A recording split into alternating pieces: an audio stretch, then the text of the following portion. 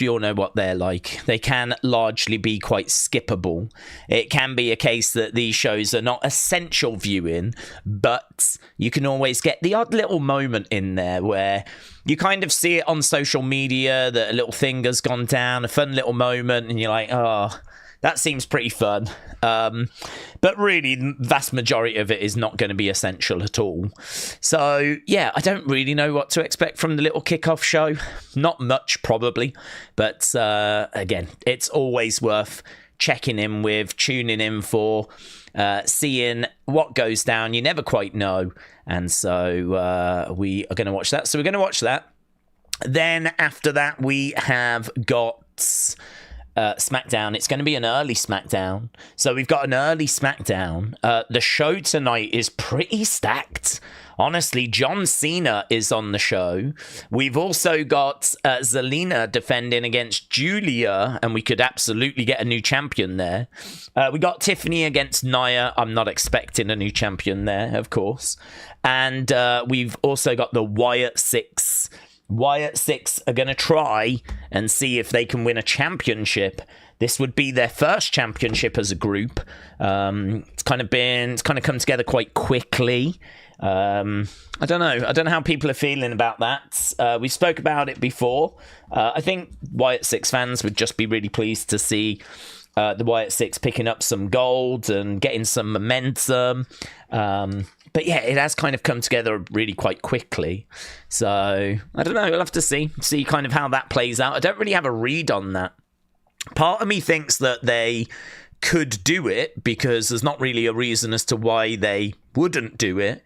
Part of me thinks that they could come in and get the tag titles. But I don't know. Part of me still thinks it's all very, very quick. And I don't know if it's... I don't know if that's a good thing or a bad thing, or I just really do not have a read on that at all. So we've got bottom line, we've got some championship matches, yeah? We got some championship matches. We have got some promo segments. There's just quite a lot that we can look forward to on this show. With that being said, let's go over and jump into the chat and see where the conversation is. Hello. Tom said the Wyatts, they don't deserve a title match. They've won one match. Well done, Fraxium, because they deserve their rematch, says Tom. Yeah, honestly, I don't even think that's like a hater's perspective or anything. I think that's understandable that some people do feel that way. It's a group that have not had much TV time. It's a group that a lot of us would love to see kind of get the opportunity that they've been denied in the past. I mean, look, when it comes to the Wyatt 6, there's a lot of goodwill. I mean, that's the truth. There's a lot of goodwill. There's a lot of good vibes. There's a lot of good feelings towards them from a large part of our community. Myself included. I mean, I would love to see them succeed. We've been so into the whole journey of that group that, I'd love to see them succeed, and I'd love to see them get success. But I kind of want everyone to be on the ride as well, you know? I sort of don't want to cheerlead from the sidelines whilst everyone tells me that they're, being given opportunity they haven't yet earned and all that sort of stuff, you know? I don't really want to kind of be in that situation. So that's why it's a real interesting conversation to have, to see where the community are at with it. Mackenzie, hello, said good afternoon, Daze. Is Cena Punk on the show? Well, Cena is advertised, but I've not seen any advert for Punk. Of course, we're expecting him, and there's already footage of him in Saudi Arabia. So it just says John Cena returns to SmackDown before battling CM Punk. So I've not heard any word that Punk's on the show. I would not be shocked if he was, of course. He is there, and he is going to be in a match with John. So it really would not surprise me if he popped up. But no word on CM Punk being involved tonight. So, but a very good chance that we do see him all the same. Hello to the community, said D. Hello, D. Hope you're doing well, my friends. Johnny said, how are we feeling about Roman coming back with a different character? What will it be? I've not heard anything about a different character. I've heard that there are plans in place, new merch and all that sort of stuff. I haven't got any news or read anything that there's going to be a different character.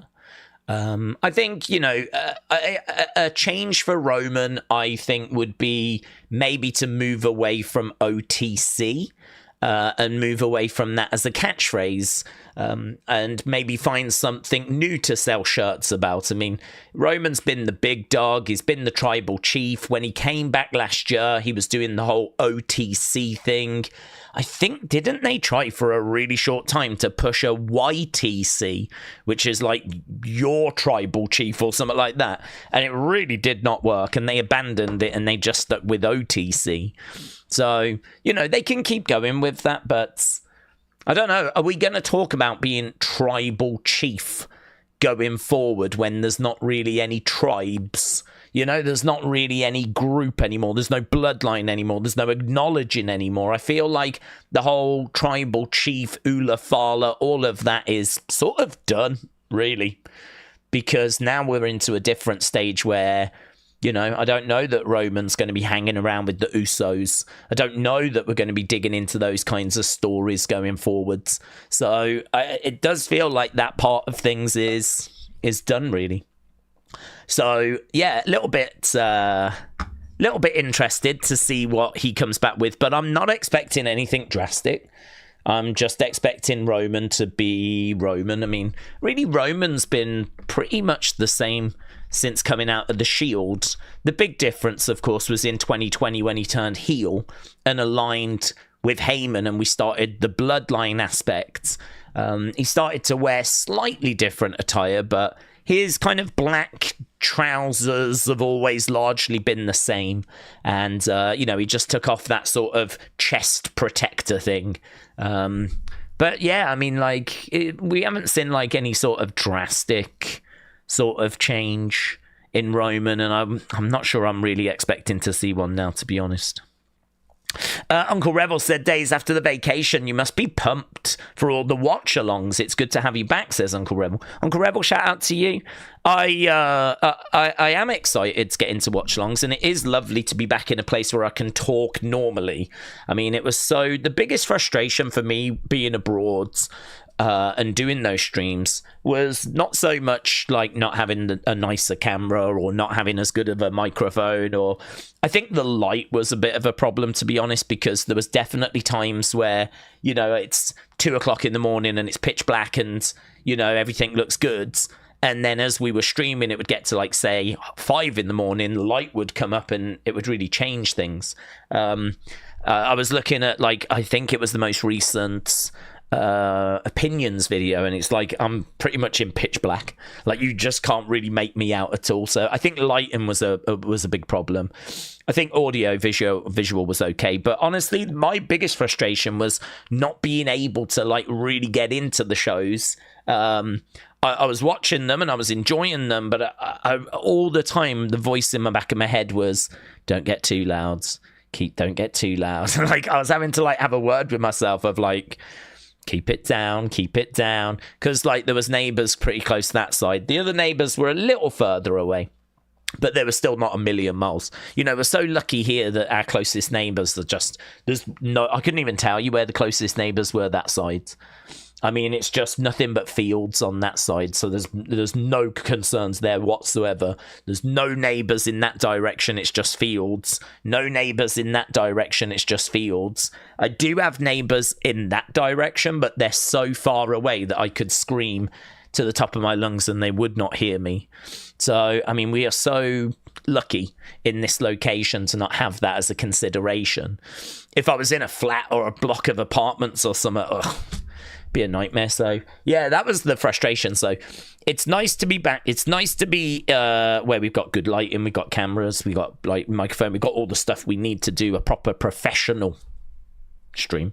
Yeah, the big thing is really the fact that I haven't got that voice in the back of my head going, stay calm, keep it calm. And we can actually make a bit of noise. It would be nice to have had a weekend, to be honest, to get back into the swing of things. My body clock is pretty messed up, as you could imagine. I mean, over in Egypt, I was thinking about Eastern time because that's kind of what I run on. And then I was thinking about, okay, what time is it in the UK right now? And what time is it in Egypt? Like, I had 3 different time zones going on in my head. And I was getting a bit confused. My body clock is very much confused. But yeah, it is nice to be back. Straight into the fire, really. 2 streams today. We're doing this SmackDown stream, and then I'm coming back later for our American and Canadian friends. And then tomorrow we're live for Night of Champions. That stream is now set up. Took me a little while to get it set up. I was just tweaking around with the thumbnail. Just wanted it to look a bit fun and for it to pop, and it looks okay. It looks okay. I messed around with it a fair bit, but yeah, that stream's set up now. My biggest frustration is that we won't see that Paul guy ever again, said Porky Pit. I couldn't believe that, honestly. I couldn't believe that. I heard this like little squeaky sound behind me. I was like, what the hell's that? And when I peered out, there was like some dude with a cigarette, like cleaning the pool at 2 o'clock in the morning, which I suppose I shouldn't be too surprised, but I certainly was surprised. Pete Ivy said, the funniest thing about the holiday was that you were sat there talking about pipe bombs. Luckily, oh, yeah, that's true. That's true, actually. Probably not good to be talking about pipe bombs whilst you're sat over in the Middle East. Brony, shout out to you. Hello. Leechy said, where have you been? I was over in Egypt for a week. Obviously, it had big disruption when it came to things like Unseen, but to be honest with you, there's been disruption in that world anyway because of X and the folders not working properly. Honestly, they look pretty good right now, though. Like, the folders look like they're back, and it looks like we can get going with that. So that I was hoping to have brought back last night, but I was just like setting my laptop up, getting this set up, just doing a few bits and bobs. So yeah, it's just, I don't know, it's weird getting back in the swing of it and everything. It's really weird. But I suppose in a way, this is a blessing because it's like, let's go. You know, you've got to do it. So we did a member stream yesterday. We did the Wrestling Escape Pods, which is our podcast yesterday. And now today we've got 2 SmackDown streams. Tomorrow we got Night of Champions. Sunday, I think I'll need to do a bit of mopping up of a few things. I mean, it's just like my desk is really messy. I've got bits of scraps of paper everywhere, controls and blooming Red Bull cans and all this kind of stuff. I just want to clear it all up, you know, get a nice, fresh, kind of clean start after coming back. So I've got a few bits like that that's on the old to-do list. But yeah, Unseen very much at the forefront of my mind to bring that back. Streams never massively went away. We were still doing Raw and SmackDown. But yeah, NXT back Tuesday. We did Evolve on Wednesday just gone. That's back already. Everything's back. Yeah, everything's back. Unseen is literally maybe tonight. It's a bit messy today because of the 2 SmackDown streams. I can't really do Unseen after today, this stream, because people in America won't have seen it. And if I do Unseen later, a lot of the news has already been out hours ago because of how messy today is. So, I don't know. Today is a bit of a messy one, honestly. I still haven't worked out if I'll be doing Unseen or if it's better to just go to bed, get up tomorrow, do Night of Champions. And 100,000% there will be an Unseen tomorrow, because there'll be so much news to talk about.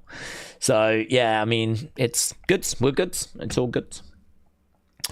Vacation days is a fedora, and regular days back to the beanie, said Austin. That's true.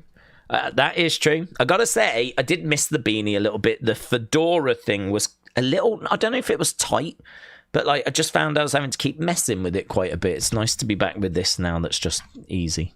Brony said, Daze, with Roman going away after SummerSlam to do the Street Fighter movie, doesn't that guarantee that whoever he faces he's going to lose? No. He can get into a feud with someone like, say, Seth, and he can pick up the victory and go away.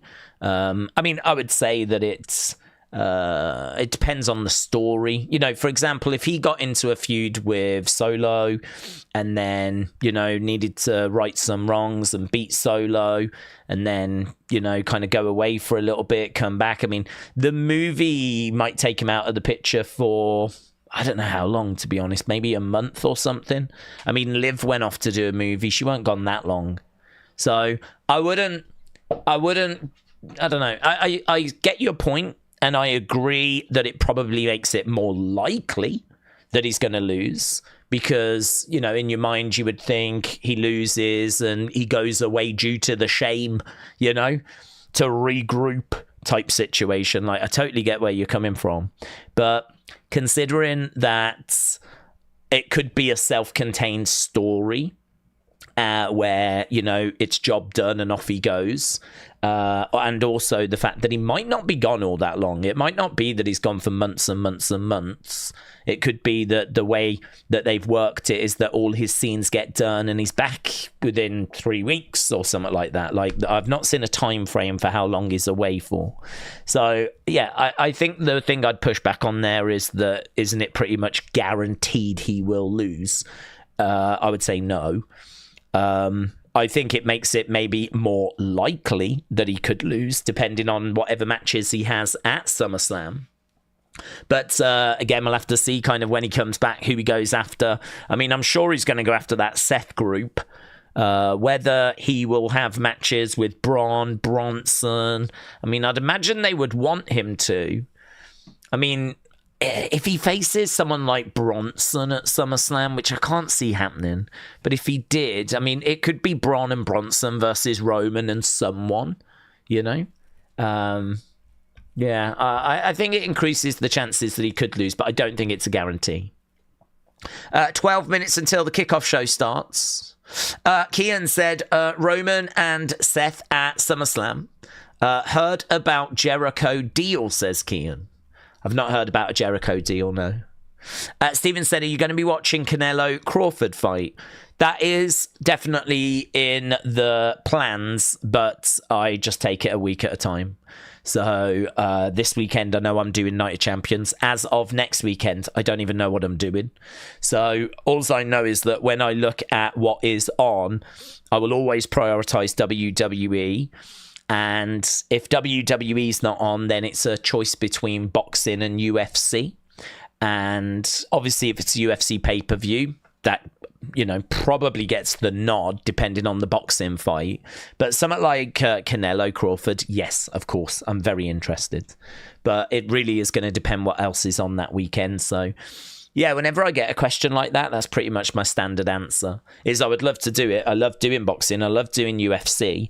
I've not had a chance to do UFC anywhere near as much as I want. In fact, they've got a big pay-per-view tomorrow that we can't do, unfortunately. If we did it, it would mean doing Night of Champions and then pretty much going straight into a UFC pay-per-view stream. And that would mean, like, Unseen would be delayed, Opinions video would be out the window.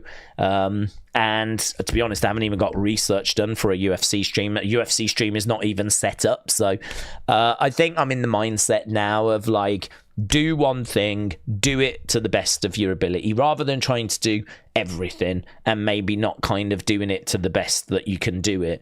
Like, really focus on one thing and deliver it, smash it, really push the boat out and, you know, really dig into it. So that's why tomorrow, you know, we can stick around a bit after if there's a press conference. We can, like, you know, do opinion videos and scene videos. Like, we'll have the time and the space to do that rather than just quickly run over to a UFC stream, you know.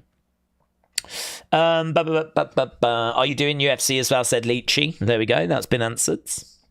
The preview is out, said Daz. Yeah, we've pretty much done it, to be honest, but John Cena is on the show, and we've got the title matches. Tiffany against Nia, Street Profits against Wyatt 6, Zelina versus Giulia. So that's the preview. It's pretty good looking show, honestly.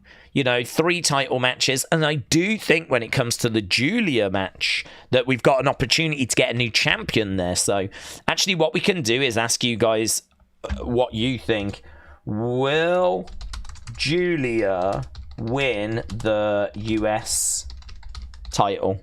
Will Giulia beat Zelina and get that US championship?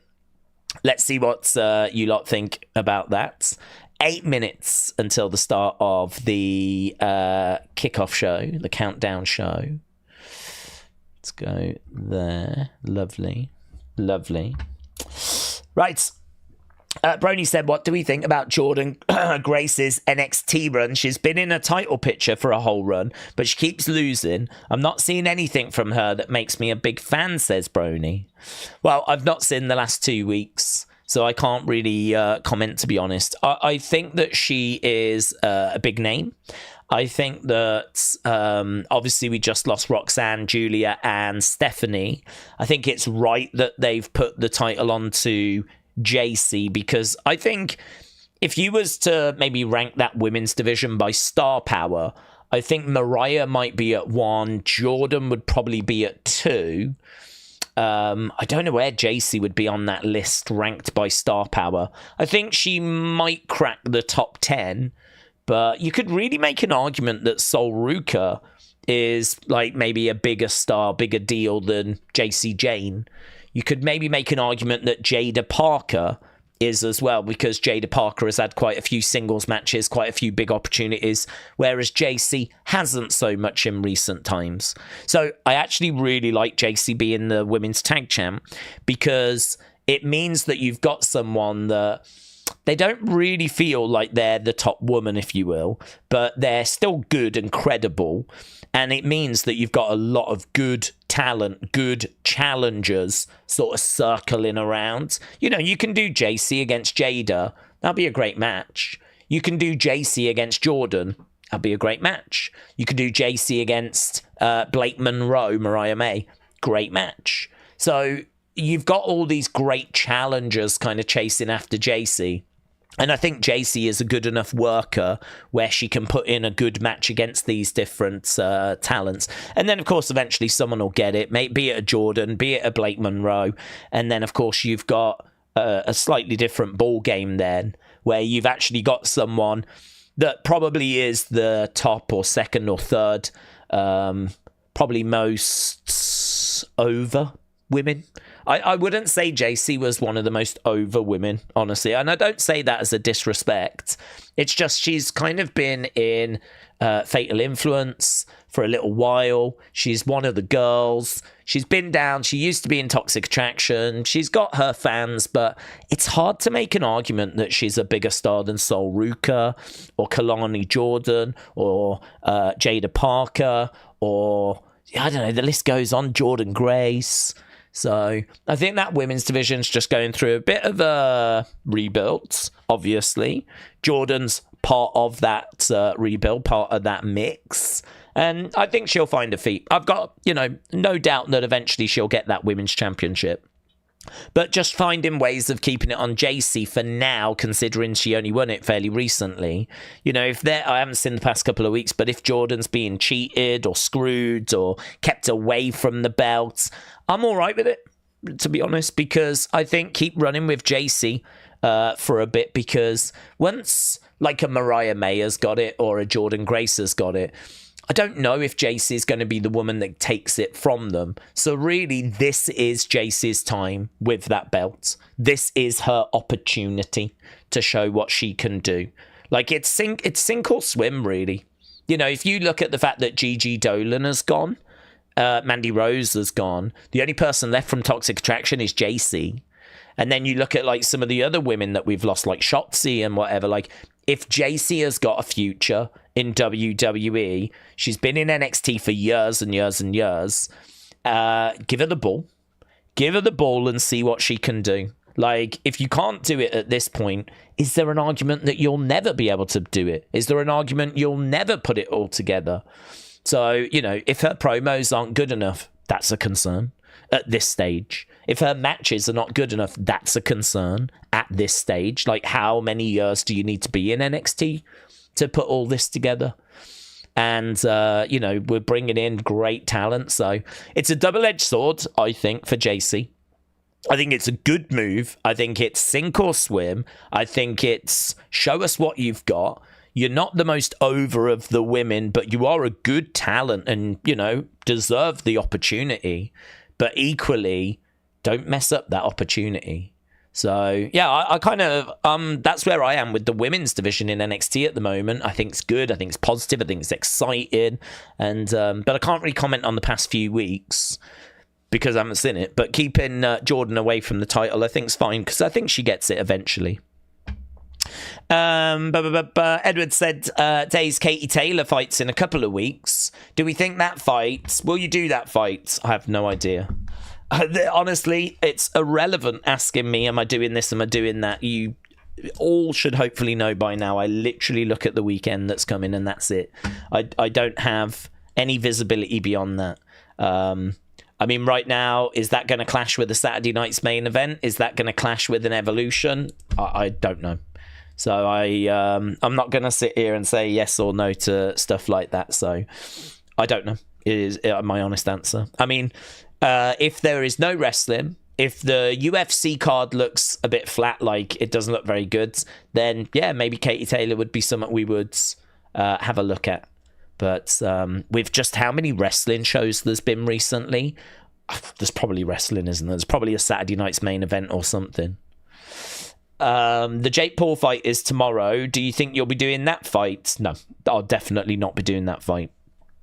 So I am doing one fight at a time. I'm doing one thing every weekend. I'm not looking to cram in like every stream I can cram in.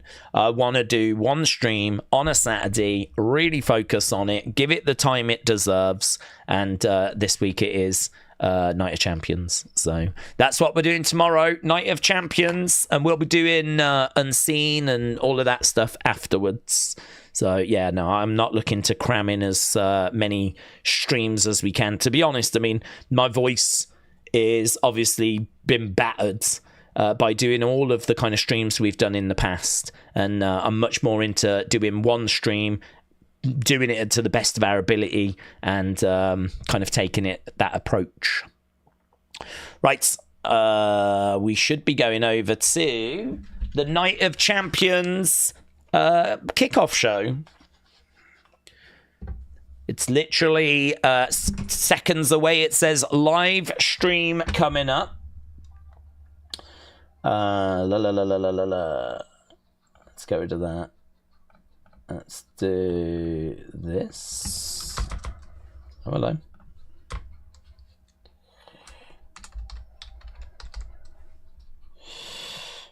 Night of Champions kickoff.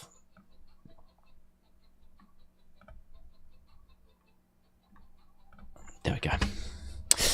Lucas said, do we think Wyatt 6 will win the tag titles tonight? We can ask that question as well, definitely.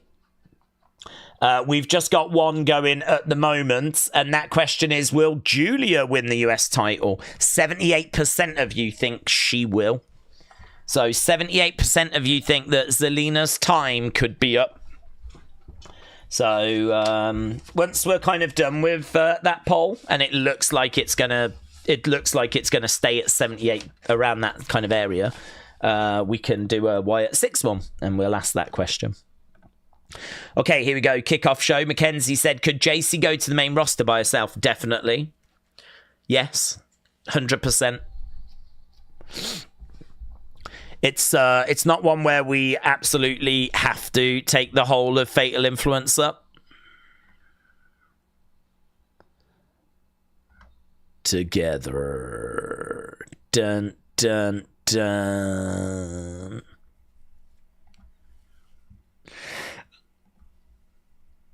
Okay, we are just seeing a shot of Saudi Arabia.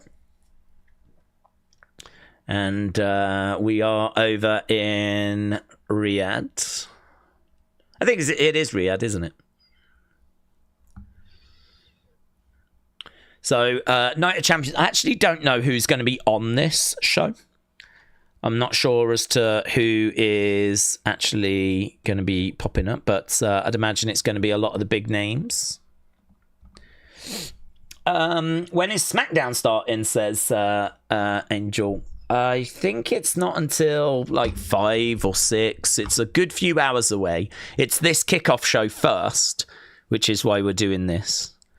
So kickoff show first.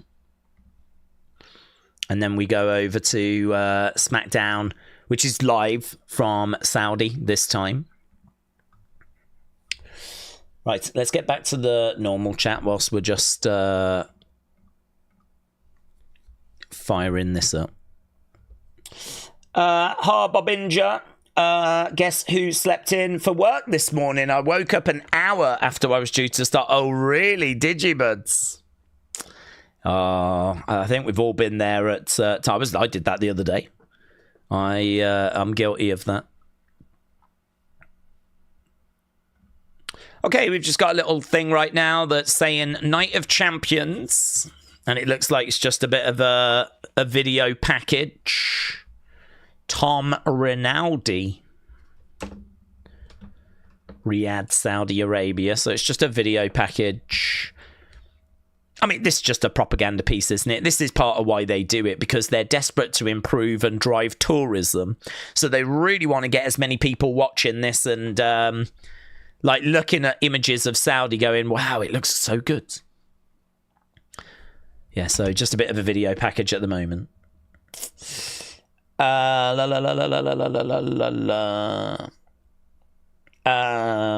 hope CM Punk will be booed, said Joe. Edward said, Daze, the Kate Taylor fight is July 11th. It will clash with SmackDown, so it won't be doing it. I can do it. Let people know. If you don't mind, it'll help my page. Well, yeah, there we go. I mean, if it clashes with SmackDown, then it's a no from me. So if you're going to do it, Edward, then I wish you good luck. I didn't know you did boxing streams now, Edward. Wendy said, I've not even finished work. Daze is live. Hi, Daze. Hello, Wendy Lucho. Hope you're doing well.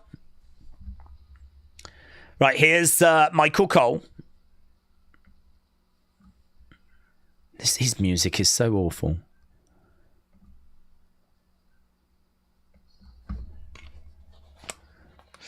Okay, so Michael Cole has made his way onto the stage. I think he's just on his own today. Yeah. I don't know if it's just me, but the sound sounds really quiet. There we go. It was me.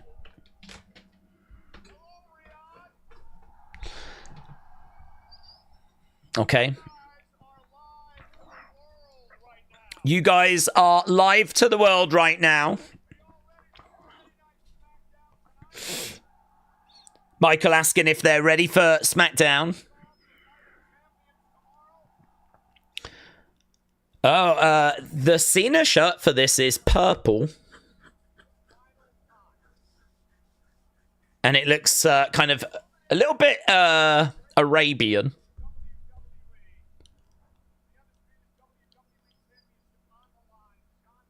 John Cena. Cheers. Few boos. Louder boos for CM Punk. Pretty loud boos for CM Punk. Some CM Punk chants. I'm guessing this crowd are aware of the comments that CM Punk made and probably not very appreciative of them. Michael Cole talking about what the winners of King and Queen of the Ring will receive.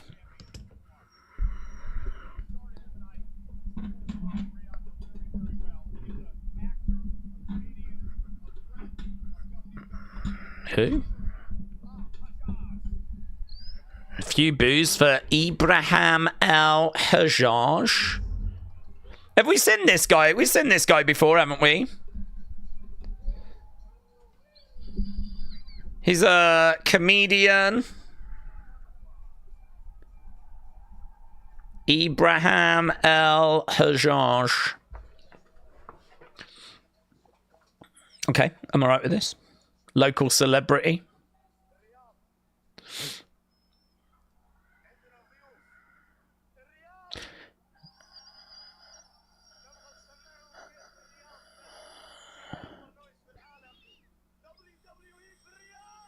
WWE for Wyatts. Big cheers.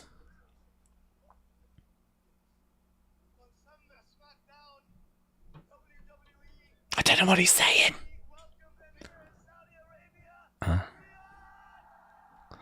Big cheer.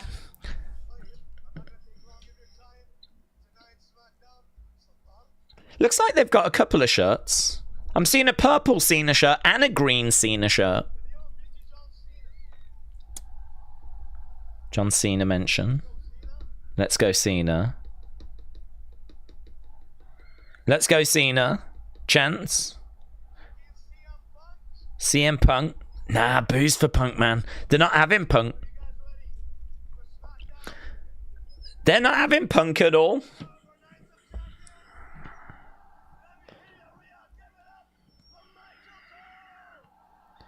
Michael Cole coming back out then.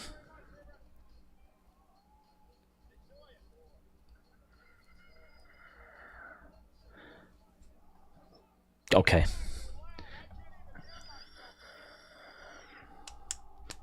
Michael Cole getting some chants.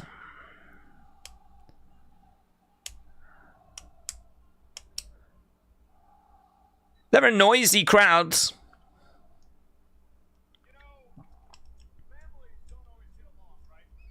Families don't always get along. Is this going to be Solo and Jacob, is it?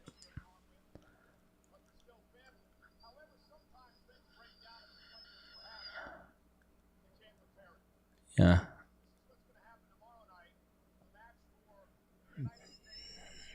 Okay, Solo, Jacob. Yada mean. Someone just yelled it. Yada mean.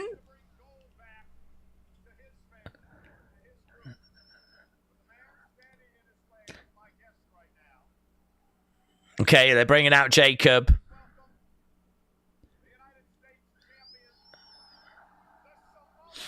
The Samoan werewolf.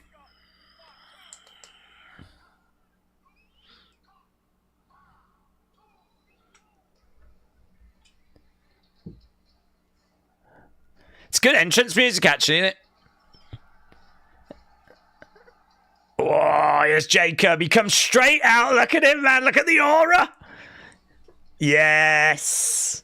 Yes. Jacob comes straight out. He's like right at the fan, stands at the edge of that walkway, puts his arms outstretched. And you know he's loving every second of this. You know what I mean? Yeah, he's loving this. He's fired up. All gas. No brakes.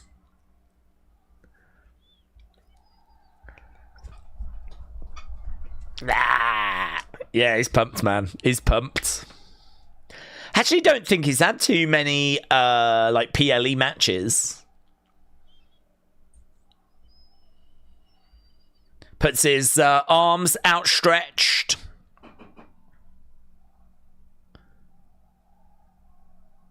This will be the first time he's competed in Saudi, I think.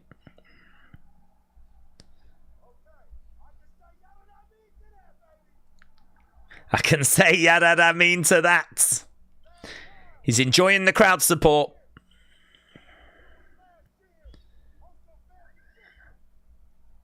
He said he was here last year on some family business.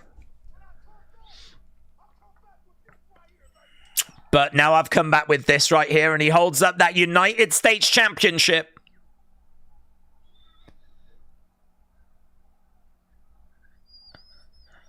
He's got it, innit?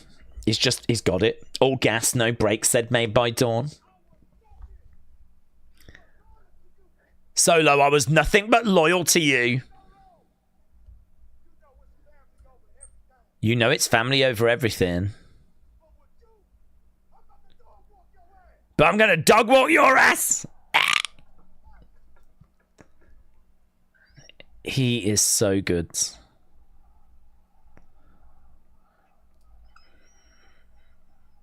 Do you know, if you've got that level of intensity, you can really overcome a lot of shortcomings. It doesn't really matter if, like, he gets in the ring and he hasn't got, like, the best moveset. I'm not even talking about him, though. I mean, in ring, he's great, but imagine if he was a little limited. As long as he brings that intensity to the ring, his intensity in his promos, his connection with the crowds, it can paper over a lot of cracks, honestly. I suppose it's that kind of ultimate warrior strategy. Doesn't matter if you're super intense. It'll paper over the fact that you might not be the best in ring.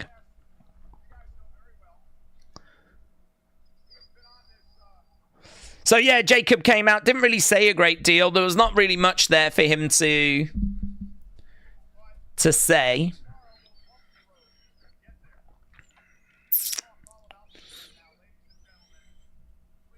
Please welcome.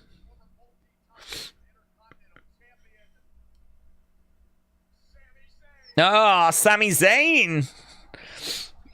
Oh, very popular over in Saudi Arabia. I think his reaction's going to be really interesting. Oof, loud. A lot of people are thinking he might win the Rumble. He might win the Rumble when it's in Saudi next year.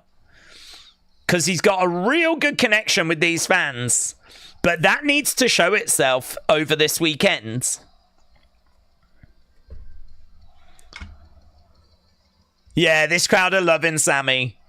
They are absolutely loving Sami. And I do think WWE are going to be looking at these reactions because Royal Rumble next year, we need to find a winner, and that guy could be your winner. If these reactions are going to be big, loud, strong. And he got a good pop there when he came out. He got a real good pop.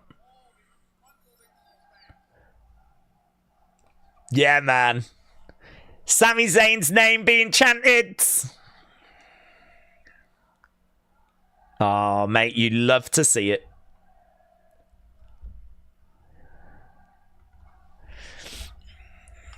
Yeah, look, you can see that means something to Sami. That means something to Sami.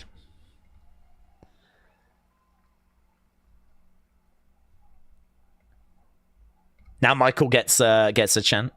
I don't think he's going to win the Rumble. Michael Cole. Michael Cole. Michael Cole.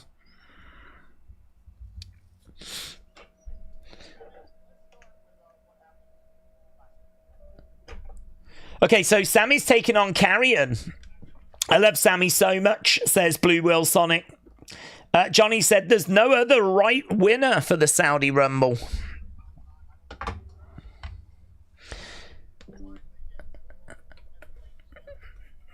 I don't think you're ever going to quit until you get that World Heavyweight Championship gold.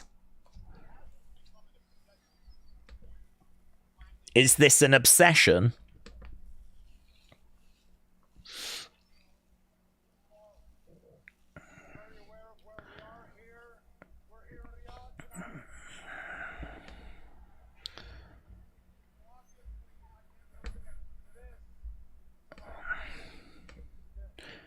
I can't get into that until I address this. He wants to respond to the fans.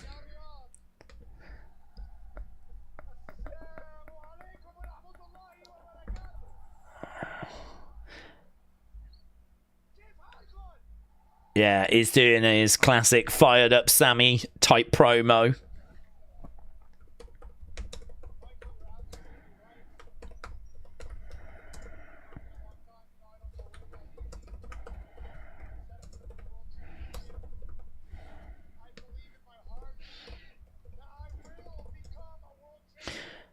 I believe in my heart I will be a world champion.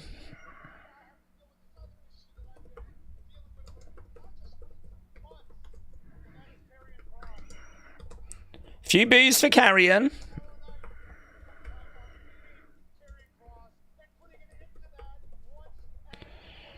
I plan on beating Karrion and putting an end to that once and for all, but Karrion's music has hit.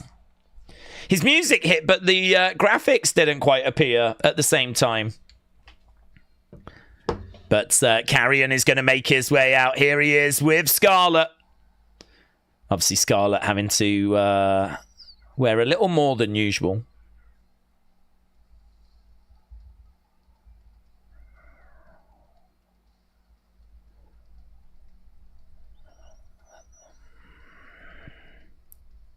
I actually like the women wearing a little bit more because I just think like they can do more with their outfits rather than just trying to wear like the least amount possible.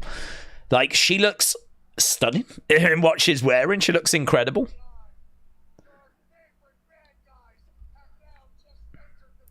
Your favourite bad guys have now just entered the building, says Karrion. Karrion looks like $1 million billion, doesn't he? He looks so impressive. He looks exactly like you would want a pro wrestler to look.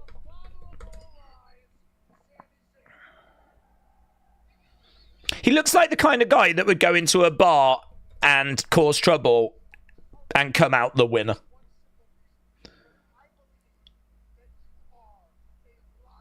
I believe you're a liar, says Karrion.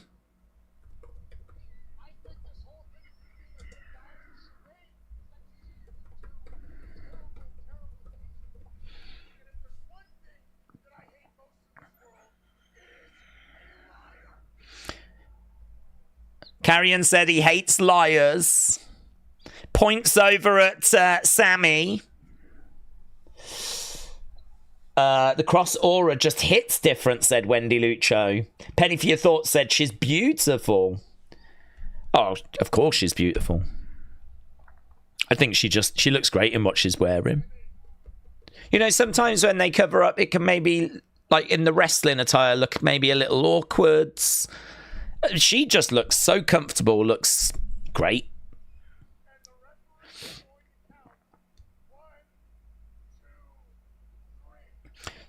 The ref is going to count 1, 2, 3.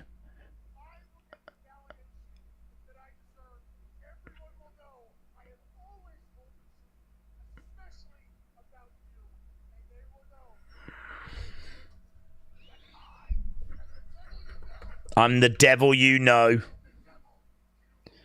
Sami is the devil you don't.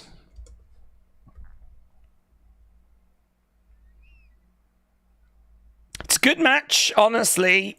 Karrion is a little bit of a unknown entity in 2025 because we just don't see him that often. But he's a former NXT champion. He's a big, strong guy. He's so overlooked. I mean, people have been desperate for him to get opportunity. So, Sami Zayn, this real, like, underdog, really well supported.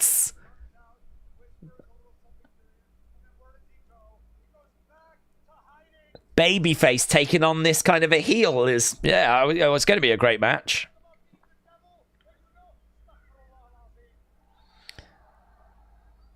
He's so comfortable, isn't he, over there, Sami? Sami Zayn doesn't dance with the devil. I'm going to dance all over his face. Oh, my God. I think Scarlett already does that. Bum, bum, ba-dum, bum, ba-dum. Bum, bum, ba-dum, bum, ba-da, ba-da, ba-dum. There we go. That was our Karrion Sami segment. It doesn't matter to me who wins, said Secunda. Suzanne said that's true about Karrion. He is very overlooked. We already know that.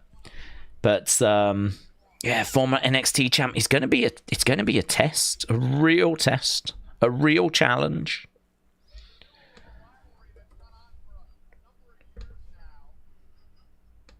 Okay, street fight. Two women that cannot stand each other.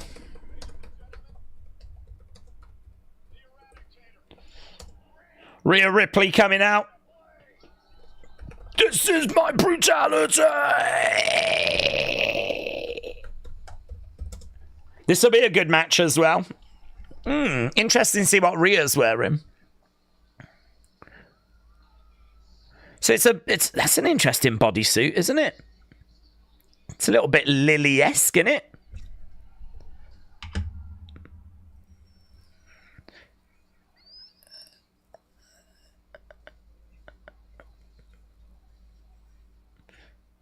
That's really crazy. Look at that bodysuit that she's got on with all like the stitching pattern that's on it. That's really cool. It's very different. Right, there, we're bringing out Raquel. What's Raquel going to be wearing? I don't think she'll be in a bodysuit like that. But we know that the women do have to cover up in Saudi. Here's Raquel. Not as adventurous with her outfit, but yeah, that Rhea outfit's crazy. I wonder if Mattel will make that as a figure. If she probably would have to wrestle in it, wouldn't she? Look at like the heart that's like stitched on and everything that Rhea's got.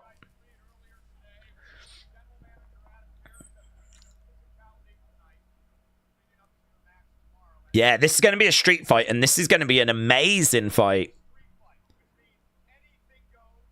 She looks a little bit like Sackboy from Little Big Planet. But, you know, like a sexy version.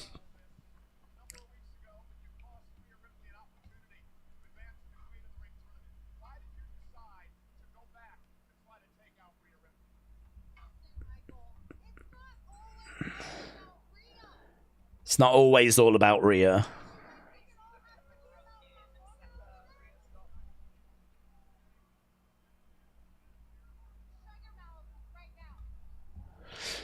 Crowd are booing. Ooh. Raquel really going off on this crowd.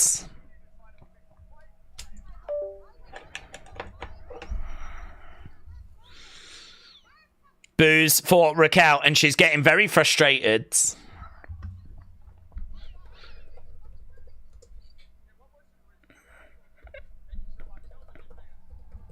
Cheers for Rhea as Rhea's about to speak.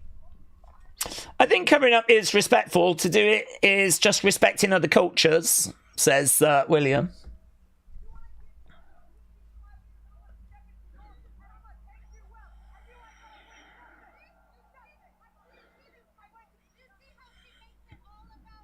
Do you see how she makes this all about her?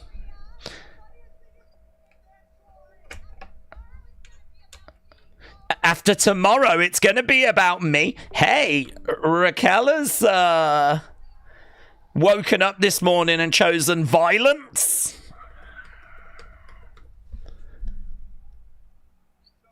Look, Raquel is taller than Rhea. Both of them are taller than Michael. Do what you need to do, Cole.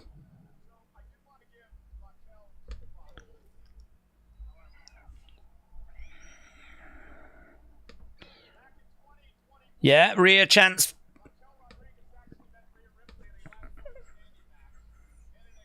Yeah, their NXT match was so good. This is a good card, honestly.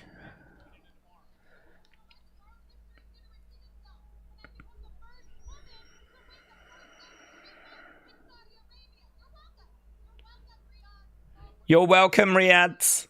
You're in for a treat.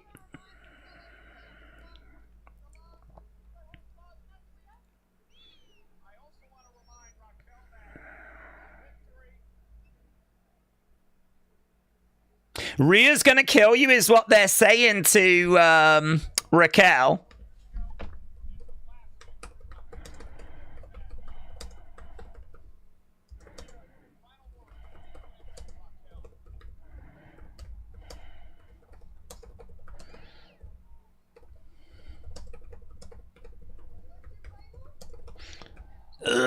Slim Jim chat.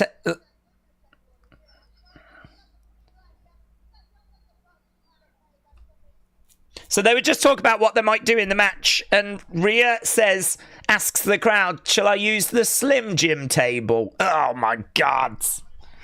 It's not only me, is it, that just finds that so cringe?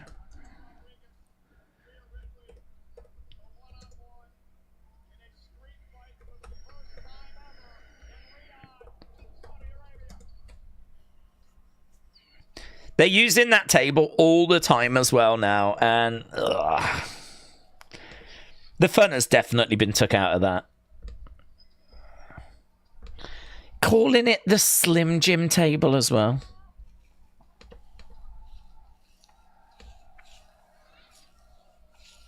Rhea walks off stage. Very good. Very good.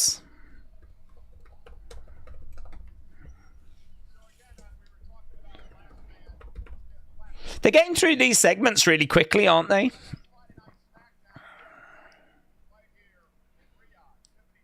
Tiffany Stratton taking on Nia tonight on SmackDown. That's last woman standing.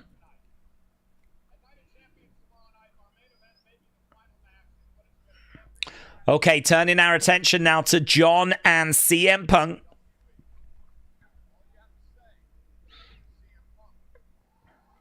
Booze for Punk, mate. Booze for Punk. I don't know why I'm surprised. I mean, he's been very vocal about Saudi and not going there, and you can understand the Saudi fans not appreciating that, you know? Right. Daze, what if Jacob is the one that beats Cena? He's a new talent, and I'm sure Cena would love to put him over. I do think it'll be Cody. I love Cody, and I think it's too soon, says Edwards. Yeah, I think there's definitely a chance of it being Jacob if they wanted to pull the trigger on a new talent. But, I mean, look, to make Jacob WWE champ, I think you're right, too soon. But it's not the craziest thing I've ever heard, honestly. It's not the craziest thing I've ever heard. They're sponsoring promos, said Porky Pig. Ugh, Slim Jim Table. Slim Jim Table. Raquel has got the women's tag title, says Adam. Boomers for Life said, enough of this Slim Jim Table. People need to stop chanting, we want tables, said Boomers for Life. Yeah. They've took something that fans love and they've slapped a sponsor on it. And it will be interesting to see how the fans respond to that. I mean, to be honest, I felt the fans were chanting we want tables too often anyway, when it was like in a triple threat or anything where a table could be used. It just got to the point where the fans would just ask for it pretty much every single time. So I think it definitely was getting like overused.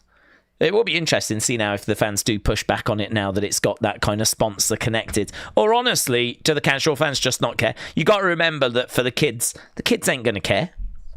The kids ain't going to look at that and go, oh no, now it's got a sponsor on it, I don't want the table. You know, kids don't think that way. We look at it and go, oh, it's dirty, that, don't like that at all. Oh. But kids don't think that way. I wouldn't, to be honest, I wouldn't even want kids to think that way.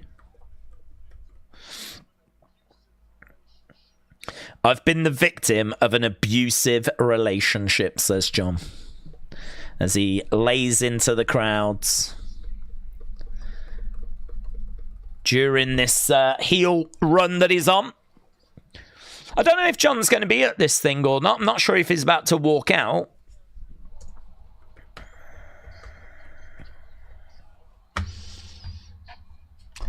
Punk Cena is the main event of Night of Champions. Oh, yeah, I don't think there was much doubt on that. Suzanne said, is this why they are booing Punk? Because he didn't want to go there. I think so. I mean, obviously we know John Cena's going to have massive support here as well. So that definitely plays a part. But I don't know that it's solely that. I mean, to be honest, I think if he hadn't have made those comments, I would imagine that he would get cheered as well. You know, they could cheer Cena because they love Cena. And they could still be cheering Punk. But I think the fact that he's getting boos says to me that it's probably connected to the comments he's made historically. Johnny said Punk's going to need some extra security. He is even worried of kids jumping on him for what he said. I saw that clip where he kind of sort of pushed a kid away a little bit. I was a bit surprised. Kid came over to get an autograph and he was like, no. Just kept on walking. He might have needed to have got somewhere. It might have just been bad timing, but that crowd don't like him anyway. I don't think if they see that clip, they're going to warm to him anymore.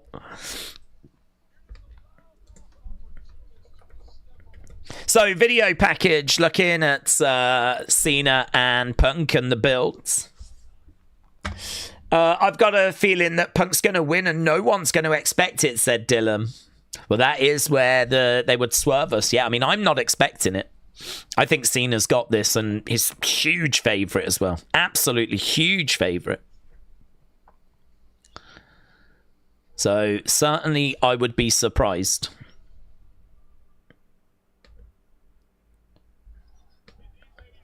Okay, we're back to Michael Cole.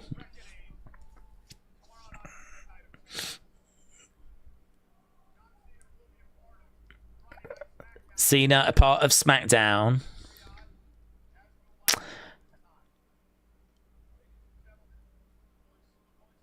Oh, they're bringing out Punk.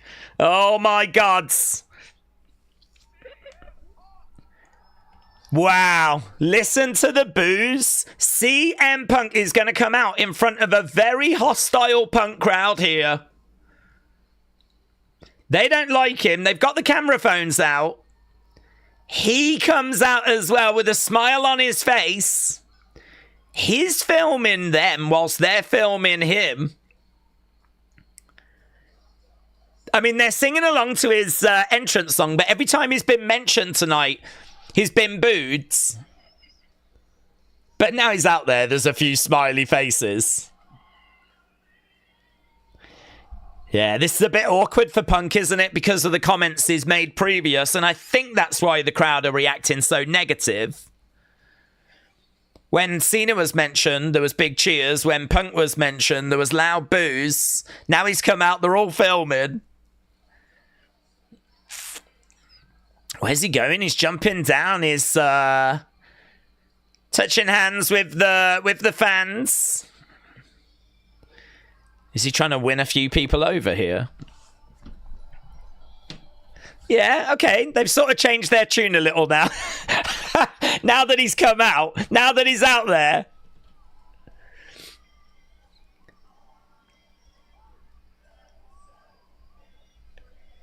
And he's singing along with them. It's really interesting, honestly. His name was mentioned, loud boos. He walks out. Treat him like a god. And now we got CM Punk chants. This has completely done 180. Hey, you know when they say that fans are fickle and we all get really upset about it and we're like, no, we're not. No, it turns out actually we are. Turns out we are. Maybe not all of us. But look at this. There's kids crying and he's going to be grabbing babies in a minute. So, CM Punk. Now, I'm just waiting to see what it's going to be like when he actually gets on stage and they start talking to him. Will the boos return? Was it just the front row that was into him? Yeah, the boos are back. It's a mixed reaction, let's be fair. But you can hear boos.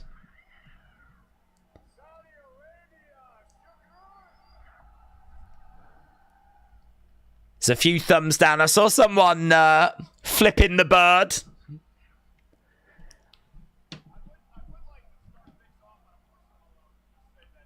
Yeah. It's a mixed bag.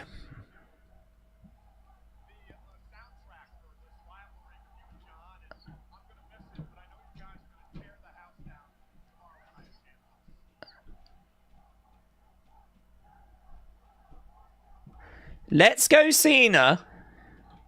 I think it's Let's Go Cena, CM Punk, but I think he's trying to listen to it because I wondered if they were saying F CM Punk. Oh, what's happening here?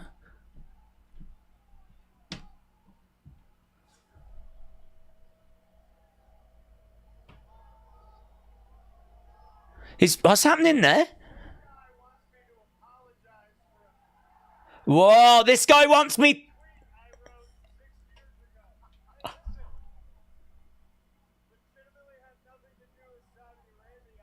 This guy.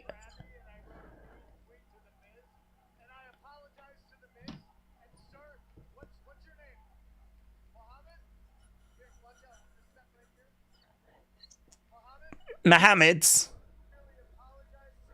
I apologize. There we go. Look, CM Punk's apologized. He said he woke up crabby. He said, I sincerely apologize to you and all of Saudi Arabia. No way. No way. This is why you watch a kickoff show.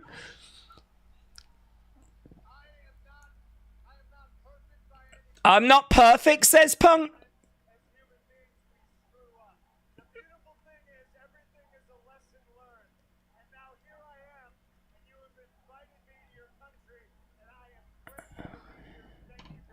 I'm grateful to be here. Thank you very much. He shook that Muhammad guy by the hands and he apologized for it.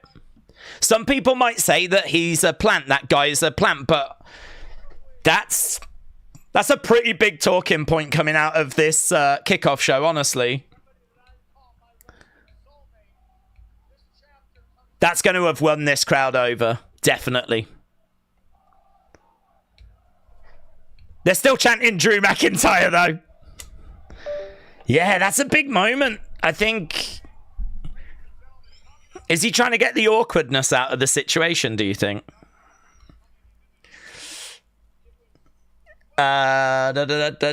He's doing his best to save face, says Jennifer. Marcella, shout out to you, buds.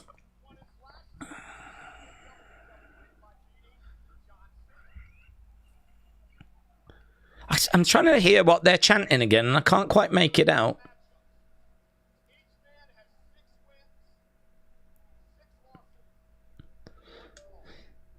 Let's go Cena, CM Punk. So we still have some rival chants. The Cena fans are not going to stop supporting Cena, of course.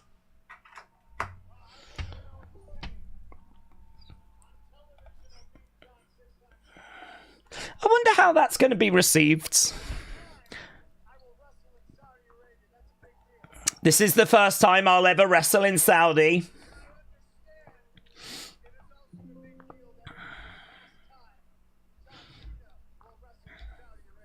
And I understand it's a big deal that it's the last time John is going to wrestle.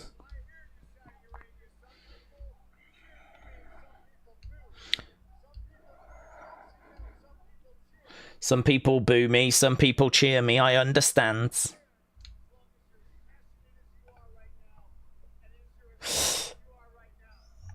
Do you know what? When you watch a show like this, you want talking points, and you never quite know if you're going to get them, and I'm really grateful that we've got something out of this.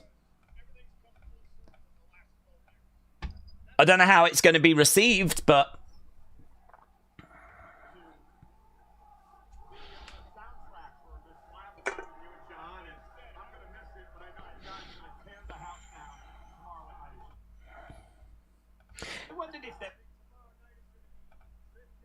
How's tomorrow night going to be? I think it's let's go Cena, CM Punk, but I think he's trying to listen to it, because I wondered if they were saying F CM Punk.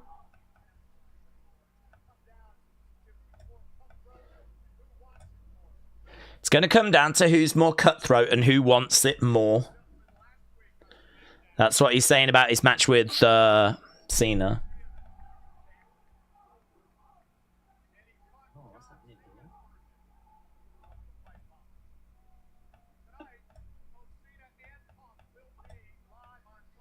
Okay, Cena and Punk live on SmackDown. That's what Michael's just said. So we knew that Cena was going to be there, but we didn't know that Punk was. Are you guys excited to see CM Punk on SmackDown?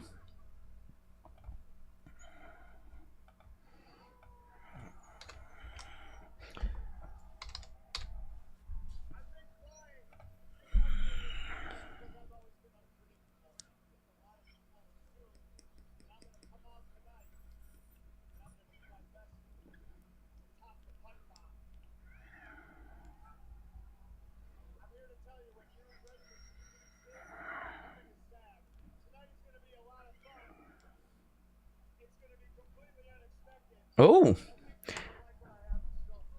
Oh, tonight's going to be fun. It's going to be unexpected, but I think you're going to like what I've got in store for you. When you think I'm going to zig, I'm going to zag. Do you know, very good talking points. And I know people will be like, I can't believe he's apologized. Like, you know, where's his balls gone and all that kind of stuff. But I just appreciate tuning into something. Yeah, look, he's gone back to that guy again. To speak to that guy.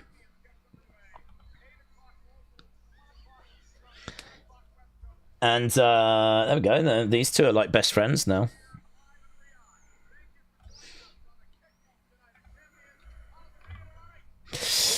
Dave's quick question. With Punk being back for a few years now and failing to win a world title, do you think they'll give him a world title? Yeah, I expect him to win a world title.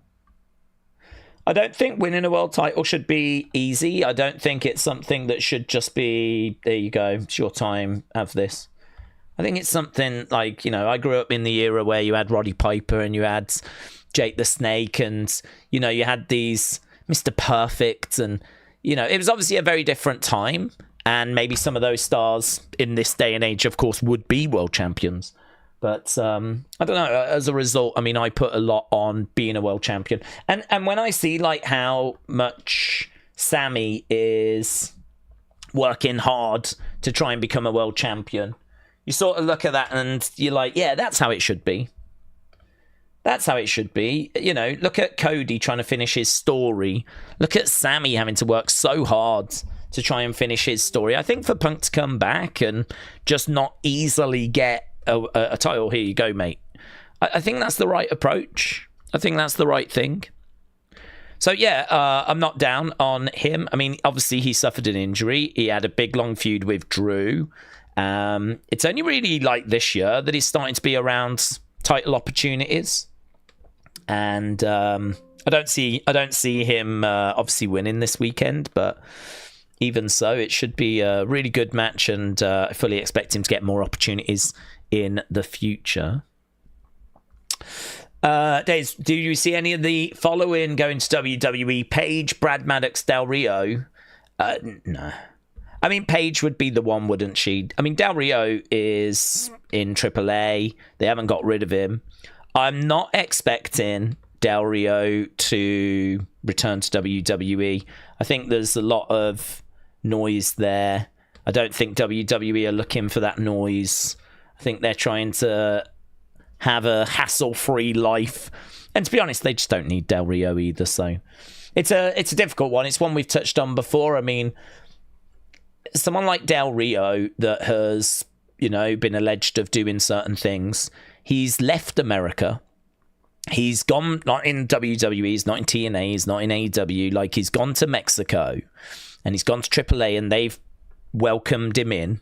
And actually, I heard Conan talking about it, and Conan was like, listen, has he been found guilty of anything by a court of law? And it was like, no. And it's like, well, why am I going to find him guilty then? He's like, you know, in Mexico, we just don't think that way. If you're not being found guilty, then, and you're free and available to work, then come and work. Let's do some business. Like, we're all about the business. So let's do some business. So, you know, I sort of think, I don't know, is it right that WWE purchased AAA and then he gets chased out of AAA? Like, I don't know. He's got to live his life, hasn't he? He's got to earn a living. He's got to make money. And I don't know. He's not in WWE. He's not in TNA. He's not in AEW. He's kind of been, you know, driven out of America. And now, sod's law, WWE have gone and bought AAA, and now he's finding it hard in that regard. There's people that want him gone from AAA. I think what I would do is I would probably see out his contracts. I don't know that I would necessarily renew it. I don't think I would terminate it. But I wouldn't be using him on shows. Just like at Worlds Collide, how he did not feature. I just wouldn't be using him on any shows that involve WWE. But yeah, it's a difficult one. It's a tricky one. I sort of do understand where Conan came from in that regard, you know. So I sort of understood his point. I suppose there's not much else he can say, though, is there? Because he can't have a problem with it now when he didn't have a problem with it before. So he can't all of a sudden turn around and go, yeah, he probably should go now. Because, you know, AAA brought him in, obviously. So, but yeah, I don't think WWE want that smoke. I don't think they want to get involved in that. So if anyone was going to come back, it would be Paige in that group. Blue World Sonic, shout out to you. Jennifer said, Paige, yes. Del Rio, a solid no. Maddox depends on if he can keep it in his pants, says Jennifer. I don't even think Maddox is around anymore. I don't even know what he does, to be honest. Certainly don't expect to see him again.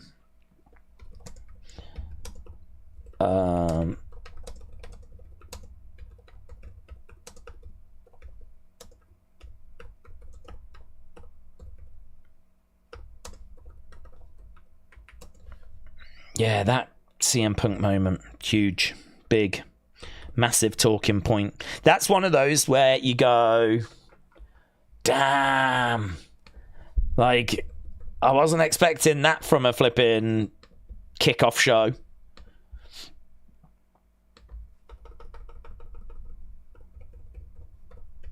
Fair play, though, because regardless of whether you liked him apologising or not, it takes balls to stand up there, look someone in the face, say you're sorry, and apologise to like a whole flipping nation of people, and say, you know, sometimes I woke up crabby, I sent a message to the Miz, it was a long time ago, but you know, no reasons, no excuses. You know, we're all learning and growing and making mistakes, and he apologised for it. Opinions and views can change, said Uncle Revel. We all do dumb, stupid things or have opinions that others might not agree with. Sharp Media said, how can you watch SmackDown live? You'd probably need a VPN. It's going to be on Netflix, but it's going to be on UK Netflix, international Netflix.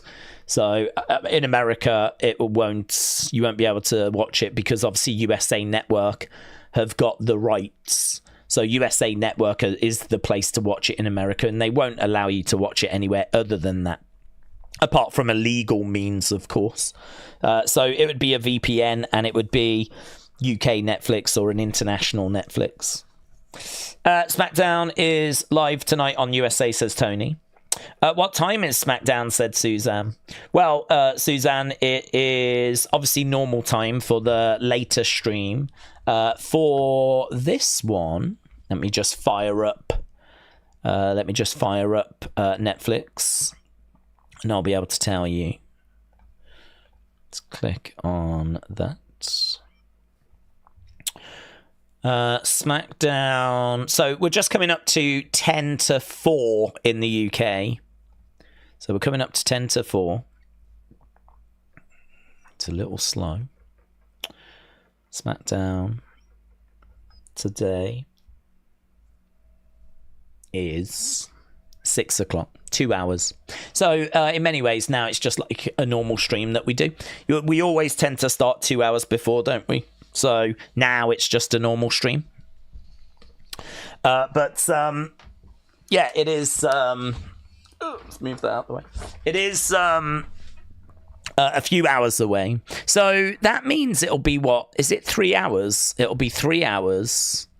And we'll be done by 9. I don't know if we're going to come back at 11. We might do. We might come back at 11. The thing is, there's probably not as much. Normally, we talk like a preview of SmackDown, and obviously, it's already going to have happened. So, I don't know if it makes sense to do 2 hours before when we already kind of know what's happened. Many people won't, and we won't do spoilers. But I don't know. We'll have to see. I think I've got it set up for an hour before at the moment. Right. Uncle Revel said, I'm thinking the other tag teams might get involved in that tag title match. Maybe a tag gauntlet could get made for Night of Champions, says Uncle Revel. Dean said, it's so happy to have you back. It's lovely being back, buds. It's lovely being back, and yeah, it's nice. It's obviously going to take us a while to get into the rhythm, but I think this weekend's going to help with that. Is the Wyatt 6 matchup the main event? No, Wyatt 6. I don't think they'll be the main event tonight. We've got a women's championship match. We've got a United States championship match. We've also got John Cena and CM Punk. They could open the show with John Cena, CM Punk. Cena does tend to open the show, but equally they could close the show with that as well. So I don't know. There's a chance for the Wyatt 6 to be and Street Profits to be main event, but is that title match going to be, of the 3 title matches, the one that they would choose? Don't know. Could be. Cena Punk promo could end the show, said Porky Pig. Absolutely could. Yep, absolutely could. Equally, it could open the show, because we have done that as well. You know, normally when we start a show, Cena comes walking out. So, you know, it could start the show as well. But I think with SmackDown being on USA Network, from a ratings point of view, you want to keep people around as long as possible. You know, if you do Cena first, there's a good chance that people will just tune out afterwards. So probably increases the chances that Cena Punk close the show. Right. They are okay in the chat, says William. Does Punk get booed? Well, after what we just saw, I'm not sure. Because, I mean, he really apologized. And he, you know, apologized to that Mohammed man. He apologized to Saudi Arabia. He looked him in the face, shook him in the hands. If I was upset with a wrestler because they'd made comments about England, and honestly, I would never get upset about someone that said something about England. But... because it sucks. But if I did, then that's a pretty good apology, honestly. It felt genuine. And he looked him in the face and really apologized and expanded on it. It wasn't just like, I'm sorry, or something like that. Like he said, sometimes you wake up in a bad mood. It was a few years ago now, and, you know, I apologize. You've been so gracious in allowing me and welcoming me into your country. I think that will have moved a few opinions, honestly.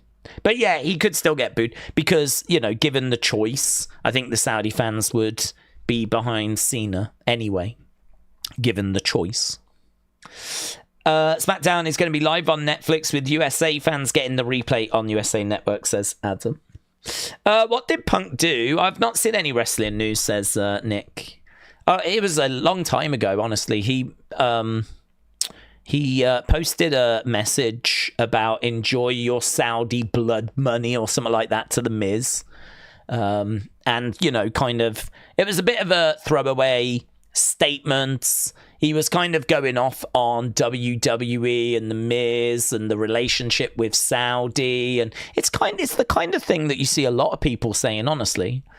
It's the kind of thing that, do you know what I mean? Like, there's loads of people that are not crazy about WWE going to Saudi Arabia. You know, that's been very evident this week as well with, you know, the trouble that's been over there. There's been plenty of people online saying they shouldn't be going, and not just because of what's currently going on. There's always this feeling that they shouldn't be going and it's only for the money, and, you know, it's a place that's got questionable human rights and, you know, all that stuff. I mean, these are conversations we've had time and time again. So, you know, CM Punk put a tweet out, enjoy your Saudi blood money or something like that to The Miz. Really struck a chord. And obviously now this is the first time that he's coming over to Saudi Arabia. It's a little awkward. And, you know, I think dealt with it really well. Punk told the truth about Saudi, said K-pop lover. Bismo said it's almost 4 in the UK with a VPN, maybe 1 p.m. Eastern Standard in the US. It's almost 4 in the UK right now, yes. SmackDown will start at 6, so you are correct. That would be 1 p.m. US time, Eastern time. Rollins has got his 2 bodyguard bouncers and his Oracle, Heyman. I don't see cashing in tomorrow, but who knows, says T85. It's true, though. The only reason why Saudi is so sought after in sport is because of the money. Yeah, undeniable. Jessica said Jacob is getting great reactions. He is such a star. He's so over.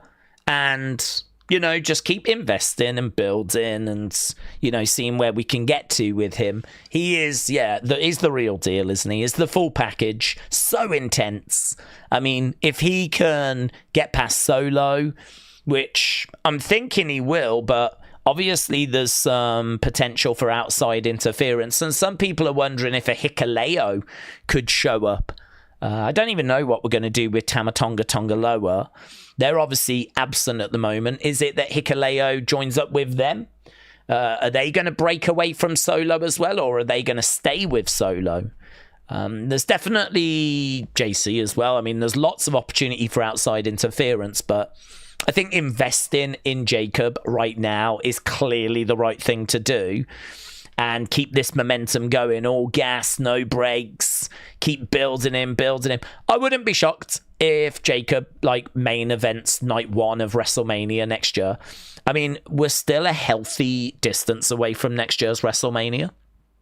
So, if we had Jacob in some sort of big profile match, like Jacob Gunther for the World Heavyweight Championship, I could see that closing a night 1.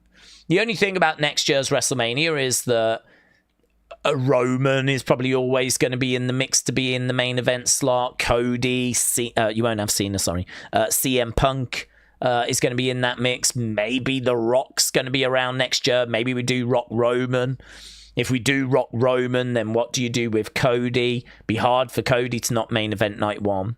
This is the eternal problem, really, or the current problem in the sense of, how do the women get to main event a WrestleMania? If you've always got a Cody, a Roman, a Punk, a Seth, if you've always got those names, how do you get a Rhea, a Stephanie, a Giulia, an Io, a Liv? How do they get to main event? And Jacob, you can make an argument is, along with Bron Breakker, the next big thing. I mean, they are really the guys that I think they see as the future main eventers. So you want to make sure they're well showcased. Gunther as well, massive star. I mean, really, Gunther's next stop after being World Heavyweight Champion is only being WWE Champion. I mean, that's the only other level that he can go to. You've already won the world title a couple of times, World Heavyweight title and other times. It's WWE Champion next for him.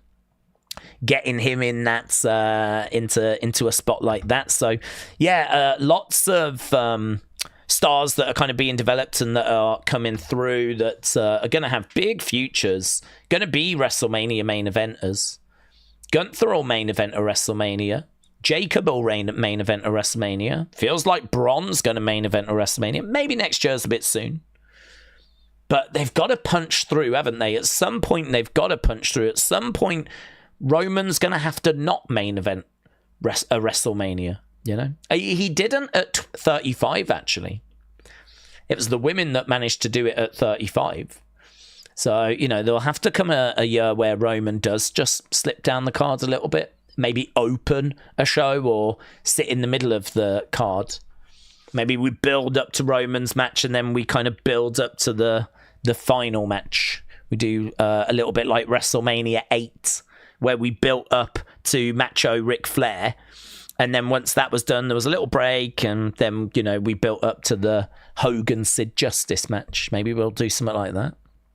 Don't know, loads of options. Very exciting.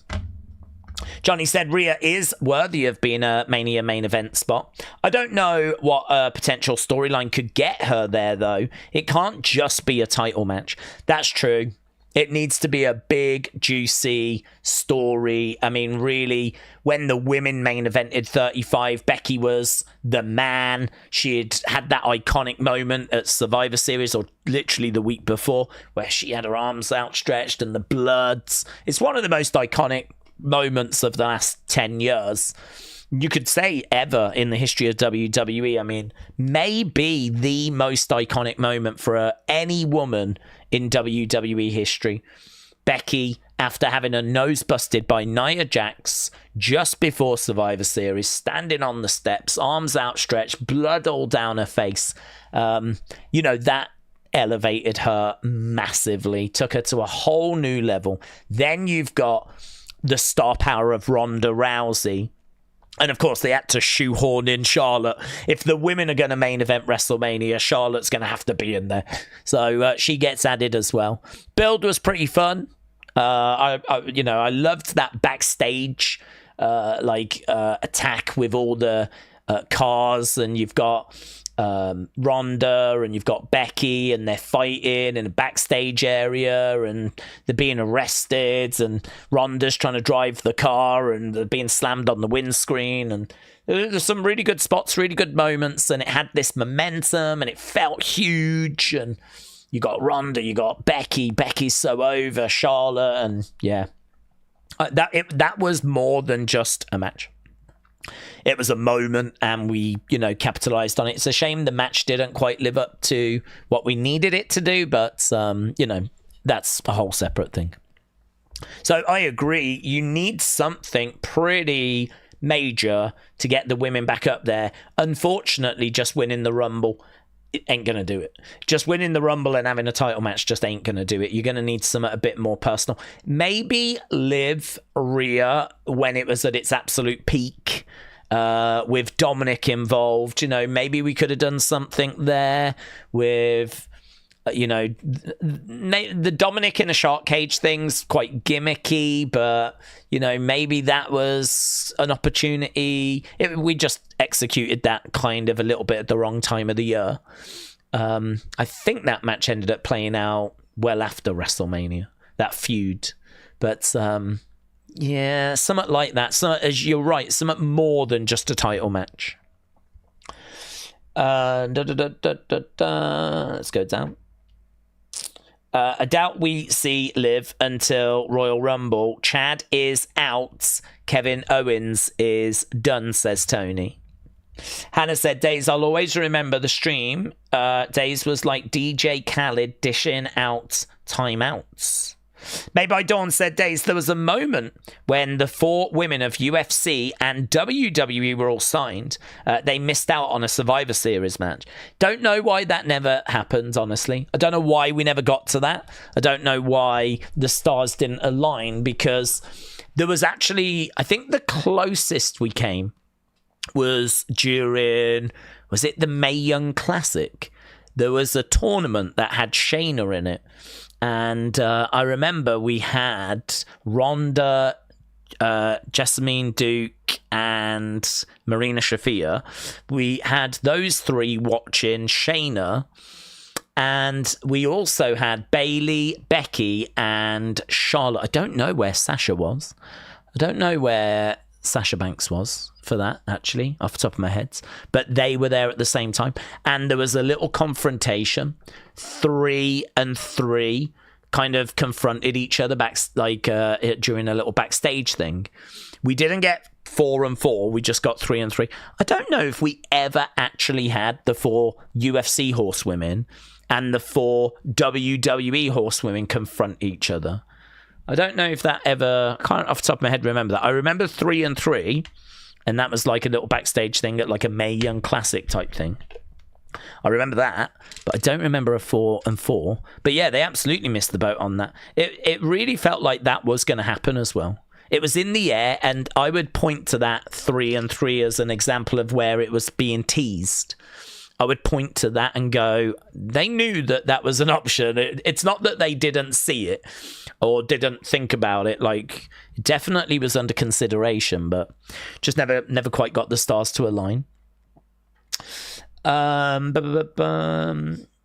Maggie said, I got a broken tooth. I filled it with something. No injections. Oh, really? You broke your tooth buds?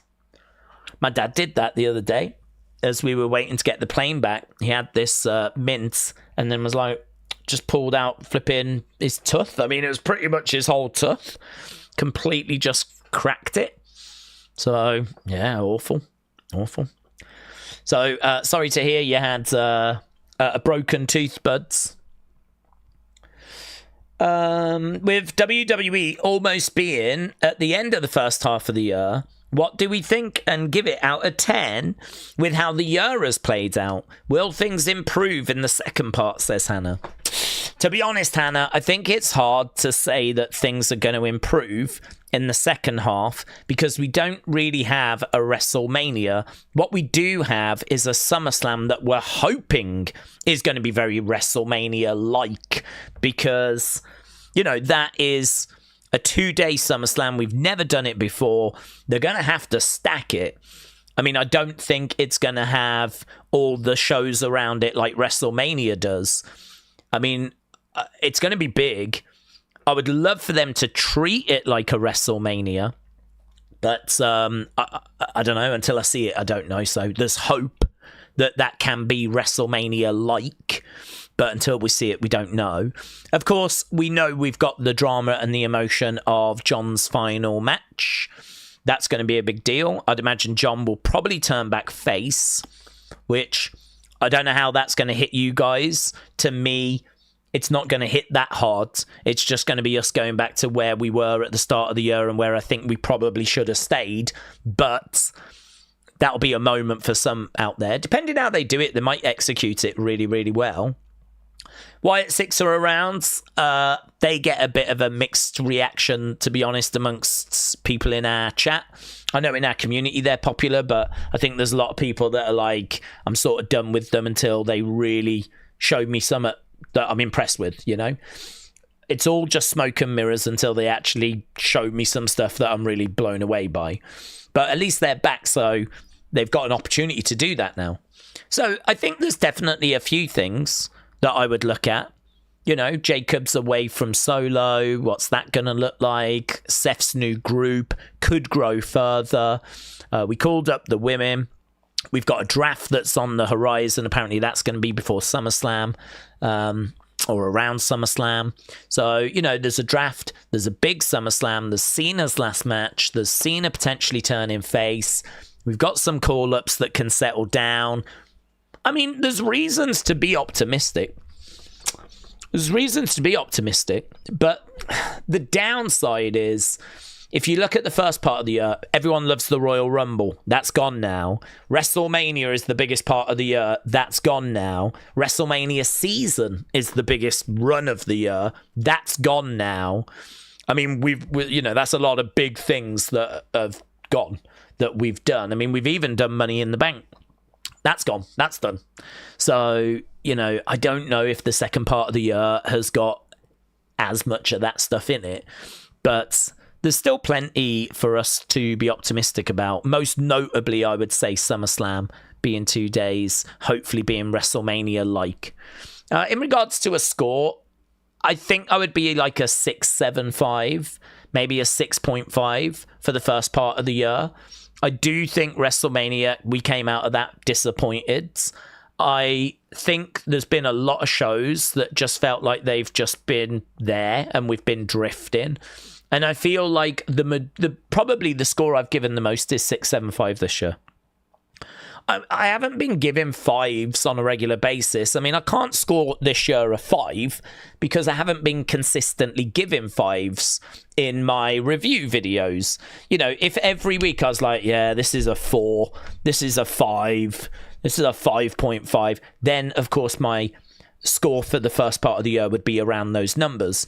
But my scores for the shows have been 6, 6.5, 6.75, 7, 7.25, very occasionally get into a 7.75, 8, but that's been very occasional. There's been occasions where I've gone to a 5, but that's been occasional. So I think the honest, fair score is 6.5, 6.75, and that feels about right. That feels about right. I think NXT has been the best brand.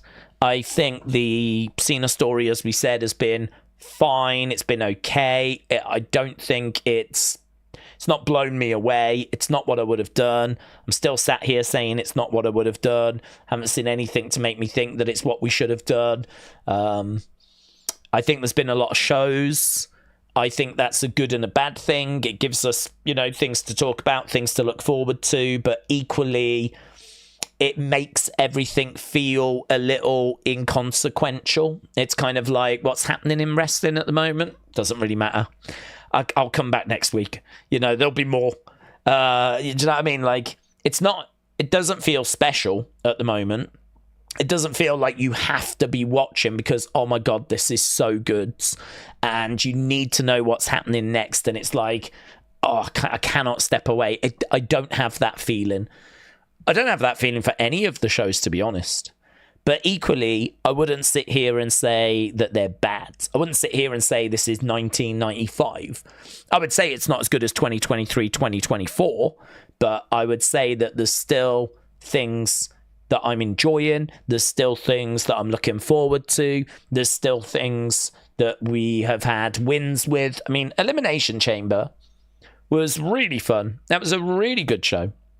Really enjoyed that. And as we said, NXT has really delivered this year as well. And I think there's been moments on Raw, moments on SmackDown. There's been, fun things. The acquisition of AAA was kind of mind-blowing. And, people really enjoyed that Worlds Collide show. So, yeah, I mean, look, let's not throw the baby out with the bathwater and just make out that everything's been a dumpster fire. It has not.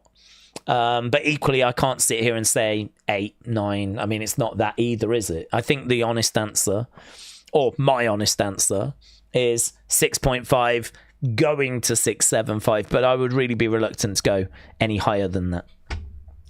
Kelly said, how you have questions and you need answers. Things you say, just keep to yourself. That's me, says Kelly. You will have that in life, Kelly. Questions about life and things that you are looking for answers on, and some of those answers you might not find, some of those answers you might end up finding, but that is just part of the journey of life, isn't it? That is just the journey of life. Just constantly growing and looking for answers, and sometimes you can answer questions and then get new questions. So it's all part of the journey, but William said, I just go with the flow. If I feel like shiz, it's usually for a reason. George said, I saw a video where there was a distiller from New Zealand. He was turning Monster Energy into Monster Shine, like moonshine. I've been drinking more non-alcohol drinks, honestly. I mean, not when I was away. I was having a beer at every bar in the complex. So I was definitely drinking over in Egypt. But, yeah, there was a couple of times where it was quite early, like maybe around lunchtime, and I was like, I don't fancy a drink right now. So I was trying a few like non-alcohol drinks. There's a couple that I found. I was like, that's all right. A lot of them are awful. I tried a Corona, no alcohol, and I didn't like it. If you like it, that's obviously absolutely fine. Everyone's got their own personal taste. But to me, I was like, no, I don't like this. So I was not a fan of that. But I did try this J2O kind of strawberry daiquiri thing, which very refreshing over ice. I was like, yeah, I could drink these. During the summer, I could take my laptop upstairs with the sun, do a bit of work up there, and drink these mocktails. I could do that. And just, you're not going to feel, go to bed, wake up, going to be absolutely fine. But, yeah. Apparently there are, like, the new generation, the young generation, they are drinking less. They're not into drinking as much. So actually, alcohol consumption is on the decline, which is quite interesting. I suppose part of it is like before you'd meet up with your mates in the pub. Now it's quite expensive to do that. So I think a lot of people are staying at home. And maybe if you're at home, people are drinking more coffee, tea, soft drinks. People are still having beers, of course. Let's not say they're not. But yeah, apparently alcohol is seeing a decline. But yeah, I was trying some of these mocktails and no alcohol, low alcohol things, and good. Some of them are good, some of them are not. Did you enjoy Egypt? Said Rachel. I did, thanks, buds. Yeah, it was a weird one because like it's not really the destination I would particularly choose. I don't really know what I would want from a holiday. It was not my choice. It was my dad that has retired and he loves holidays. So he just wanted to go away with the family for a week and just get some sun and, some drinks and yeah, of course, I was not going to turn that down. But it's not a place that I would have particularly chosen. I don't know what I would have chose, honestly. I think I probably would have chose somewhere like Spain.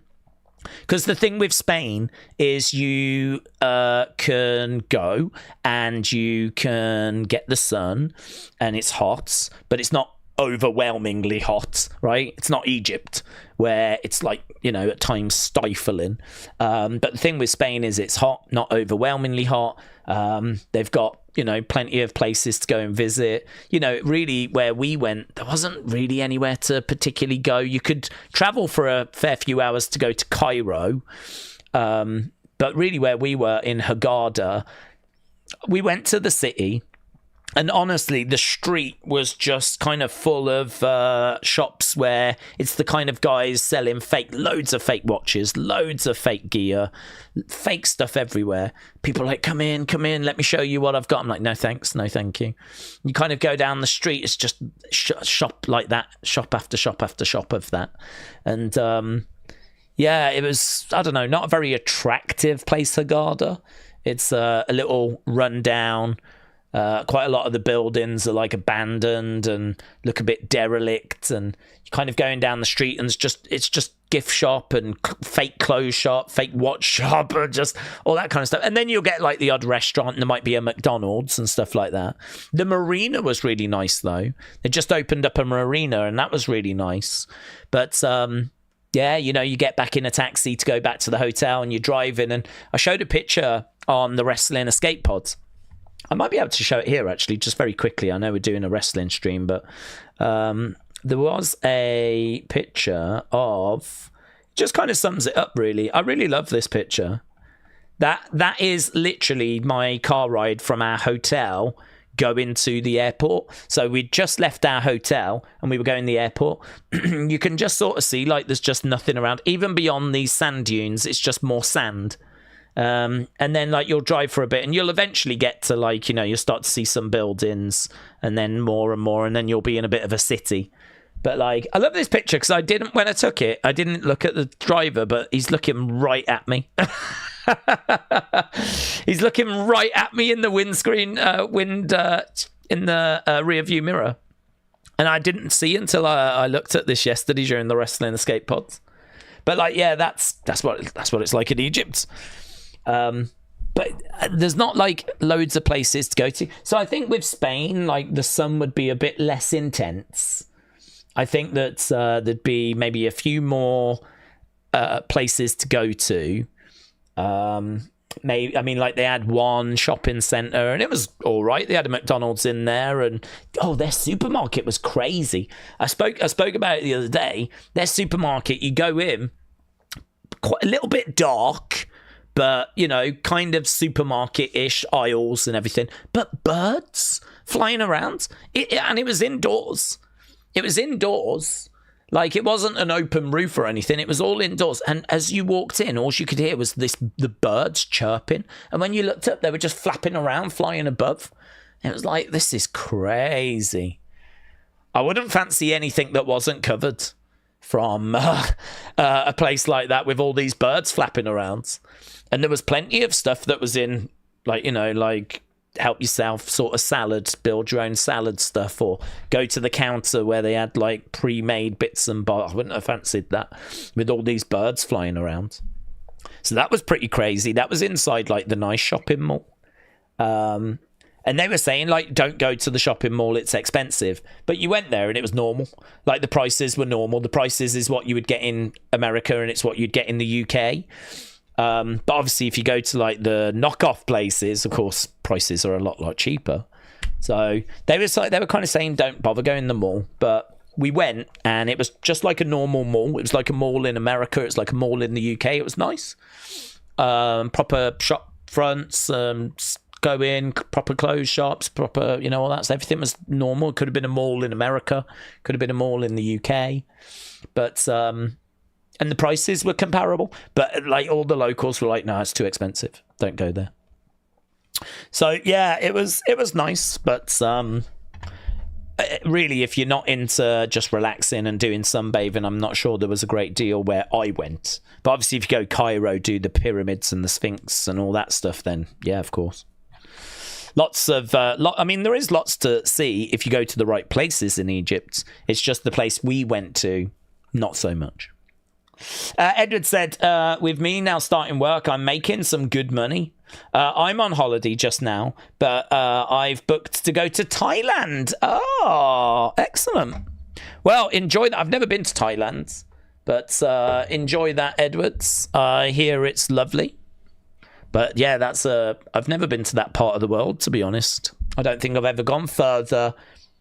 No, I don't think I've gone any further east than Egypt. I've never been Australia or Japan or China or Korea or, anywhere like that. I think Egypt's the furthest I've gone that way. What's the furthest I've gone that way? Probably Florida. I've been New York. I've been Niagara Falls. That's probably a bit more inland, I think, than Florida. I'm not sure. But yeah, that's probably the most west I've gone, and the most east I've gone is probably Egypt. So yeah, enjoy Thailand. George says NASCAR at Atlanta this Saturday night should be nice if thunderstorms can stay away. James said Daze Corbin and Dijak won MLW tag titles. Good for them exploring the indie scene. Yeah, good. Always like to hear of ex-WWE stars having success. I think a lot of people can end up leaving the industry, leaving wrestling when it doesn't work for them. And, I think it's always a good sign if people stick with wrestling. It shows that they love it. It's in their blood. This is what they were meant to do. So, credit to Baron Corbin, credit to Dijak, keeping it going. And hopefully they can, get some momentum and get WWE's eye back on them, I mean, it works for a few people. Obviously, we've seen people like Karrion go and then come back. We've seen people like Drew go and find his way back. Matt Cardona's obviously hoping that he can find his way back as well.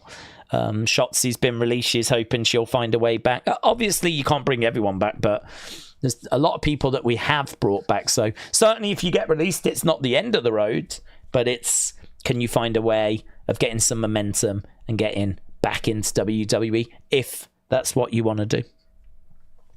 Birds need shade from the heat, says Made by Dawn. Yeah, you just don't expect that to be inside a supermarket grocery store, though. I don't know if you have that in America. Maybe it's something quite common in America where you have that as well, but obviously not something we have here in the UK, and I was quite surprised that they were in a grocery store. They weren't in the rest of the mall. Perhaps it's because they had found a place where they were getting shade and clearly there's food. So perhaps it was just, there's no need to go anywhere. We've got everything we need here. But yeah, I wonder if they must try and get them out. I mean, when I say there was birds, I don't mean there was one or two. I mean, there was like hundreds of birds inside this grocery store, which was surprising. Hannah said, Daze throwback to a mystery 20 years ago when Teddy Long brought out a new SmackDown World title during a draft, but we never saw the look of the title as Batista got drafted, says Hannah. I don't know where that's come from, Hannah. Jazza said, Daze, I'm looking forward to the action this weekend, but I've got a question. Who's going to win between Raquel and Sackboy? She did look like Sackboy. I think it's going to be a really close match, honestly. I think it's going to be a really close match. I think that we were talking about this yesterday during the Wrestling Escape Pod. I think Tommy went Rhea and I went Raquel. I think, you look at Rhea and it's like, she's a solo star, big name. She probably should get the win because of the fact that she's out on her own, she's away from the title, she needs momentum. But the point I made is that this might not be it for her feud with Raquel.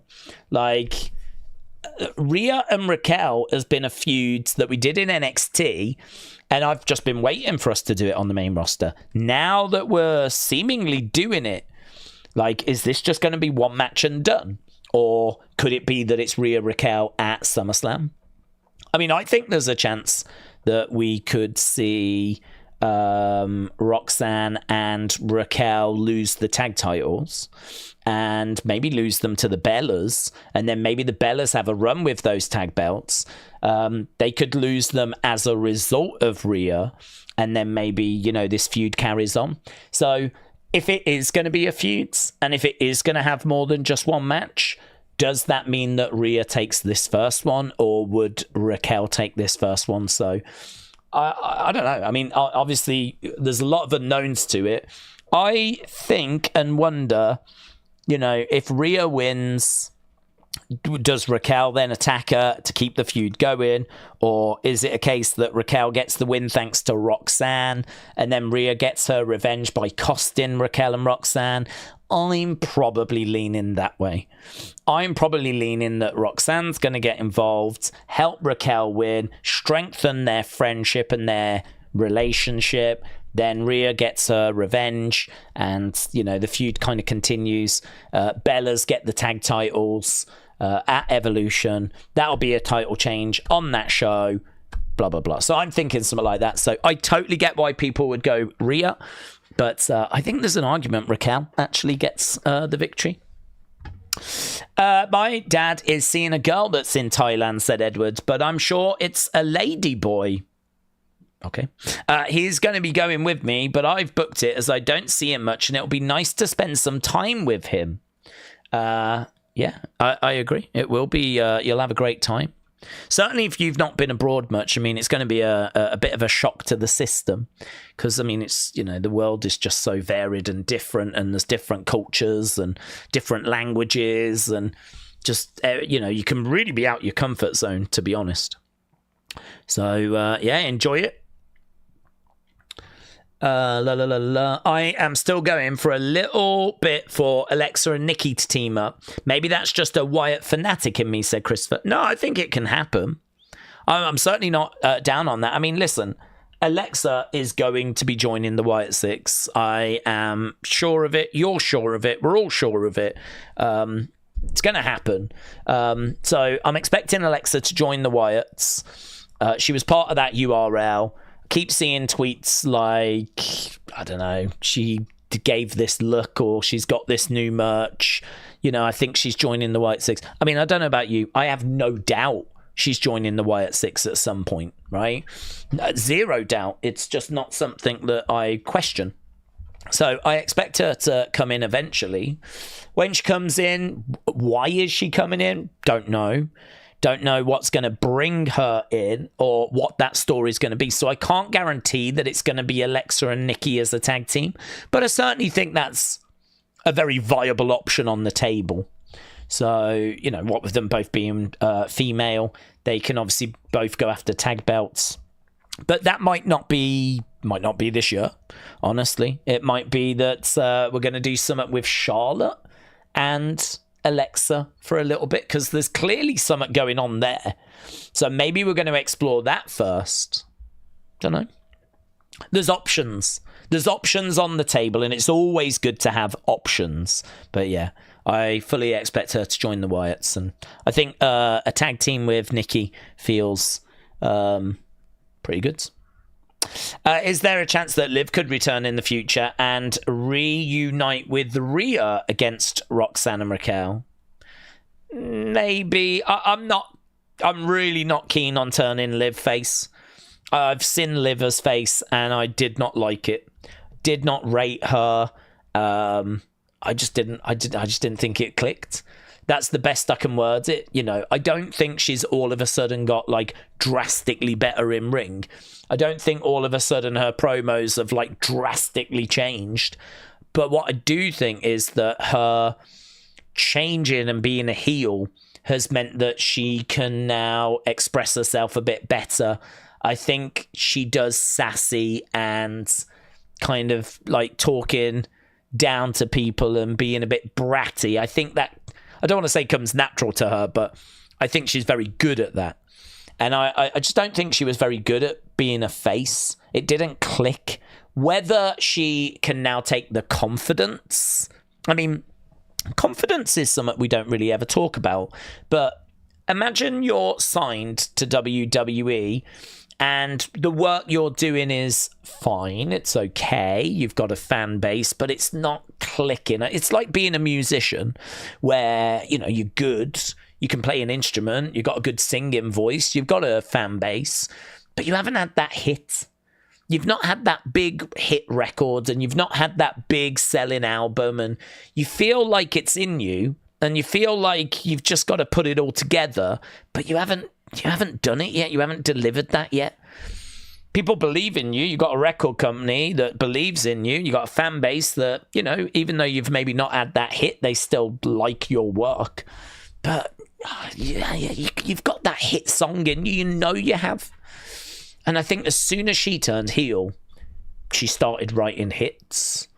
And she started, you know, really getting somewhere. And I think, like, it clicked. I mean, I hate saying that because it's just, I feel like there must be a better way of wording it, but it just clicked. And this is why I'd be so reluctant now to take her back to being a face.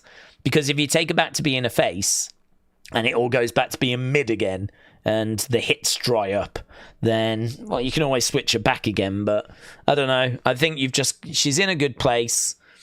I would just keep going with this, honestly. I'd keep going with her being a heel. And her promos and her relationship with Dom, and, you know, maybe dig into that. I think maybe one of the things that's gone a little awry with heel Liv is her story with Rhea was so well thought through. And obviously she'd took her championship, she'd took her place in Judgment Day, she'd took her man. You know, once that feud was done, we haven't really done anything that's been as captivating. We haven't really done anything that's been as satisfying. So she needs, like, a real good story. She needs some good creative. She needs something that can allow her to plot and scheme and get revenge and, do you know what I mean? Like, show that dark side of Liv. I'd love to see her set some traps, get some revenge, you know, put people in awkward situations. You know, good luck kind of a thing, you know. Sucks to be you kind of a thing, you know, that sassy kind of, you know, give her stuff like that. And again, we just haven't really seen that. It's easier said than done, but that is definitely what I would look for if I was booking for Liv, is I would have her manipulating and I would have her putting people in, like, awkward positions. A little bit like Saw, a little bit like Squid Game, in the sense of, you know, you're toying with them and they've got choices to make, and, you know, if they go in that direction, it's going to have a backlash, but if they go in that direction, it's going to have a backlash. Like, it's, you know, you're making them choose between the lesser of two evils type situation. I think there's definitely something that you can do with that. And I'd definitely try and think about, oh, what story could I do? You know, where Liv is really messing with people. I don't know. You know, maybe if we had Becky and Seth as faces and Liv was trying to come between them, she was trying to get at Becky, like, you know, maybe you could do something like that. But obviously Becky, Seth would not be the right couple. But, yeah, that's why I'd be reluctant turning her face. I think there's still loads to explore with her as a heel. Tiffany's not being booked good right now, said Jessica. Oh, no. Well, to be honest, I feel like they might have something planned for her. I feel like we've been in this situation before. I think they've probably got something planned, but it's just we're not quite there yet. You know, I wouldn't be surprised if they've got a good story planned for Tiffany and SummerSlam, but we're nowhere near SummerSlam. So we just got to get through this period. So they've looked around and gone, right, who do we do as a little short-term thing? Oh, should we go back to Nia? Because we haven't got anything for Nia. And we can always just go back to Nia. And it does feel like that's why we're doing this feuds. It feels like we're doing this Nia thing at the moment because we just got to get through this period.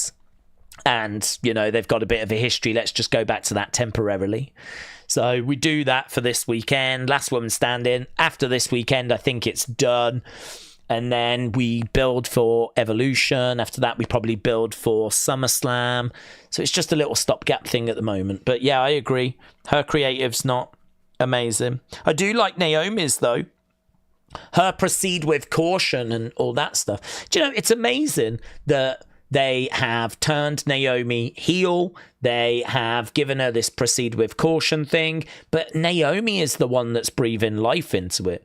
Naomi is the one that's doing those videos online that's really like showing you what's inside the briefcases and putting razor blades into a birthday cake for Jade and laughing her head off. Like, she's the one that's bringing this character to life.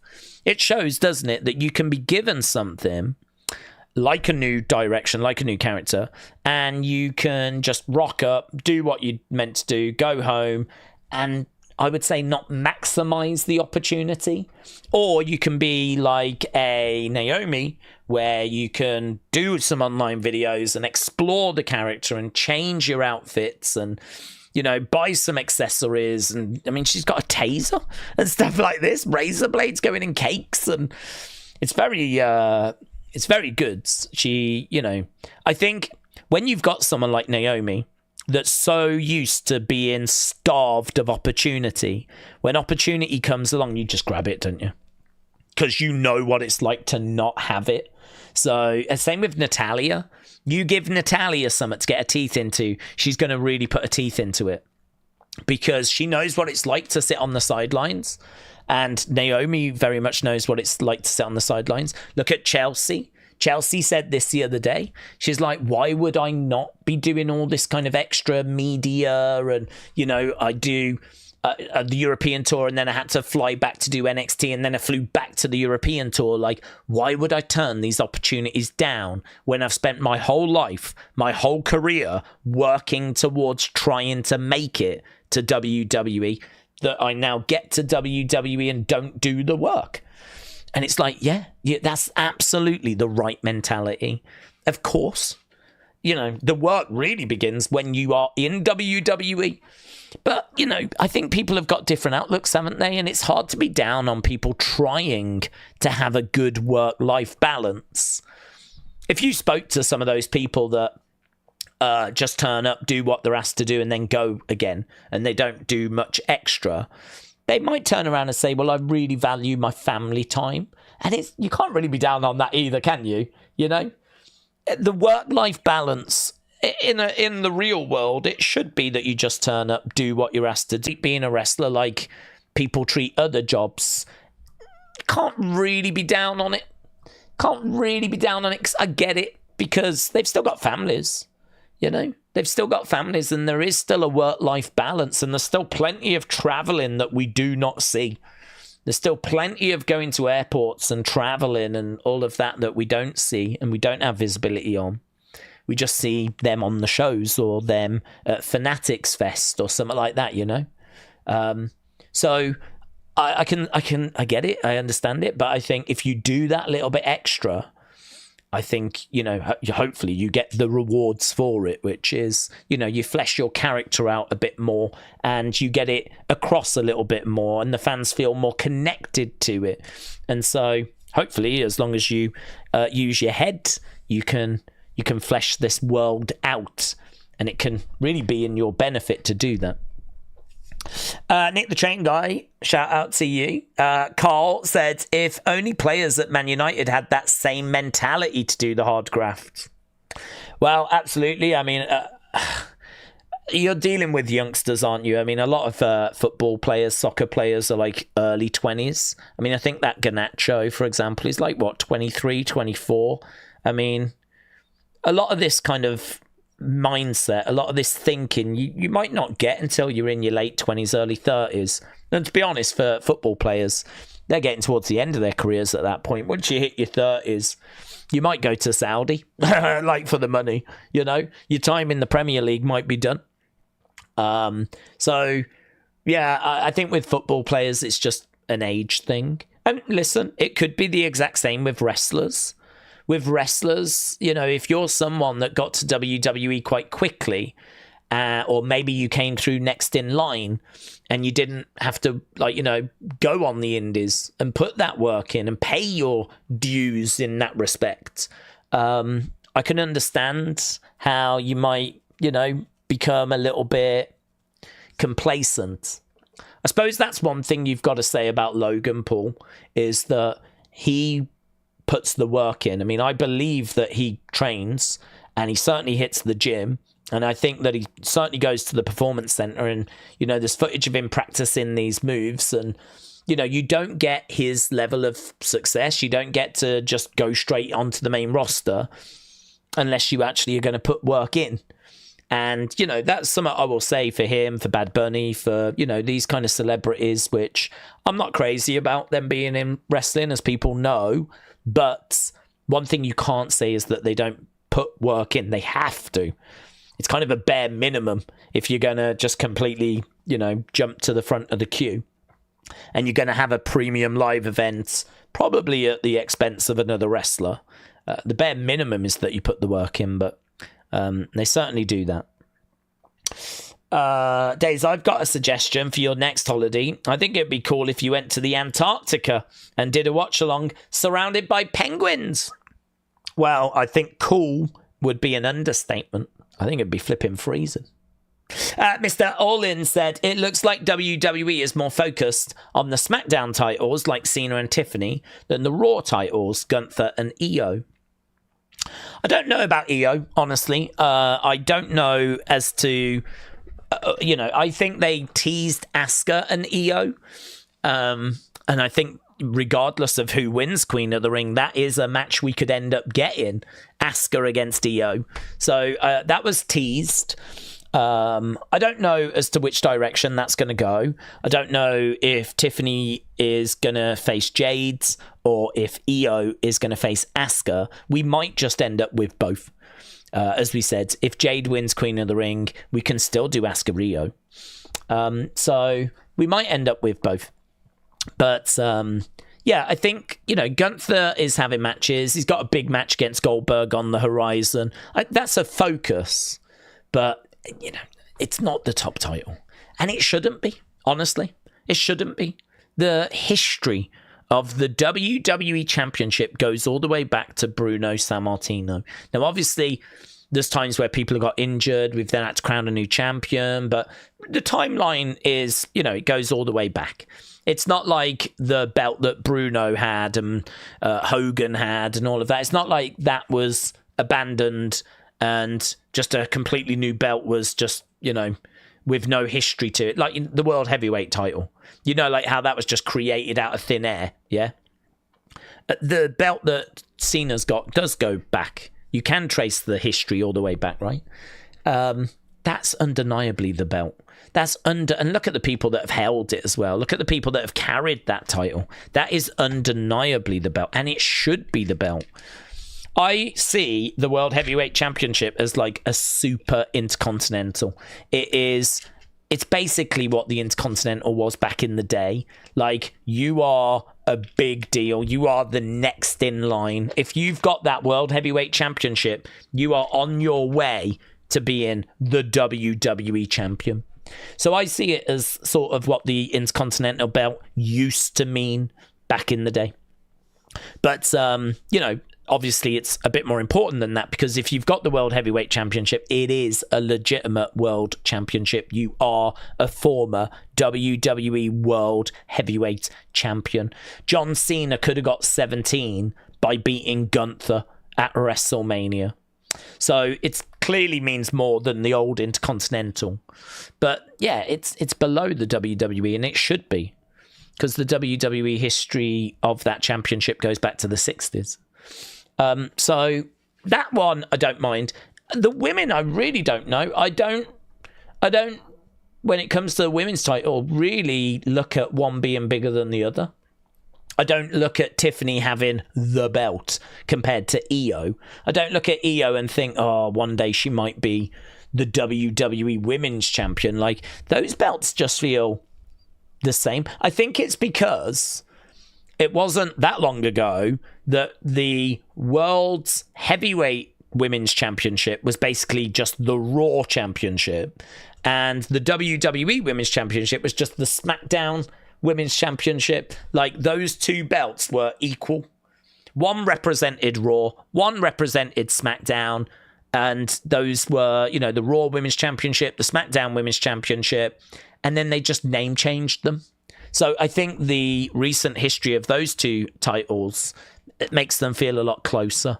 So I genuinely, I don't know. I don't know if Tiffany is a bigger deal than EO, or if EO is a bigger deal than Tiffany. Those two feel quite close to me.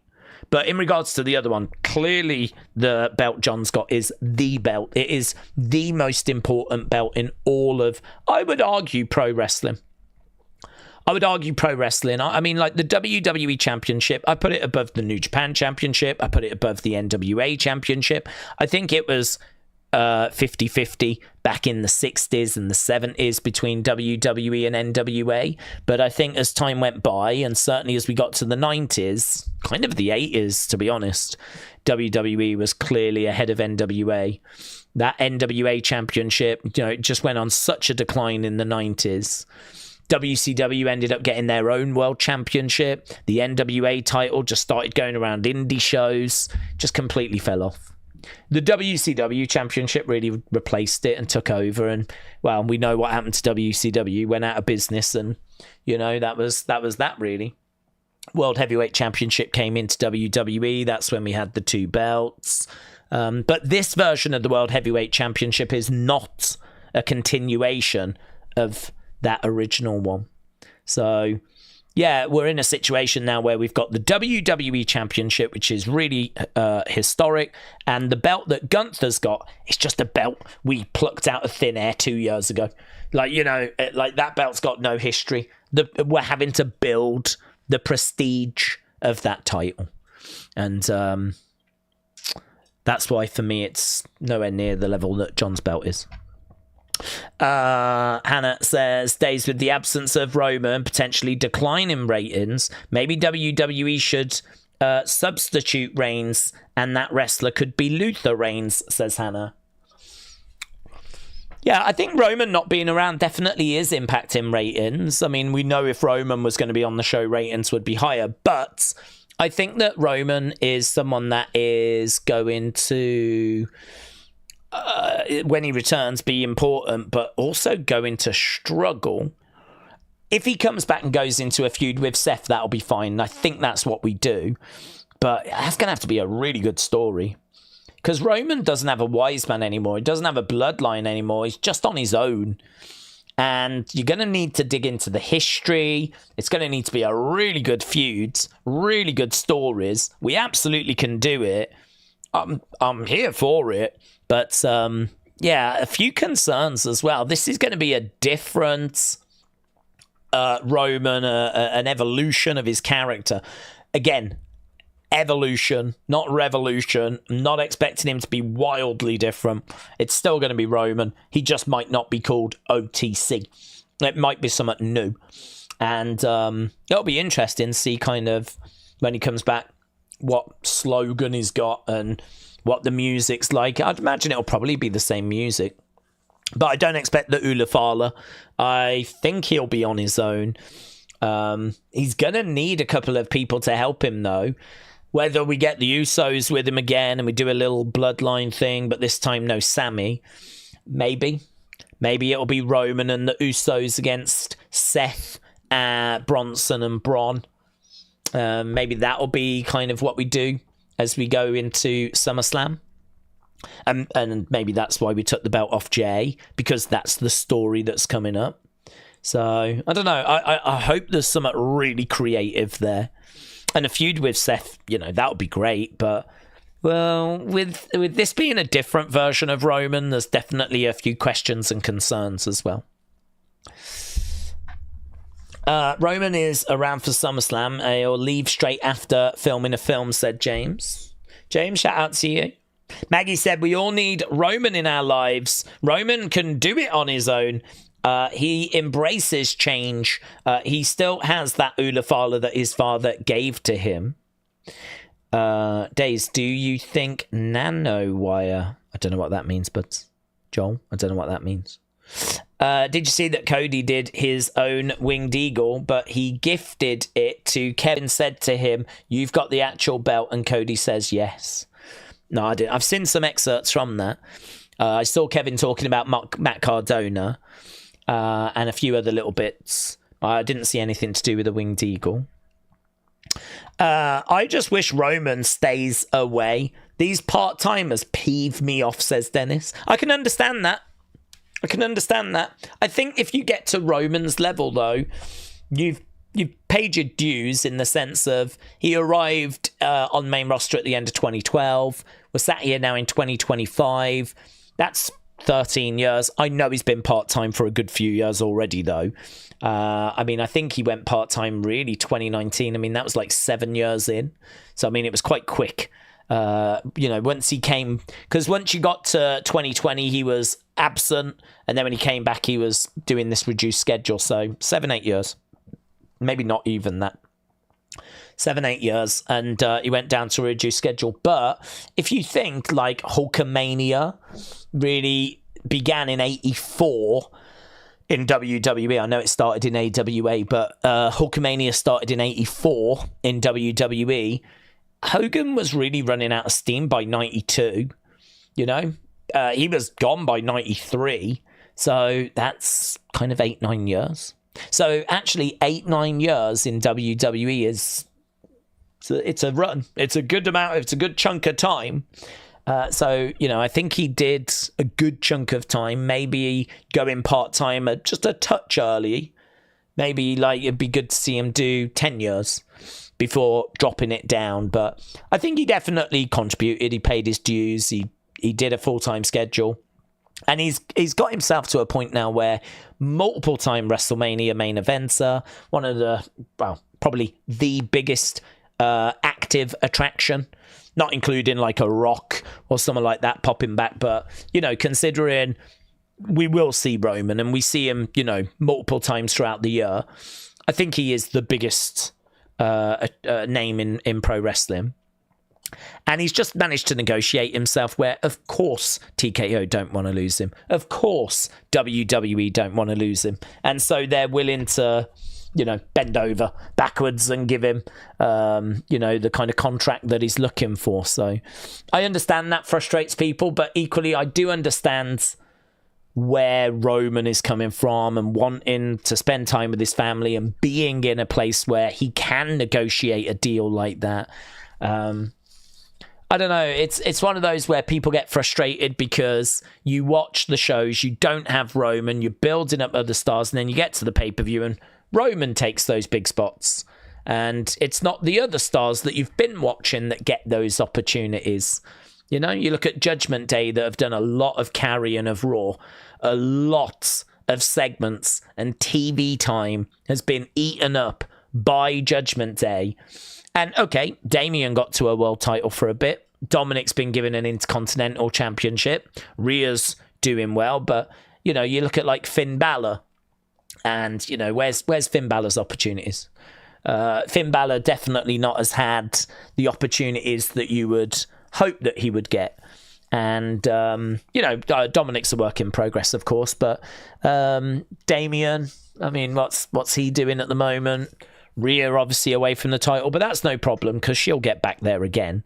But I do understand the frustration where there's people you watch week in, week out that sort of, when it comes to time to get to the dance, get moved to the side, pushed to the side, so that these part-timers can come in and get the opportunity instead. But it's just, it's a hard argument because Roman is so over, so popular. He's a ticket shifter, a needle mover, one of the biggest names. And, he's managed to negotiate himself into the situation he finds himself in. What time does the show start in the UK, said Lordham. It will start in about an hour. Smackdown will be live in about an hour. Maggie said, yes, he has paid his dues many times over. James said, once Roman leaves, I don't see him going to AEW. I think he's just going to be at home in Hollywood. Yeah, I agree. WWE, I think, will keep him on a Legends deal. I think he'll be I mean, they'll want him for appearances. They'll want him for WWE Worlds. He'll be on that sort of Undertaker contracts. I mean, Roman is first ballot Hall of Famer, multiple-time Hall of Famer with the Shields.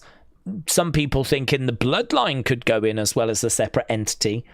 I don't know. I mean, maybe it does. Maybe he's a 3-time Hall of Famer. And then surely some of his matches, you know, maybe Shield against New Day could find their way going in. I would imagine his match with Cody at WrestleMania 40 will definitely find its way going in. And so, you know, there's maybe War Games, Bloodline, or something like that might find its way going in. But I can see him having probably at least 4 Hall of Fame rings, if not more, you know, if not more. I think almost he goes in, definite. Shield go in, definite. Him and Cody at WrestleMania 40 as a match goes in, definite, right? And then it's just, would they put the Bloodline in? Would there be a Shield match that gets some recognition? Is there another Roman match that would get some recognition? I don't think they'd put, I don't know that they'd put him and Brock in, to be honest, because of, you know, Brock's relationship with WWE at the moment. I don't know that that would go in. But, yeah, there's. I could see him picking up maybe 4 Hall of Fame rings by time all is said and done, maybe even more. Plenty more deserve to go in the Hall of Fame before him, says Tony. I don't worry about that, honestly. I don't see it being an order thing. I don't see it like this person needs to go in before that person, because I think the way the Hall of Fame works is it's more about who's available and is the time right and where are we. You know, a lot of the time, if we're going to be in a certain place, they'll try and put like local people in, you know, and they'll try and honor people that are from that area, or maybe have got a connection to that area. So I don't think it's really a time thing. I think it's more to do with, you know, is it the right time to actually find a way of putting that person in, or what's the right class? Maybe you'll theme the class as well, you know. Brendan, shout out to you. Oh, I've been really bad actually with keeping on top of super chats and stuff. But Brendan, big Pontiff Butler, shout out to you, my friends. Welcome as we get back into the groove of talking wrestling on a regular basis. Maggie said, you are right about Roman. It's lovely to hear someone defending him and appreciating him for what he has done, says Maggie. Yeah, I think he's paid his dues, honestly. I think if you look at wrestling, like, to have had a career for like 8, 9, 10 years, I mean, he's got a career even longer than that, certainly if you include NXT. But, you know, he came up at the end of 2012, was sat here in 2025. He's been on the main roster 13 years. That's a long time. That is a long time. I mean, you know, you look at Stone Cold's run, you look at Hogan and Hogan's run. You can even look at, like, Shawn and what he did, where, you know, he came in with the Rockers. And I don't know, is it about 10 years from Rockers to then him having to step away due to injury in 98? It's probably about 10 years.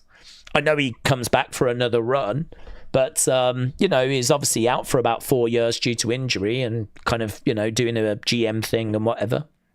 But, like, active in-ring, it's a chunk of time, honestly. In pro wrestling, to get, like, a good 8, 9, 10-year run, it's a real chunk of time, that is. To be honest, that's a real chunk of time in pretty much any sport, isn't it?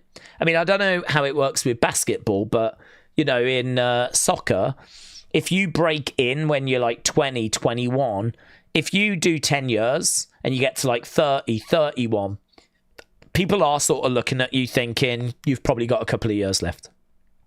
And actually at that point, you know, you might even start seeing a decline. You might go to Saudi League, or you might go to MLS. But there's probably a chance that your time in the Premier League might be done, like the very top league might be done.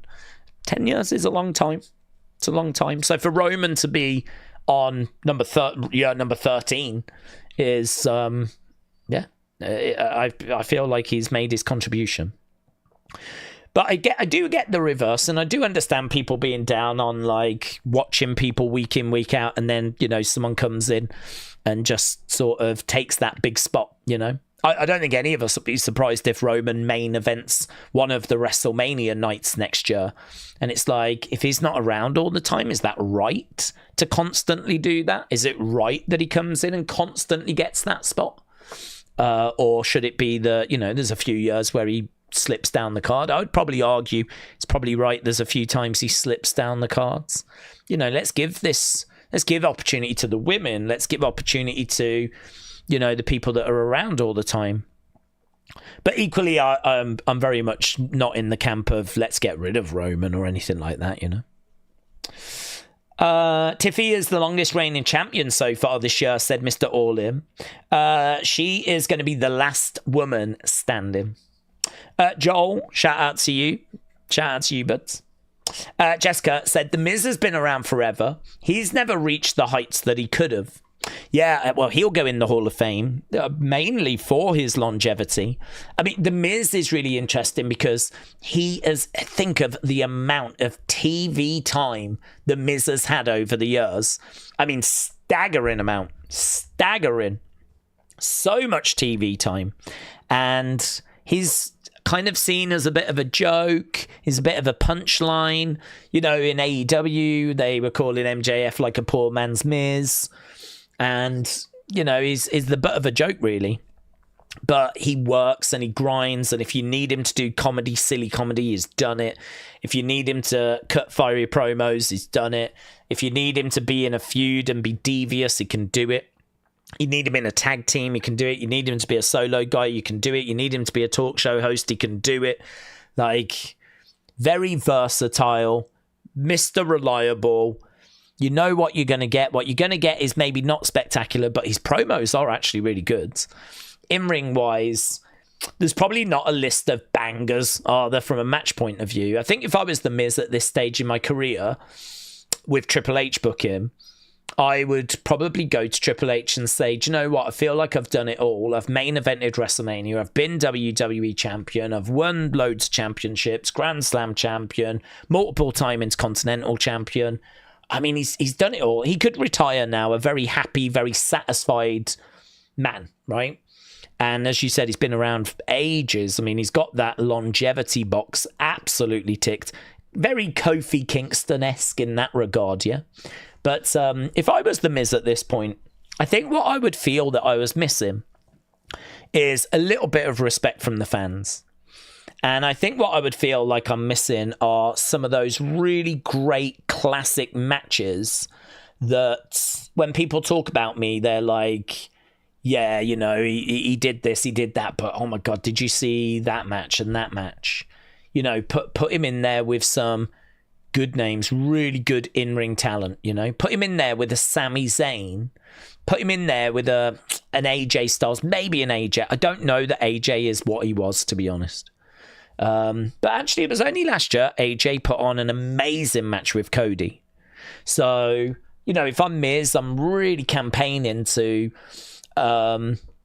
Triple H not to main event WrestleMania and not to be WWE champion and not to win Royal Rumble and not to win Money in the Bank. And actually, I think that would be quite refreshing because I bet Triple H gets a lot of people asking for these opportunities.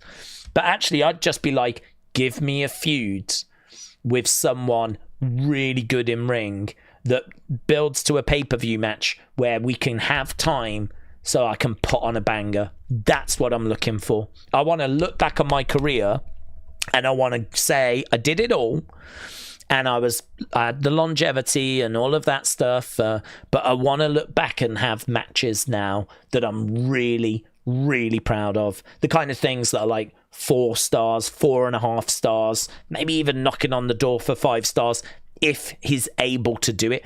That'll be a big test for The Miz. That'd be a huge test for The Miz at this stage in his career. Can you go out there and put on a 5-star match? And even if you don't achieve a 5-star match and you just fall short, can you get a 4.5-star match done? Can you go out there and deliver on what I would say is one of the major aspects that fans always hold against him, is that he's got, you know, a few moves that he can do. If you've seen one mismatch, you've seen them all. But could he go out there and actually put on some real banging matches? And I think if I'm The Miz, that's something I'd be really focused on. If you've been in WWE as long as what The Miz has, you're constantly, I think, searching for goals and things to try and achieve. And realistically, with the amount of talent that's in and where he is on the card, and the fact that I don't think Triple H really looks at him as being a top name, right? I don't think The Miz is going to be a WWE or World Heavyweight Champion anytime soon. I don't think he's going to win Money in the Bank. I don't think he's going to win the Royal Rumble. At the moment, he's just kind of Carmelo's hype man, right? I think realistically, a realistic goal is probably to look at that and go, right, this is where I am. This is where I would like to be. Realistically, can you just put me in a feud? Give me some TV time. Give me a premium live event match. Give me some time so that I can try and deliver an absolute banger. I would love to deliver, if I'm The Miz, a match that at the end of the year, when we talk about the best matches of the year, people are like, we got to talk about The Miz. Miz against Sami Zayn at whatever, yeah? We've got to talk about that match. It was an absolute banger. It was so dramatic, and the crowd was so invested, and there was loads of close falls, and there was kicking out, and the selling of The Miz was so good, and Sami doing what Sami does, and that's what I think The Miz could really do with over these next few years. And who knows? I mean, I don't know what you do with The Miz after that, because would any of us be surprised if in a few years his contract expires and it's future endeavor, you know? Because he's got to be on a good wage. You know, they've just said goodbye to R-Truth, only to have a huge backlash and then bring him back. But, you know, someone like The Miz, who's been around for a long time, who's going to have renegotiated his contract several times, and that money is only going to have gone up, right? He's probably on a good few million a year, and is that money, is it being returned by The Miz and what he's contributing? Probably not. Probably not getting loads out of Miz merch sales. And not his fault. It's just Triple H don't fancy it, does he? So I'd love for The Miz to, you know, maybe start thinking about Hollywoods, start thinking about, because I don't, it's hard to see The Miz in 10 years in it. I don't even know if you can see The Miz in 5 with just the talent that's coming through. But yeah, maybe if he took a pay cut and was used as a bit part player, used for his experience, moved into that sort of Natalia type role, I can see that for The Miz. So realistically, over these next few years, trying to put on some banging matches, trying to get opportunity, and when you're given it, just kill it. Do you know what I mean? Make yourself undeniable. They might not want to use you or fancy using you because they've got other toys they would rather play with, but just make them book you, make them, force them to give you creative, because you're just undeniable. You know, that's, if I'm The Miz, that's my mindset. They should keep The Miz around when he stops wrestling for like a performance center role, said James. The knowledge that he brings is priceless. That's really true. And you know as well, not only the knowledge that he's got, but the journey that he's been on. You know, he came in as a bit of a celebrity from, was it the Real Worlds? And the wrestlers wouldn't let him change in their locker room, and so he had to get changed in the hallway, and then he spoke to Undertaker and said, listen, I think I've paid my dues, like the lads won't let me change, can you have a word? And Undertaker agreed, and you know, he was eventually let in the locker room, and he started to get changed in there, and you know things improved from there and whatever. But you know, he is someone that I think can, it's, as in a way, it's like one of your worst fears, isn't it? Imagine signing with WWE, go into the main roster, and the locker room doesn't like you. And you've got to kind of prove yourself, and you've got to, you know, really be alienated and change on your own. And I'm sure there was people that were there for him and friends with him, and I'm sure it wasn't all like, you know, hatred. But yeah, there was definitely trials and tribulations that he had to overcome and go through. And I think if you're The Miz, then, you know, you've got not only what it's like on the road, what it's like to have, you know, kind of fluffed your lines on TV, or mistakes that he made, or yeah, I mean, she said so much that he can teach them at the Performance Center. But you know, the fact that it's been a hard road as well. It's not been a straightforward journey. He certainly has not had things just handed to him. But he knows how to interact with the crowd. He's ate up so much TV time. It would be interesting to look at the last 10 years, who has had the most WWE TV time.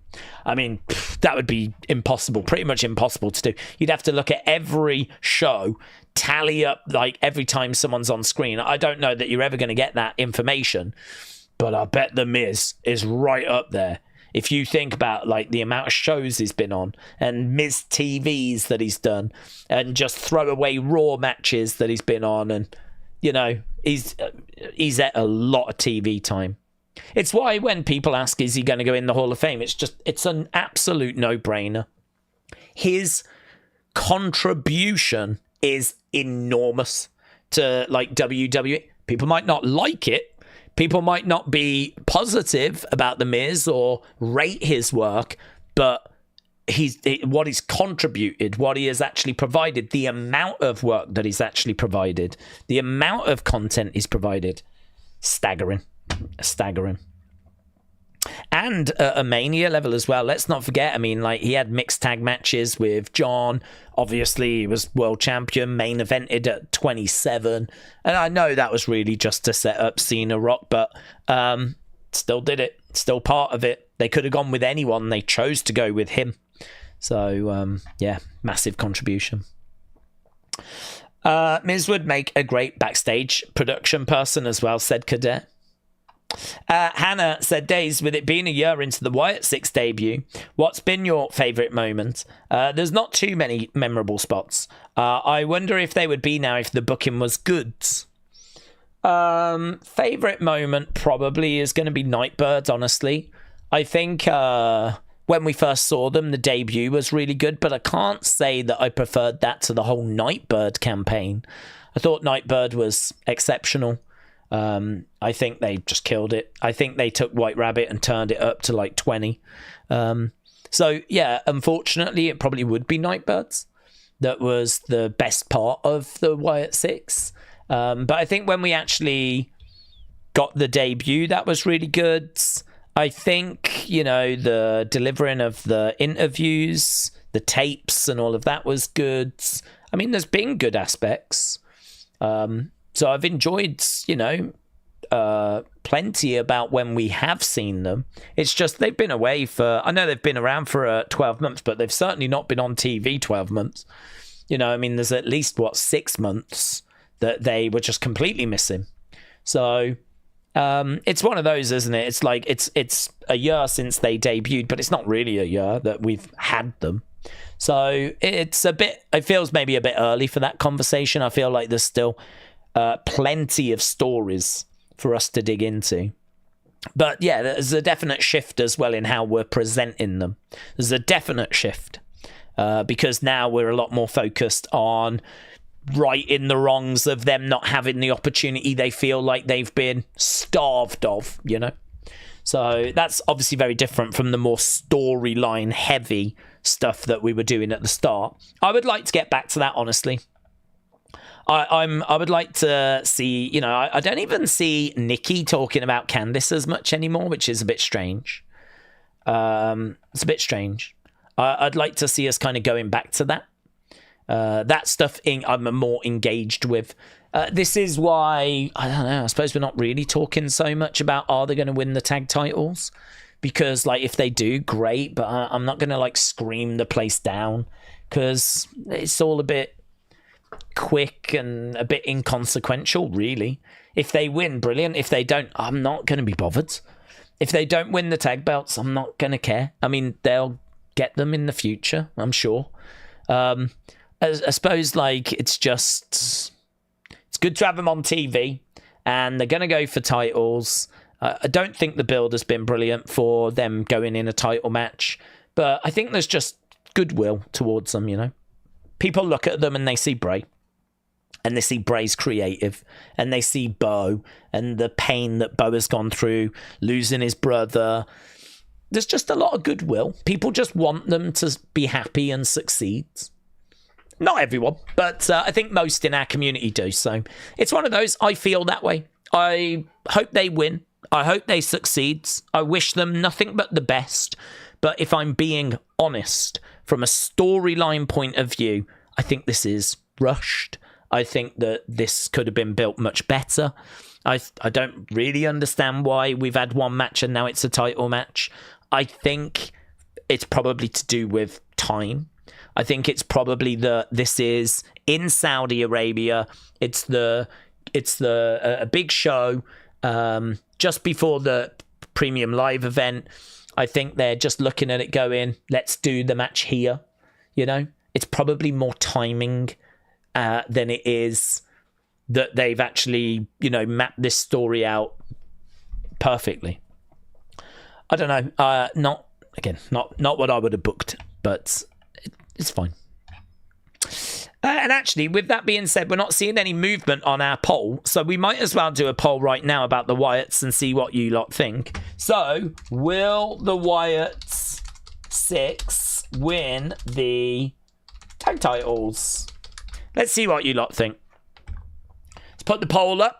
So we did ask the poll in regards to, will Giulia win the US title? 75% of you said yes. 24% of you said no. So it seems like you lot are very confident that we are going to get a title change and Giulia is going to win the women's mid-card title. So with that being said, are you also confident that the Wyatts are going to win the tag titles? How many titles do you think are changing hands tonight? I think we could get a title change. Are we getting 2, though? Is Giulia going to win and the Wyatts? Or is it that this was quite a title match that's come around quite quickly? And is it that there's going to be outside interference and actually we are going to make the Wyatts work a little harder before getting titles? I think this is closer. I think Giulia feels a little bit more likely than actually the Wyatts winning the tag titles. Miz deserves to break Jericho's IC title, said AIDS. Jericho, as great as he was, has been a bit controversial. Miz has always been a good WWE supporter. He's never going to be around that WWE title, so might as well give him the IC record. He deserves that, said AIDS. Yeah, I can hear that. I hear you. Harbour Binja said, I do think the other tag team's going to interfere tonight. Word of Wrestling, hello, said Daze. Hello, I'm looking forward to a weekend off work and some early wrestling. Yes, it's obviously a bit weird. I mean, we're not going to have as many people around on this stream. People are still at work in America. I mean, right now it's going to be like 20 past midday Eastern time. So obviously a bit of a different stream, a bit of interruption and, you know, something a bit different. But that's okay. We're used to it. This is, you know, we've done enough of these Saudi streams to know that this is going to be a little bit quiet, a little bit of disruption, but should hopefully still be a really good show. Still really looking forward to Smackdown tonight. Looks like a pretty good card, honestly. And I do like how Triple H I know some people aren't keen, but I like how he doesn't put everything onto the PLEs, because I want to watch SmackDown and I want to see some stuff, you know. I want to watch SmackDown and I want to see some title matches, some shocks, some OMG mo. I don't want everything to be tomorrow. I want some stuff to be today. And yeah, we've got, I think, what looks to be a pretty good card. I don't know of what the Wyatt 6 should do. I'm just wondering how they book them going forward, says Aki. Adam said, I bet the tag teams will jump the Wyatts. And I think they're going to do it as the lights go out. And when they come on, the Wyatts will have disappeared. Do we think Naomi will cash in tonight? No, I don't think she cashes in tonight. She might tease it, but I don't think she'll cash in tonight. I think that she'll have a bit too much about it. I think she'll definitely come down and tease it, but I don't think she'll actually do it. I've left work early just so that I can be part of this community and get psyched for SmackDown tonight, said Timothy. Timothy, shout out to you, buds. It's a good-looking card tonight on SmackDown. I think you can get psyched and hyped for what we've got coming up. I think, honestly, it looks good. We've got three title matches. We got the Giulia match against Zelina. We've got the Tiffany match against Nia. We got the Wyatts against Street Profits. And then also CM Punk said earlier at the Kickoff show, he said, I think a lot of you are probably waiting for me to respond to John's pipe bomb promo. But just when you think I'm going to zig, I'm actually going to zag. And I do have something planned for tonight. I think you're going to really like it. I love this from Punk. I love this from Punk because my criticism of the John Cena pipe bomb, as people know, is that it was fine, it was good, it was entertaining, but it was nothing more than a tribute to a revolutionary moment in the past. Like something that really was... I mean, the pipe bomb is one of the most iconic promos in the history of wrestling, right? So what Cena did last week did not have anywhere near the same impact. Of course it didn't. Of course it wouldn't, right? You're talking about a historic moment in time, right? And I think for CM Punk to come out and just sort of respond to that would be okay, but it would be a bit flat. If he's got something different planned, if he's got something that is like, I think you're going to like what I'm going to do tonight, that says to me that it's maybe somewhat different to just a promo. It says to me that there's maybe a little more thought that's gone into this, and I'm intrigued by that. And actually that is good because that is where you could get something different, something that lasts the test of time, something that is going to maybe not be as revolutionary as the pipe bomb, but do you know what I mean? That's what the pipe bomb was. It was different. It wasn't just a promo. It was a promo that made you question if what you were seeing was real or not. Was it a shoot? Was it a work? And there weren't many promos around that was doing that before or since, right? And that really was a big moment in the history of wrestling. So if he's not just going to come out and say a few words and respond to it, but actually has got something different planned, I don't know what that different thing is, but I'm very excited to find out. And I'm hoping it's going to be something that's going to really resonate and really grab our attention. So very interested to see what we get from that CM Punk John Cena segment. Oshvan said the Wyatts are going to win. How do I know they are harder? They want to bring the titles back to Bray. Daze, who do you want to win? Do you want the Street Profits or the Wyatts? Said Oshvan.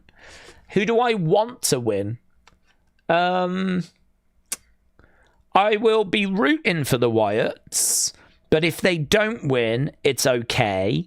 And the reason why I say that is because I think they will get other opportunity.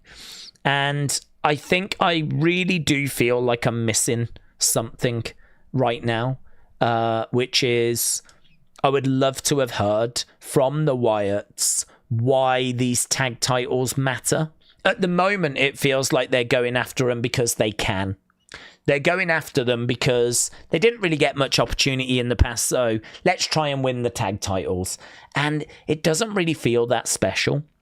It doesn't really feel like this is something they're desperate for. It doesn't feel like something that they have dreamed of their whole lives. You know, it's not like Sami trying to win a world title. It's not like Cody trying to finish his story. And actually, for a group that are so character-driven and are, you know, there's such meaning behind their characters and why they do things that this just feels really out of place. I'm trying to not be too down on it because I'm actually not that down on it. Like, I really like the Wyatts, and so them going for tag titles, I'm not down on that. Like, cool. They didn't have opportunity. They're now getting opportunity. Cool. Yeah, great. I'm not down on that, but I don't feel like it's right. I just don't feel like we've set it up right. I don't feel like I've been told why this matters to them, why they're going after these titles, other than they didn't have opportunity in the past and now they're going to get opportunity now. And it's just it sort of feels like, okay, if we don't get the tag titles, okay, we'll have Rowan go after a mid-card title and we'll see if he can win that. And we'll have Nikki go after a women's title. We'll see if she can get that. And if they don't, it's all right. We'll go back after the tag titles later. Do you see my point? It's not been set up. It's not like now or never. It's not like this is our shot. This is our time. This is our chat. It doesn't have that. It doesn't have that desperation. It doesn't have that. I don't know what it means to them. I don't know that they care that much. It's just, you've won a match, here you go, you know? So I will be cheering for the Wyatts, but part of me will be like, if they don't get it, well, maybe we can make it feel bigger and feel more important next time if they don't get it.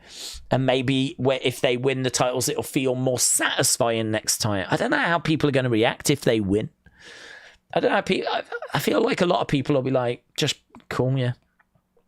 Because we haven't done any groundwork, have we? We haven't really set this story up. So that's my honest answer. That's how I feel about it. And will I root for them? Yeah, of course. I wish them nothing but the best. So we want to see them succeed. So yeah, I'll root for them. If they get it, brilliant, great. But I think I'm trying to explain why, if it happens tonight, I ain't going to be screaming the house down. I already know that.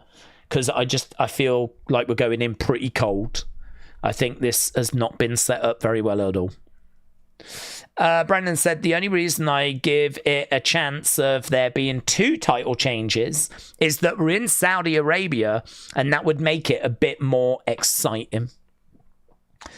James said, but what are the Wyatts truly after? Is it the tag titles or is it something else? Well, I'd love to hear from them.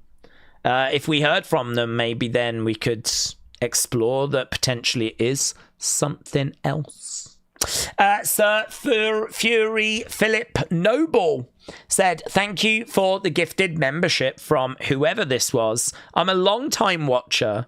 Wow, shout out to you, my friend. Sir Fury Philip Noble. It's always lovely to hear of people that kind of lurk a little bit more in the shadows. That would be me, honestly. I mean, if I would go onto a channel and watch, I wouldn't really be in the chat. I watch a bit of that locale live, you know, the Keemstar Boogie type show. It's just a nonsense thing. I mean, talk about trash, throw away, switch your brain off, have it playing in the background type nonsense. That is just something I might just check on as I'm doing bits and bobs on Twitter or whatever. And I'm never in the chat there, or I'd never be in the chat there. I'm not like engaged in the conversation that they're having. Well, I am. I'm listening to what they're talking about. It's normally just nonsense. Sometimes you do just need that palate cleanser. I do. To, you know, we talk about wrestling so much. Not at the moment because I'm just coming back from being away. But, you know, we talk about wrestling so much that you do need to just have something different in your life. We've spoke about that before. And so to actually put something like Locale live on or something like that, like, it's just to have something else going on, something else to think about. But yeah, I'm not in their chat typing away. So I understand. I mean, there's consistently, like, you know, thousands of people that join us. Well, there ain't thousands of people that are in the chat. So the vast majority are just in the background. So it's always lovely to hear from those people, and I hope everyone out there that joins us on a regular basis, but maybe doesn't share their thoughts or opinions, whatever, just like to have someone on in the background. Hope you're all having a good week. Hope you're excited for Night of Champions. Hope you're excited for SmackDown. It should be, as we said, a decent show. And we're only now half an hour away from it. Chris said, afternoon, Chris. Hope you're doing well, buds. And Robbie said, good morning from the West Coast over in Oregon. Robbie, shout out to you, my friends. I don't think I could point to Oregon on a map, to be honest. And actually, I definitely couldn't. But shout out to you, Robbie. And I hope Oregon is doing well. I'm going to take this moment with us just having half an hour just to grab some water. I haven't actually got anything round, but normally I have a pack of water down here, but I've used it all. So I'm just going to grab some so that I've got enough time. I've got half an hour. I'll only be a minute. Maybe not even a minute.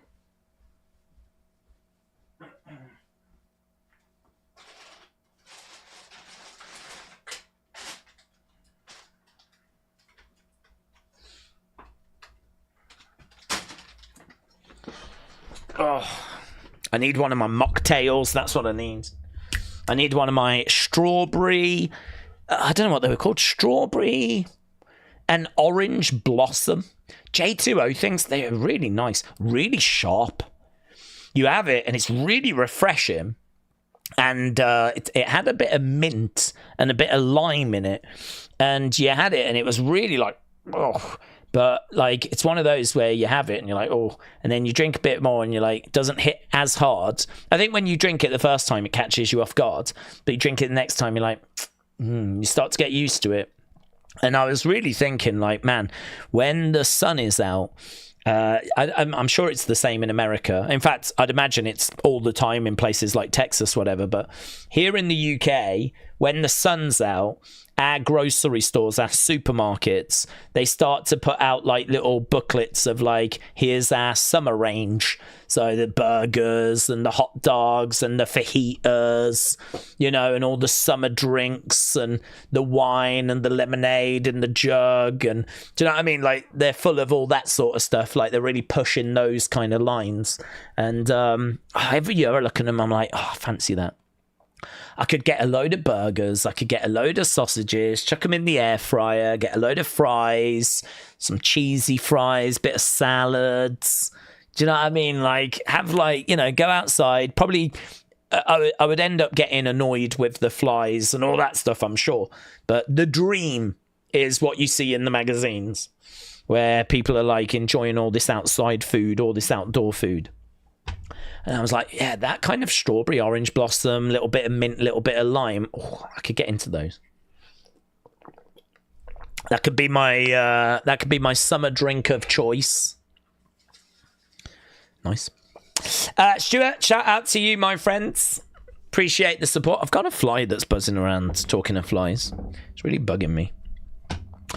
So Stuart firing in a membership, and it was Dr. Lucha Lala that benefited from that. Nico said, Daze, welcome back. Hope you had a good holiday. I thought Cena's pipe bomb was overhyped. It's a pipe bomb because of Cena. I'm hoping that Punk has got a good response. Well, honestly, mate, I saw a bit of a mixed bag. A lot of people were really positive on it. Oh my God, this was so good. It's one of the great Cena moments of the heel turn and all that stuff. And I said actually last week, I saw a tweet where people genuinely asked what was better. Was Punk's pipe bomb better or was Cena's pipe bomb better? And I genuinely at that point, I was like, I just didn't know what to do. Part of me is I don't know if I should be interacting on social media as much anymore, because if that is really where social media is now, because I couldn't tell if that was a genuine question, and if it is, I'm horrified that people don't already know the answer to it, right? Or is it that it's just rage bait? It's just there to... Was it a genuine question? And if it is, I'm horrified. Or is it a question that is to rage bait. Like, what are you on about? Why would you even ask that? Like, it's just, they're not even remotely close. Like, some people might think they are because maybe they didn't watch the original, or maybe they've seen the original but they weren't around at the time, so they don't know the impact it had. You know, if you watch old stuff, it loses its context. You could have had like a really red hot story that people were really invested in, and then you just watch the end result match and it might not have been that good. And so your opinion of that match is that it just wasn't very good. You know, think about Hogan Andre. If you're a kid and you go back and watch Hogan Andre now, you're probably not going to be that blown away with it. Maybe, you know, Andre, because of his size, is still going to be like, oh, wow. But, you know, you might not think too much of it compared to other things you've seen. But at the time, I mean, you are talking prime peak Hulkamania. You are talking Andre, one of the most recognizable sportsmen in the world. Sportsmen, right? Athletes. And it's just, yeah, I mean, it was monster. It was huge. But I mean, some of that context gets lost. And I think the context maybe of the pipe bomb, because so much time has gone by, I think that's got lost. And I think we're in a situation now where, yeah, I think you probably have got some younger fans or people that haven't watched wrestling as long, or maybe didn't see the pipe bomb at the time, that maybe you're asking those questions and you go, I just don't know. I don't know. I don't know if that's a genuine thing that's been asked, or if it is rage baiting, or maybe someone did watch them and honestly, genuinely in their heart of hearts thought it was close. I could not get that. I would not understand that. That it would be completely lost on me. But I don't know. You know, people are obviously entitled to their opinions. So yeah, I thought the reaction to it was bonkers. I thought it was OTT as well, but I don't know. I mean, a lot of people live in the here and the now, and a lot of people genuinely have not got the same sort of understanding of pro wrestling. I mean, there's a lot of youngsters that, you know, even if you're like 18, 19, I mean, that promo was like, how many years ago was that now? Is it like 14 years ago? So even if you're like 19, when it was on, you were 5.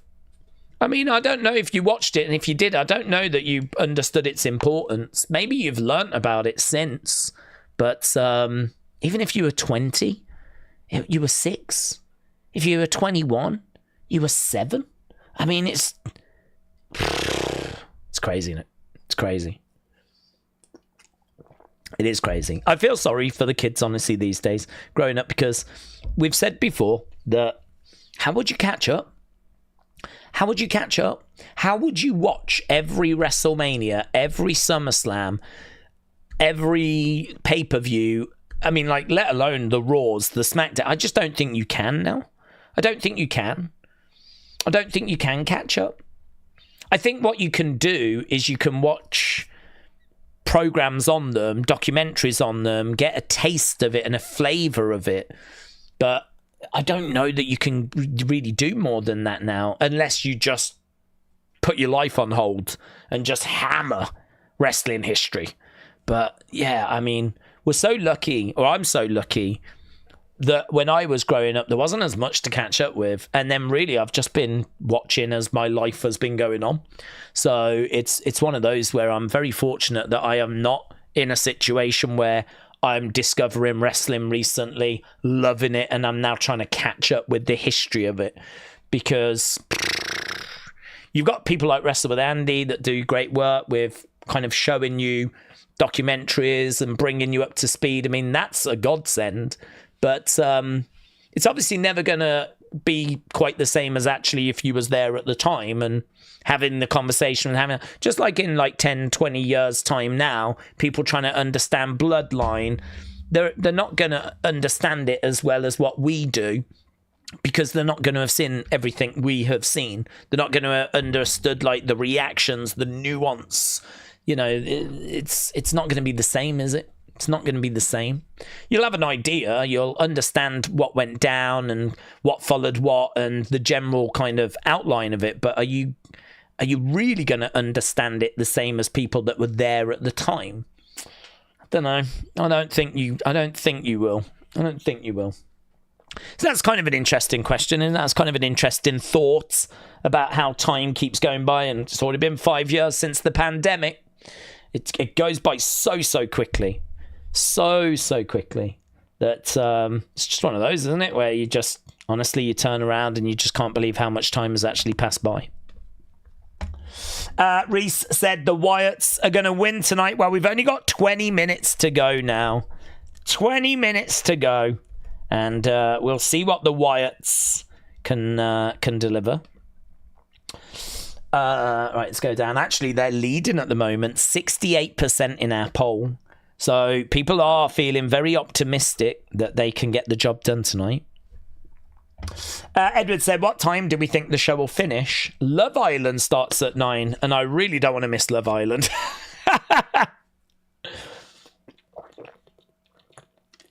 Edward, I can't help you. All I can say is that a true wrestling fan wouldn't care. Yeah? A true wrestling fan wouldn't care. A true wrestling fan would be like, F Love Island, right? I know it's a big statement, but F Love Island. It's on Netflix anyway, flipping SmackDown, isn't it? I mean, if you're that bothered by Love Island, just pop it on pause and finish off SmackDown after Love Island. Once you've figured out if Gary is going to hook up with Amber, yeah?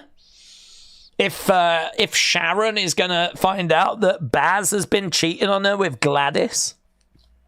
Once you've got your fix of that, then you can always come back to SmackDown.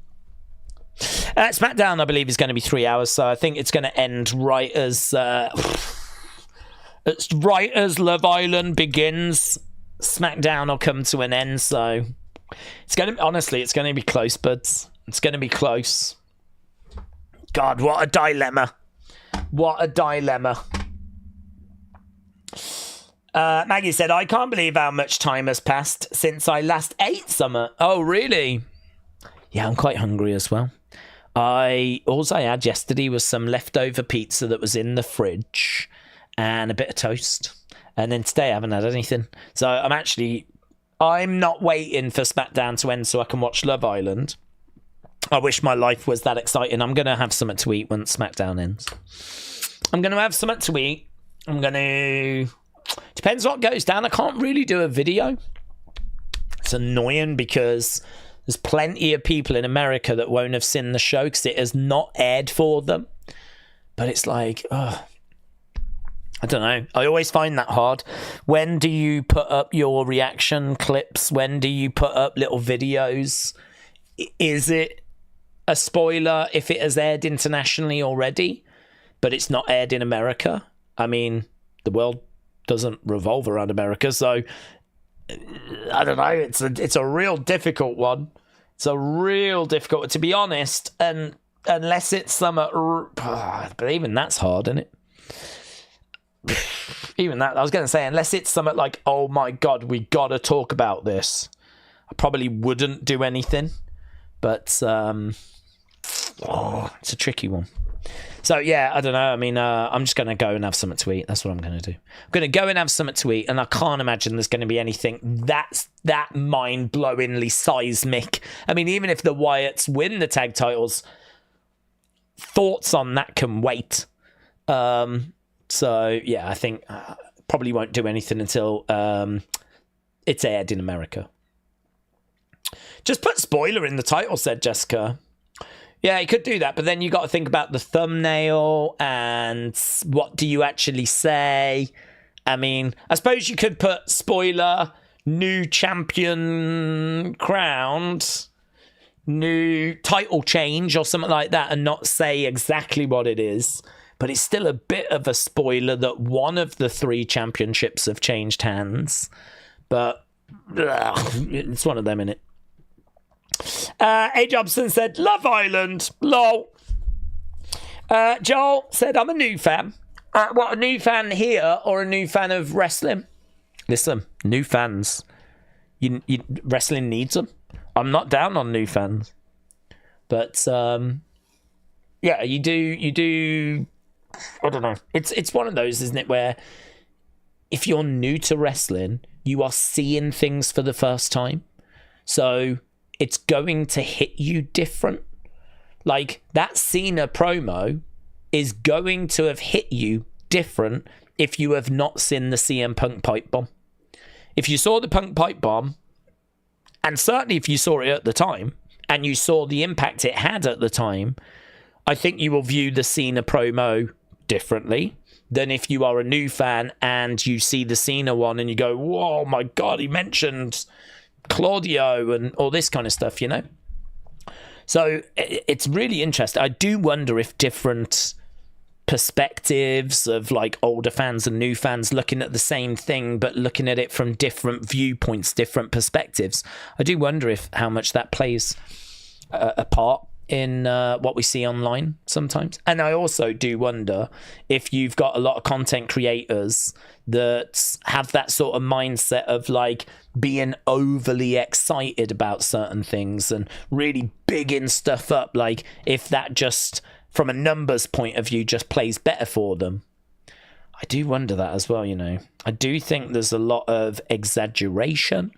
I do think there's a lot of things being sort of blown out of proportion. I do think you've got content creators out there that are doing that because probably from a numbers point of view, if you was to just be kind of pretty level-headed about what's going on in wrestling, you'll probably get level-headed responses. Whereas if you exaggerate and actually, you know, blow things out of proportion a little bit, you probably get exaggerated, blown out of proportion responses, both positive and negative, but still responses. And it's clicks and views that make the world go round, doesn't it? So yeah, I think there's a bit to that as well, you know. Kyle said, I started watching wrestling in 2017 and I find that top 10s help, says Kyle. Yeah, I bet they do, but I bet they do. To be honest, they're a godsend for me as well because I've not seen every Raw and every SmackDown. I think I've seen, I would struggle to tell you of a PLE I've not seen. But yeah, I mean, with so much wrestling and so much that's gone on, like trying to remember certain things that have happened, like, yeah, those kind of countdown lists are godsends for even me as well, where you go, oh yeah, I remember that now. You know, so yeah, I mean, YouTube has been a godsend. YouTube has been amazing. It's been brilliant. I think everyone's wrestling knowledge has drastically improved, drastically increased, thanks to little documentary videos and top 10s and, you know, that, you know, like little deep dives and whatever. So yeah, it's great. It's brilliant. I mean, if you're a new fan now, you've just got so much at your disposal that you can just, you know, it's brilliant. But you've also got so much you've got to catch up with. Edward said, Daze, it's actually Dijon and Meg that I'm more interested in, and you would deeply love watching Love Island. I'm actually surprised you don't, as there's women that are in bikini all day. Okay, you're sort of painting a picture there like I'm a perv. You're sort of painting a picture like that's the only thing I'd be interested in. If I was watching Love Island, I would clearly be watching for the storylines and the creative, not just women in bikinis. Yeah, because I mean, I'm more highbrow than that. I'm like fine art, fine dining. Yeah, I'm not just like that, perving away, right? Thank you, Edwards. But all day you say they're in bikinis. That's interesting. That's interesting. I might give it a look. I might give it a glance. And see if it is something I'd be interested in. I don't think so, to be honest. I mean, Love Island's been around so long, at no point have I ever felt an urge to watch it. But it's very popular, and I think popular in America as well, is it not? It's one of those, isn't it? Maybe America, maybe you got your own version over there in Canada as well, I don't know. It's certainly a format I could see being done around the world. A load of attractive young people being thrown on an island, and I don't even know what they do. Make love, probably. Did my super chats go blank, said Miss Clown. Hello, Miss Clown. I didn't see any super chats come in. Let me have a little look. There was one. Drop your knickers for a weekend of wrestling, said Miss Clown. That one came through, but so there we go. I mean, I think Edward might be dropping his knickers, but that's more in preparation for Love Island than anything else, to be honest. I don't think he's dropping his knickers for the wrestling. But maybe he is. I don't know. You'll have to ask. They are trying to make a brand for themselves, said Tripping with Rye. Not JPEG said, how many female wrestlers were on the cover of Sports Illustrated swimsuit edition? I don't know. I have no idea. Surprisingly, I do not subscribe to Sports Illustrated or their swimsuit edition. In fact, Sports Illustrated is not a big deal over here. I know of it being this massive publication in America, and I'm sure you could probably find it on the magazine shelf over here, but it's never been a big deal over. It's never been a thing over here like it is in America. A little bit like Rolling Stone. Rolling Stone's not a huge thing over here either as a music magazine. You know, we have other ones like Q was big and Enemy was huge over here. That was like the big kind of weekly... God, I missed that, actually. Missed that. I wish that was still around now. Died, I think. I don't think it's digital. I mean, that was a weekly sort of like newspapery type magazine. Wasn't like glossy covers or anything. And it had like all the latest single reviews, album reviews. Sometimes they would do like top 100 90s albums, top 100 indie albums. There'd be interviews in there, live music reviews, and just loads. I mean, I used to get it most weeks, honestly. It was really cool. So yeah, Enemy was great, and Q magazine, and yeah, loads of music magazines. But Rolling Stone, I think, was there, but it was never a big publication over here in the UK. I think Sports Illustrated in that kind of similar vein as well, honestly. So, yeah, not been a part of my life. Nico said, Daze, welcome back. Hope you had a good holiday. I really thought Cena's pipe bomb was over. Oh, we read that one, Nico. We read that one. Nico, shout out to you. Is Naked Attraction still in the UK, said Stuart. I don't think so. That was a quirky show for a period of time where you had a woman standing. It was on Channel 4, and Channel 4 has always been a bit more of a riskier channel. Channel 4 would quite often, back in the day, put on like a little saucy film late at night. Not anything that was adult, but, you know, you'd probably something that would have some boobs and whatnot in it. And like they've always kind of done edgier stuff on Channel 4. And yeah, so they had a dating show where you would have a man and a woman, and they would stand and watch as like a naked person of the opposite sex would be revealed. And obviously they would kind of talk about, oh, I think that looks like my type, as there's like vaginas and, you know, penises that are whatever there, you know.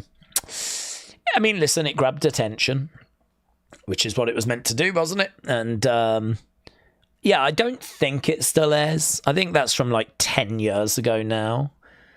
We were all different back then. Do you know what I mean? Pre-pandemic, we just didn't know.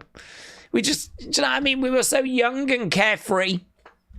And I think British TV's in a little bit of a different place now. I don't think they'd do anything like that these days. But to be honest, 10 years ago ain't that long ago, is it? Naked Attraction is appalling. I would rather watch skunks wrestle, said Miss Clown. I never watched it. It was never something I watched, but I was aware of it. Right.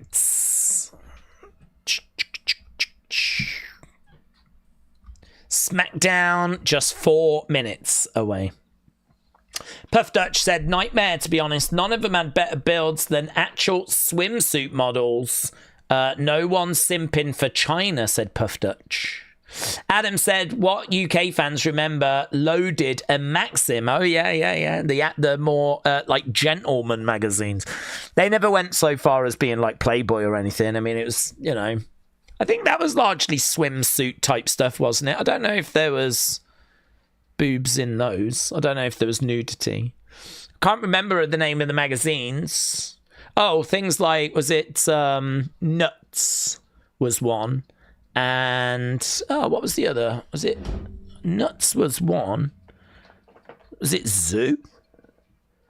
Was Zoo the other one? I know Nuts was one of them.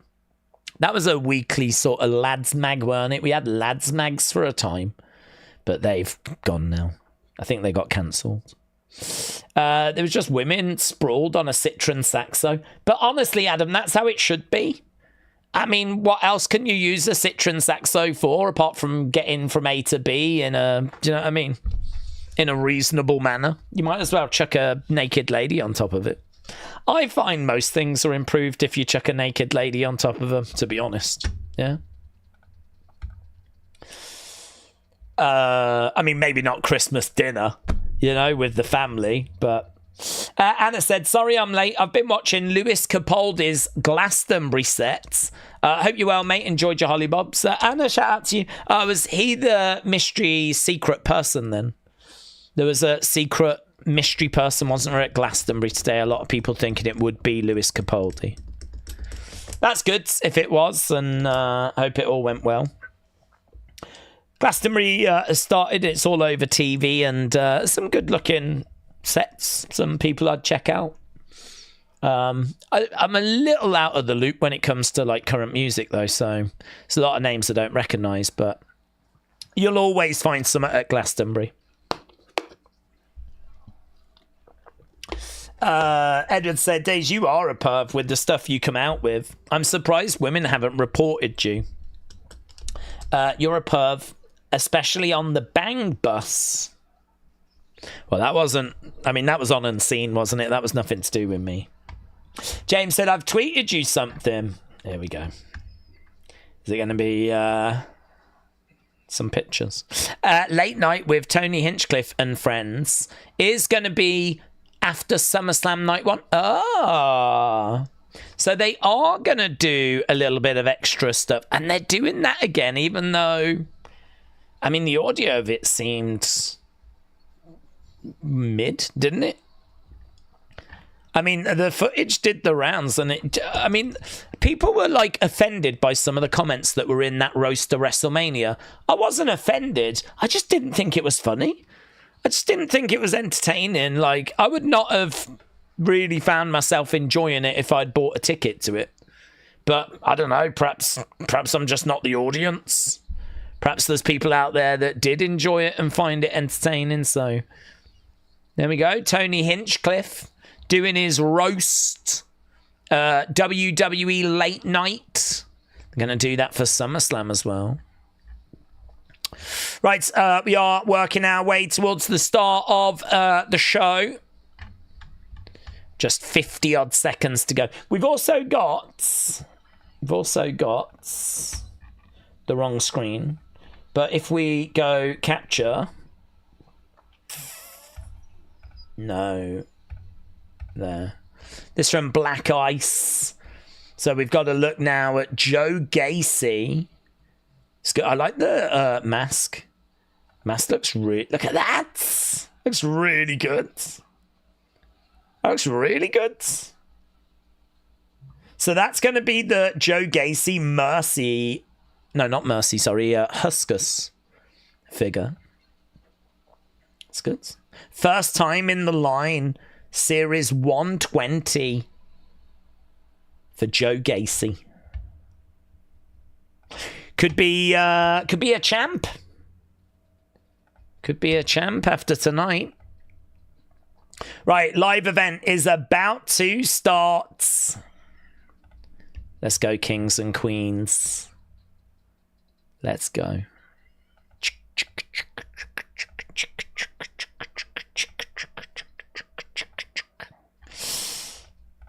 Right, here we go. have we been live? We've been live 3.5 hours. Look at this. Look at us. Look at us, eh? Look at us. We're back, baby. Right. Enemy is responsible for the Bob Holness story. Stuart McConey wrote an article about Bob Holness from Blockbusters playing saxophone on Baker Street, but it wasn't him after all, says Nick. What match are you looking forward to? I'm excited to see if Punk wins, said Ben. I'm looking forward to quite a lot of it. I think Cody Randy is going to be really good. So I'm looking forward to that. I'm looking forward to Cena CM Punk. I'm looking forward to Raquel and Rhea. Kind of looking forward to Asuka against Jade, but I don't know. I don't know how I feel about a Jade match. Wow, big entranceway. Look at the size of that entranceway. I mean, this is obviously all set up for tomorrow. So this SmackDown has got a big feel to it. That entrance stage is ready for Night of Champions. Huge. Huge entrance stage. I didn't realise. I didn't think about it, honestly. But, yeah, we're all set up. There is Tiffany. Tiffany Stratton is going to be taking on Nia Jax tonight in a last woman standing match. Should be really good. We actually got 3 title matches tonight. So we got the Wyatts, of course. They're going to be taking on Street Profits. Talking of the Street Profits. I wonder if we're going to see the Wyatts walking backstage.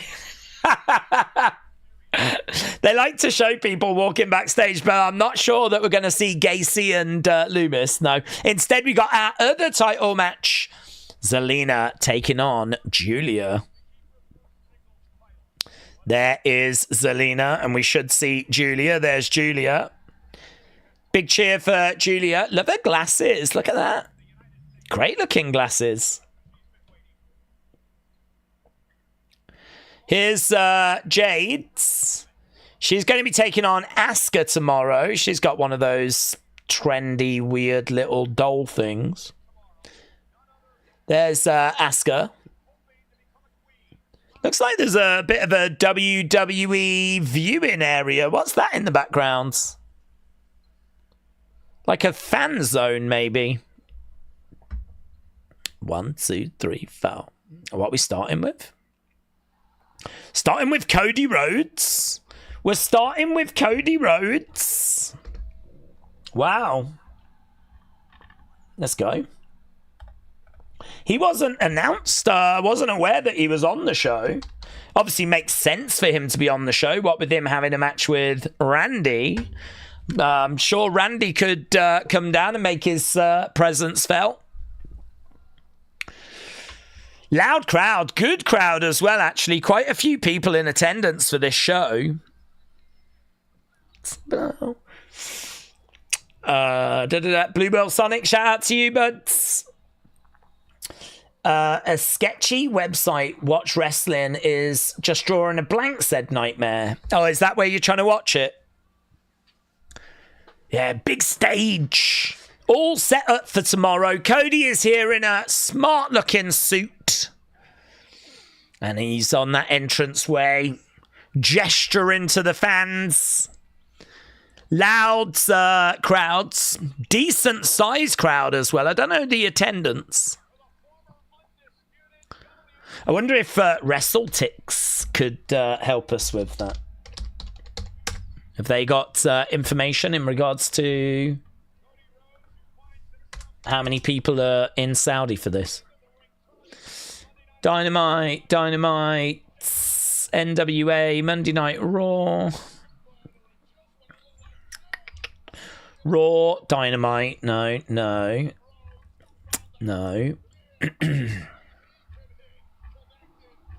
I don't think they've got any information. Unless they've got some a little further back. Dynamite, Collision, Raw, UFC, Slammiversary, Great American Bash. No. Michael Cole is on Friday Night Smackdown. No, yeah, where's Joe? It's 110 degrees Fahrenheit where they are. My God.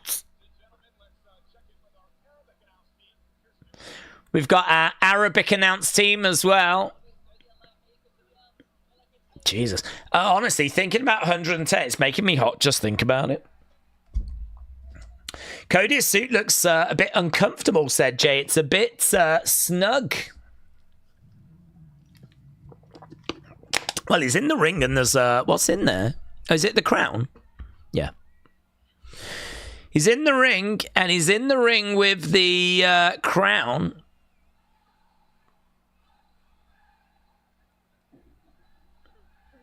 Crowd are obviously singing his theme song.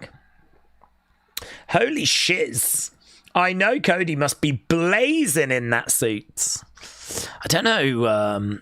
It might not be that warm inside that venue. Oh, and again, do you know what?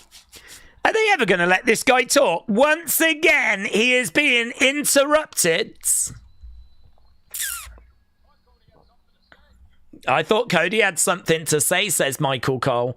Well, it's Randy that is making his way down to the ring. Fans are obviously singing his theme song. No surprise that Randy's here and that he's coming down to the ring. No surprise there, but obviously it's only going to further frustrate Cody. JMB said the GOAT is back. I hope you enjoyed your time away. JMB, shout out to you, my friends. Yeah, it was nice to have a little step away. But it only made me more grateful for coming back, honestly. I mean, I definitely didn't need any longer or wouldn't have wanted any longer. I was really pleased to kind of start coming back home, honestly. Even I had had enough with doing those streams where we couldn't really make any noise, couldn't really get into the shows. Did a couple of those, and I was like, yeah, good, let's get back. So JMB, a shout out to you, my friends. Haters said cancel Riyadh. Haters said cancel. Riyadh said sold out. Riyadh said sold out. What the hell does that mean? That person that wrote that sign, they thought he really thought he had cooked.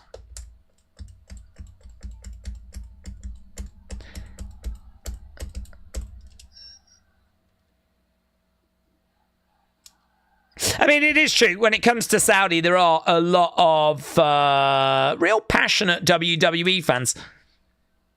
They've shown that sign as well. They haven't hidden from that sign. They've actually shown that sign. I don't know, man. I don't know if that's the right move.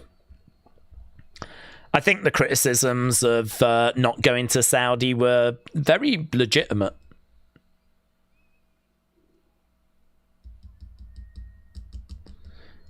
But the Saudi WWE fans obviously making their voices heard and maybe not too appreciative of the fact that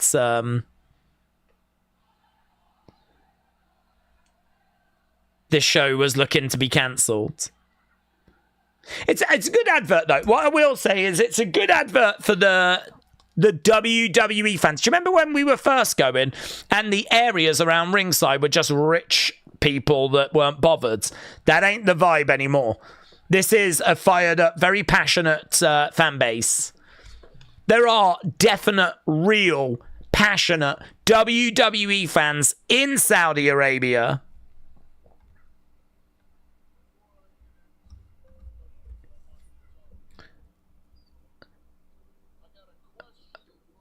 I got a question for all of you. Did you all watch Raw on Monday? Big cheer.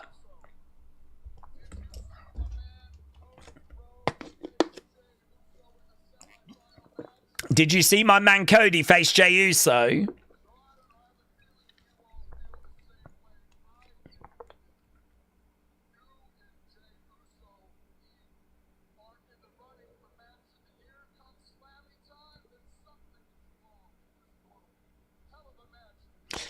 Yeah, it was a great match, but I don't think it was match of the year.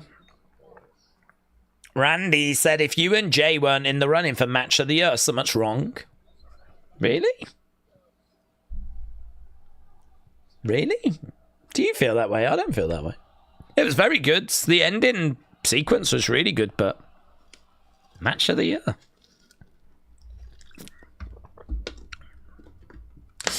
Carlin said, have a stream.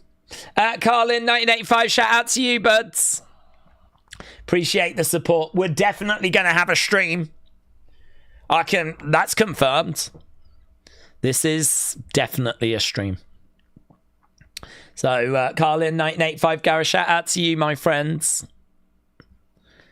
Really appreciate the support. Really appreciate the generosity. As we've got the crowd really vocal, really fired up. Randy's out there. Cody's out there. Obviously, these two on a collision course. All goes down tomorrow. Night of Champions. One of these is going to win King of the Ring for 2025. And that is going to be a future trivia question, isn't it? Who won King of the Ring in 2025? It's going to be one of these two.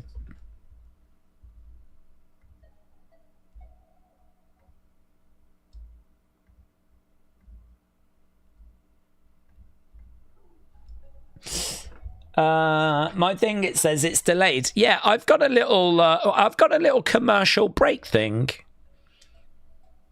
I had a little message saying that we're delayed. I think they've just temporarily lost the picture.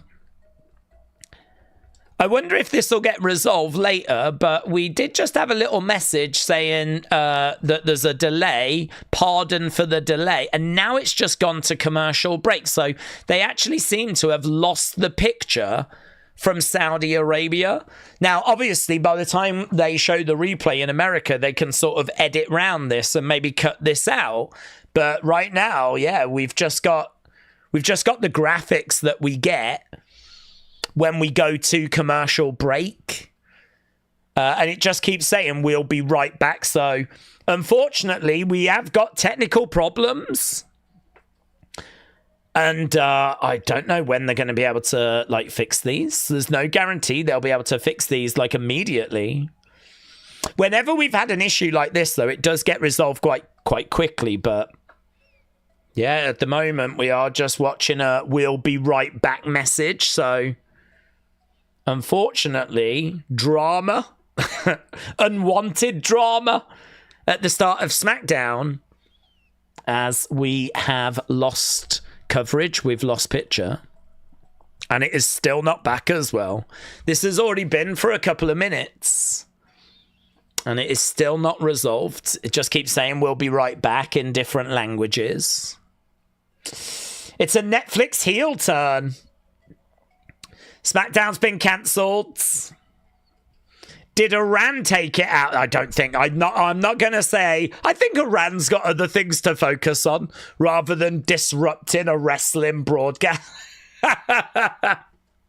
Imagine if it was them.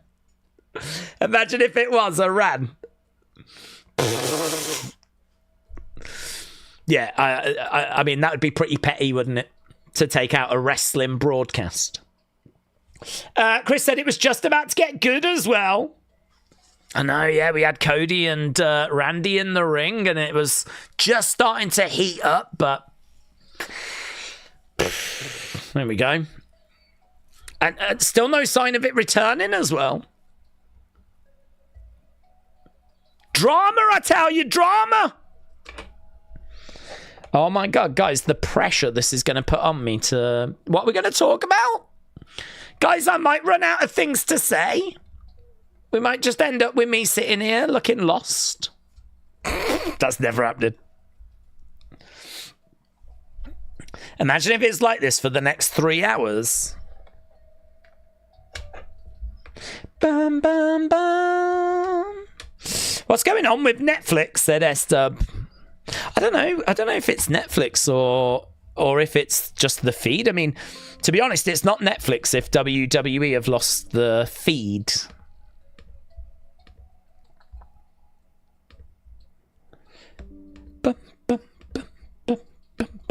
And at the moment, it's still not back.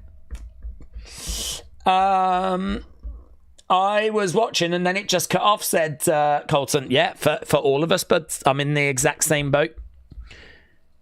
It was on, then there was a little message just saying about pardon the delay or something like this. And then all of a sudden it just threw to the commercial break graphics. So that's where we are right now. What's annoying is that, I mean, we are missing all of that. It's great for me, though, because what I'm missing out on now, hopefully, is still being recorded and we'll find a way of watch. So there is going to be unseen footage later on the NXT one. Although, if this gets archived, maybe I'll still miss out on it. If this is archived, then in America, you'll be watching Cody and I thought it was going back then, but it hasn't. I don't know. I wonder if perhaps I'll never get to see this footage. Oh my God, this is a disaster. And it's still going as well. What if this happens during Night of Champions? We just miss it.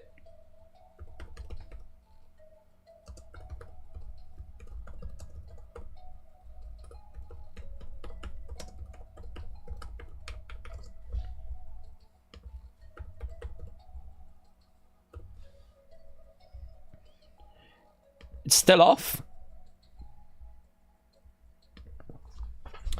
The hell is happening, said Lackman. Well, listen, I know we're all angry, but let's not go firing that in my direction, right? I'm not responsible. It's something to do with the broadcast is, just not coming through to Netflix. Netflix are obviously ready to show it. But it looks like there's like a transmission error or something. Did they just cut the feed, said Vitamin? I don't think they've cut the feed. But there's been a disruption. I suppose like when you're over in Saudi Arabia, I mean, and you're using satellites and all of that. I mean, it's a bit more challenging, isn't it, than just coming from the UK or whatever. So I think it's probably something like that. I don't need to hear Cody's usual lame promo. Thanks, Saudi. The Wyatt 6 have caused the disruption. Yeah. Some people saying it's Tony Khan. Some people are saying it's the Wyatt 6. It could be, honestly. Could be a number of people. Mike said Saudi have only got 3G. God, you say that, but I went to Egypt and they had amazing Wi-Fi. The speeds, it was like nearly 200 meg download, over 100 meg upload. So impressive. I'm seriously impressed. So, I don't know. Saudi, with the money that they've got, actually their connections might be incredible. Might be incredible. Well, clearly not right now. Clearly not right now. If they cut the show and it doesn't come back, we're done. I mean, what are they doing with the crowd now? With the well, I think the show is continuing. They wouldn't just stop the show. I think what they would do is they would just keep doing the show, keep recording the show, and then in America you would probably get the recorded version, not the version that aired on Netflix. They're still going to be filming, they're still going to be recording, the show is still being archived. So I think you'll get a show in America that's not going to have this disruption. It's just the feed of it that's coming across is not coming across. Jared said, oh my God, you missed it. The final boss has returned. Cody turned heel. The crowd went wild. Cody broke the streaming, so the show is cancelled. What a turn, said Jared. Oh my God, Jared. That's so exciting. How is this not back as well? This is not just a small little glitch, is it? This is now, what, 5 minutes or so? This is a sizable chunk of time, isn't it? This is a sizable glitch. This is a sizable disruption now. Not good, man. Not good. Michael said, this is a gripping SmackDown. I'm giving this 10 out of 10. Jay said, I just saw on Twitter it's a wider WWE issue on other platforms. It's not just Netflix. Oh, really? What other platforms are they on? I suppose in certain places, not everywhere has moved, has it, to Netflix. So, yeah, that's interesting. Guys, if you are just joining us, maybe you've heard the news.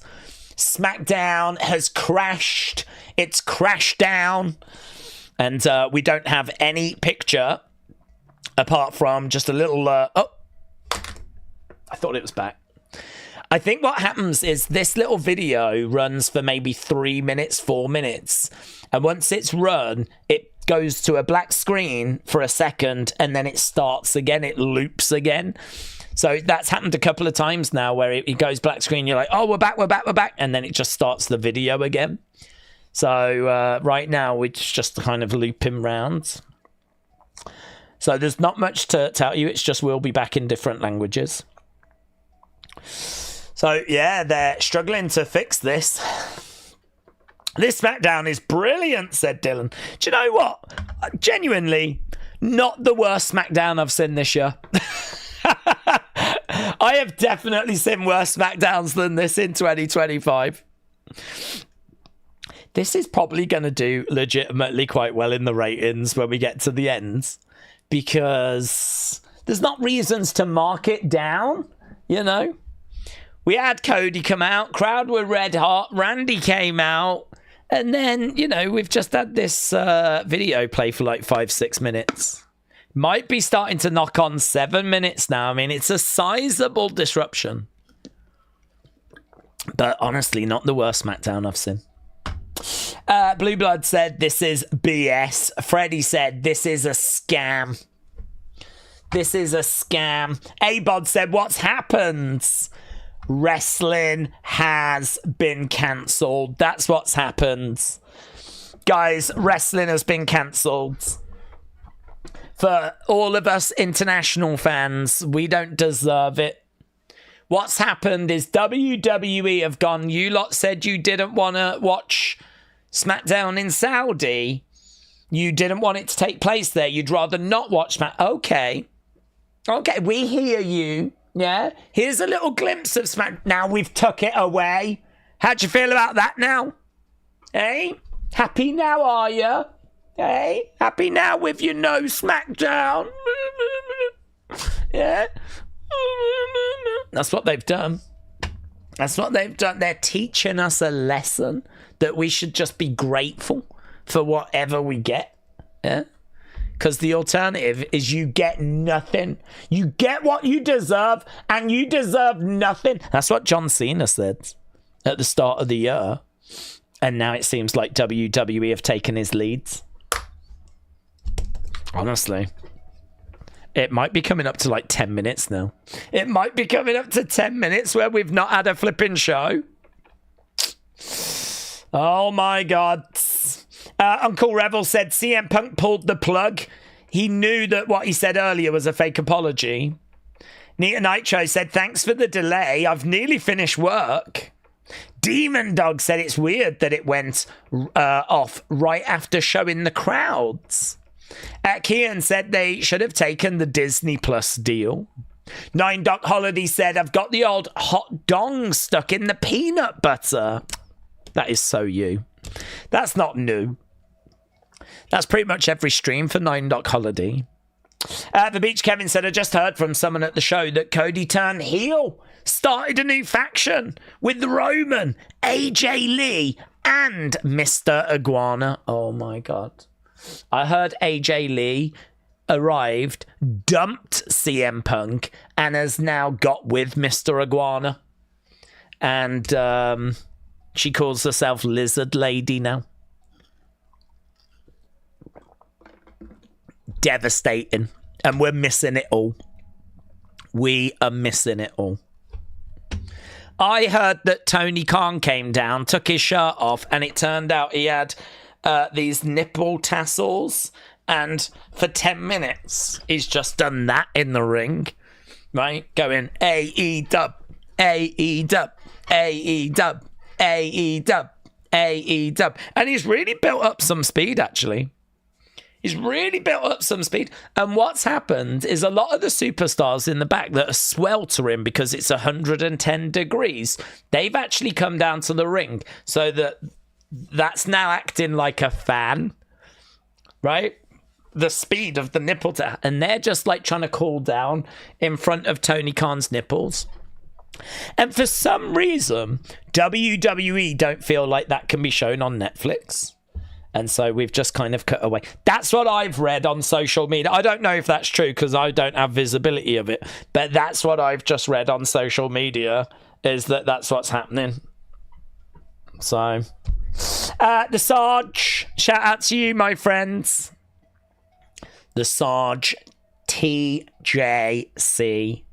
is falling asleep. And I don't know why, because this is what I watch for right here. Yeah, this is the good stuff. Why would you want to watch a match where it's a bit so-so and then at the end there's like a roll-up or outside interference? So, I mean, why would you want to watch that?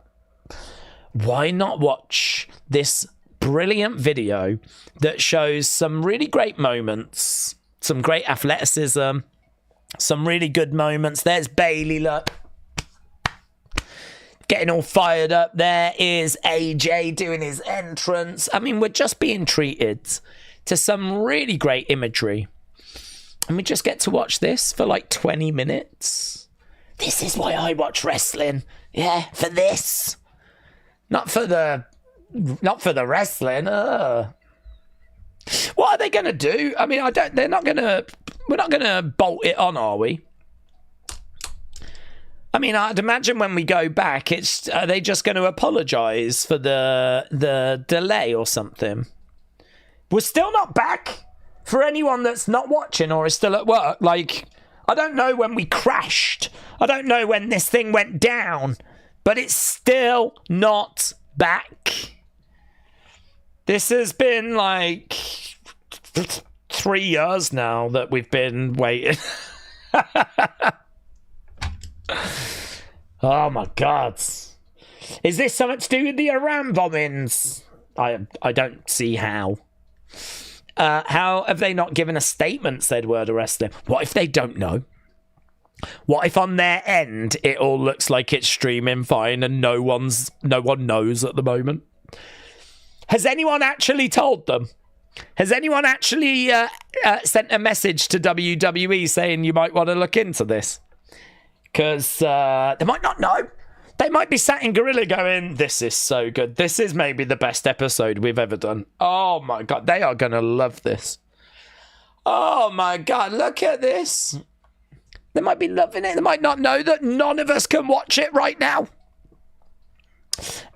Luke Whitehouse said, this is awesome. This is awesome. Dylan said, even football games don't get delayed this long. Is it going to come again, said Taron Deep. Well, we hope so. We're very optimistic. We're glass half full in this situation. But honestly, this song is a banger as well on Netflix. This song, this bum bum bum. I mean, can you hear it?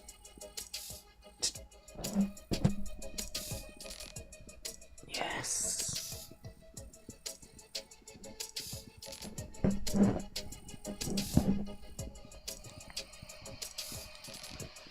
Here we go. WWE. Eternity. So good. Every day. Love the grind. Cody Rhodes. CM Punk. Everyone knows. WWE. The place to be. I could try and do a little rap to it, but I'm not a rapper. But yeah, it's a jam, man. I'm just grooving out to this thing. And honestly, if we're going to be here in another hour, I might put lyrics to this thing.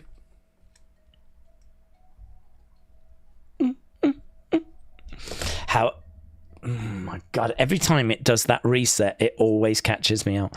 I was literally about to say, how are we still not back? And then the screen went blank and the video flipping started again. I was like, what?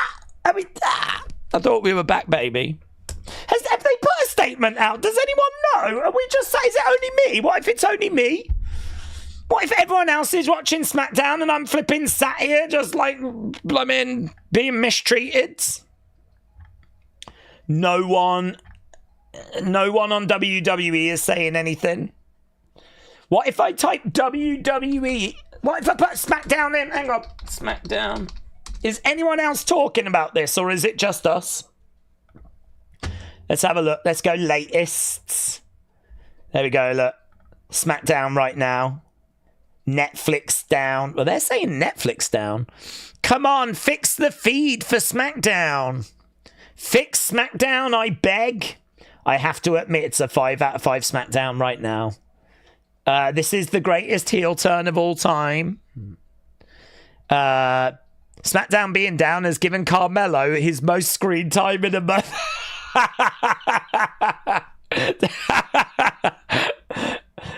I'm liking that. That's very good. It is true, actually. It is getting some people onto TV that don't normally get the opportunity. What a way to go out on your last 3-hour SmackDown. Randy is doing the yeets. Oh my God, is this how we're going to have to watch SmackDown with fan footage? How about sorting out SmackDown? Should have hosted it in London. Yeah, that's what we had. Look, pardon the delay. The live event is starting later than expected. Tony Khan has sent in a paid-off dub agent Camel to ruin SmackDown. There is no other explanation. An update would be nice. This segment better have been recorded. Fix SmackDown, then I'll think about it. What's that response to? Okay. You don't want to miss Night of Champions. Fix SmackDown and I'll think about it. Yeah, people aren't happy. People aren't happy. All of this is... Look at that. Clown emojis. Does anyone know what's going on right now? I almost saw a Roxanne Perez entrance. Really? Really? I don't even know what's happening. I don't even know what's happening right now. I don't even know what's going on. Who's this person? Who's she? Is she sad? That's it. That's it. Someone in the production truck right now. Just smashing the screen. Give an update on SmackDown and why it's not working. Oh my God, now I've got to fly.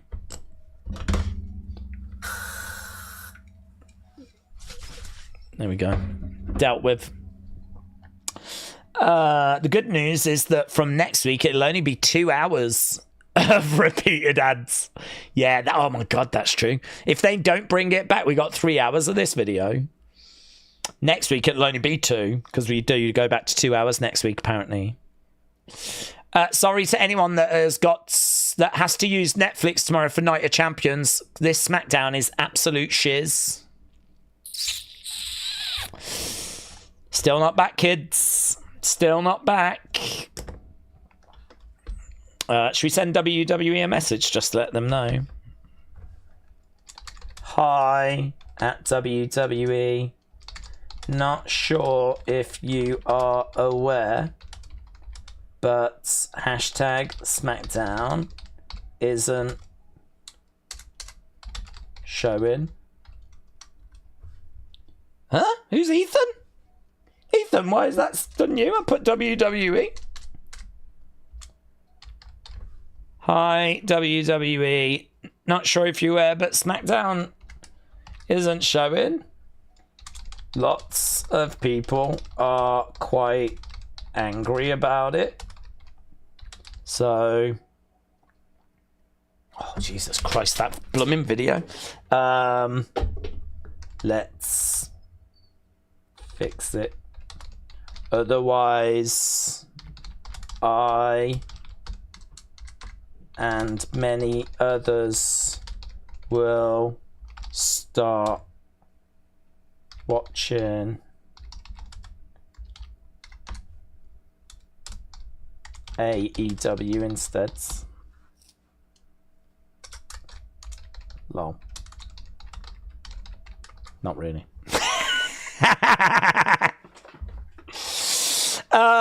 There we go. Guys, I've let them know. I don't want anyone saying to me, oh my God, look at me in Egypt. Oh my God, what a great picture. Look at all them treasures. Guys, we can just sit and look at Egyptian treasures. They're not really treasures. That was just a gift shop. But it's very well displayed, isn't it? I did feel like Indiana Jones. There we go. Let's mute that so that my notifications don't get bombarded. Alex said I watch AEW either way. I'm sorry for your loss. I don't even know what that means. I don't even know what that means. When, do you know what I mean? You got to fill the time, ain't you, really? Got to fill the time. Right. Guys, how long has it been? I think we might be approaching the 20-minute mark, you know. We might be approaching 20 minutes since we lost the show. Ryu said, Daze, the feed got cut in the arena. Look. How can I look, Ryu? How can I look? How can I look to see what's in the arena? I can't see the arena. Papa H is going to start pedigreeing people backstage. Where's that gone? What's happening here? What's this? What's this gone mental?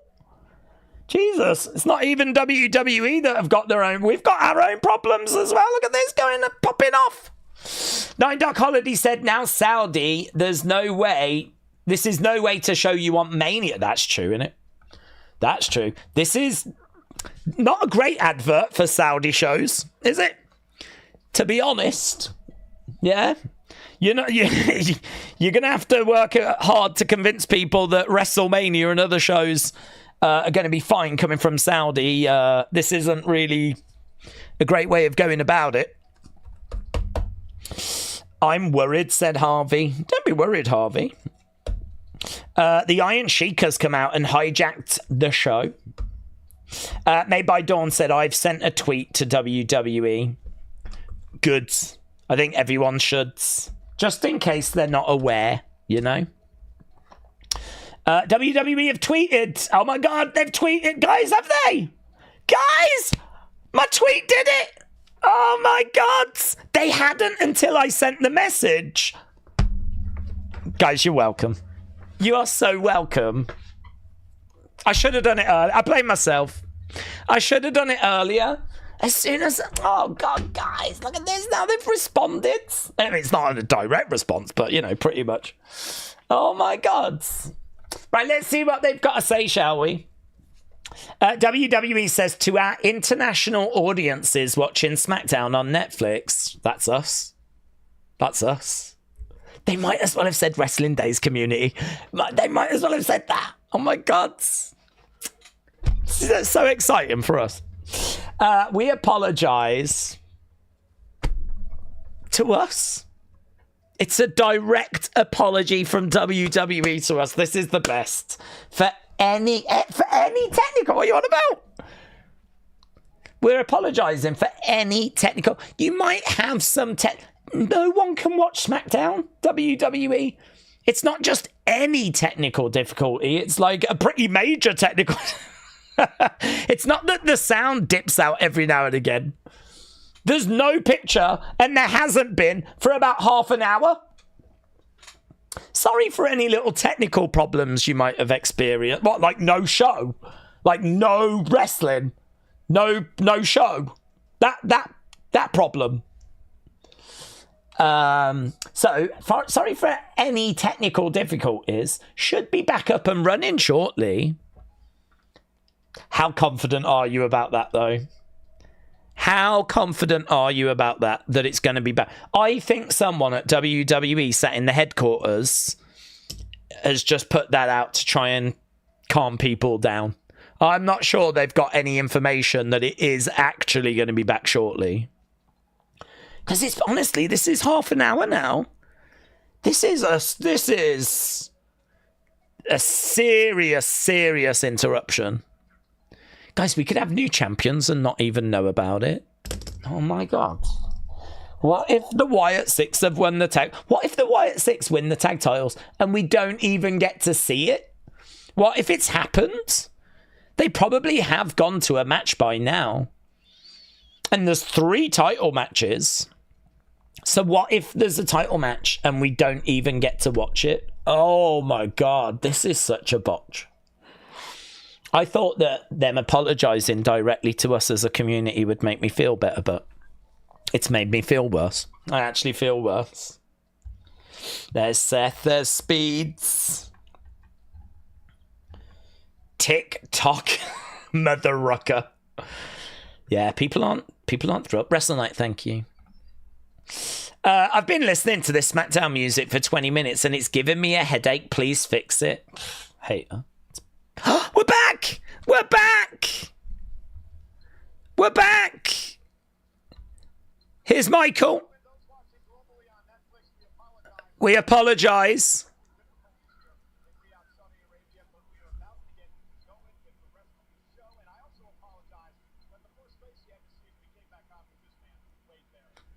Michael Cole apologises that the first face we saw when we came back was Wade Barrett's. Yeah, but what have we missed, Michael? What have we missed? Is there like a new champ we need to know about or something? Guys, we're back! We're back and we've got Solo. Let's give Jimmy one more opportunity to come back to the family. Well, we're back. And that's the most important thing. That's like half an hour outage.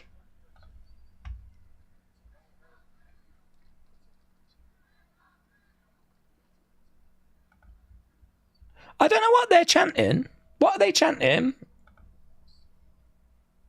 We're back, guys. We're back. Sarge said, I can't believe that WWE's cheek to tweet wherever you are in the world. You do not want to miss Night of Champions right now.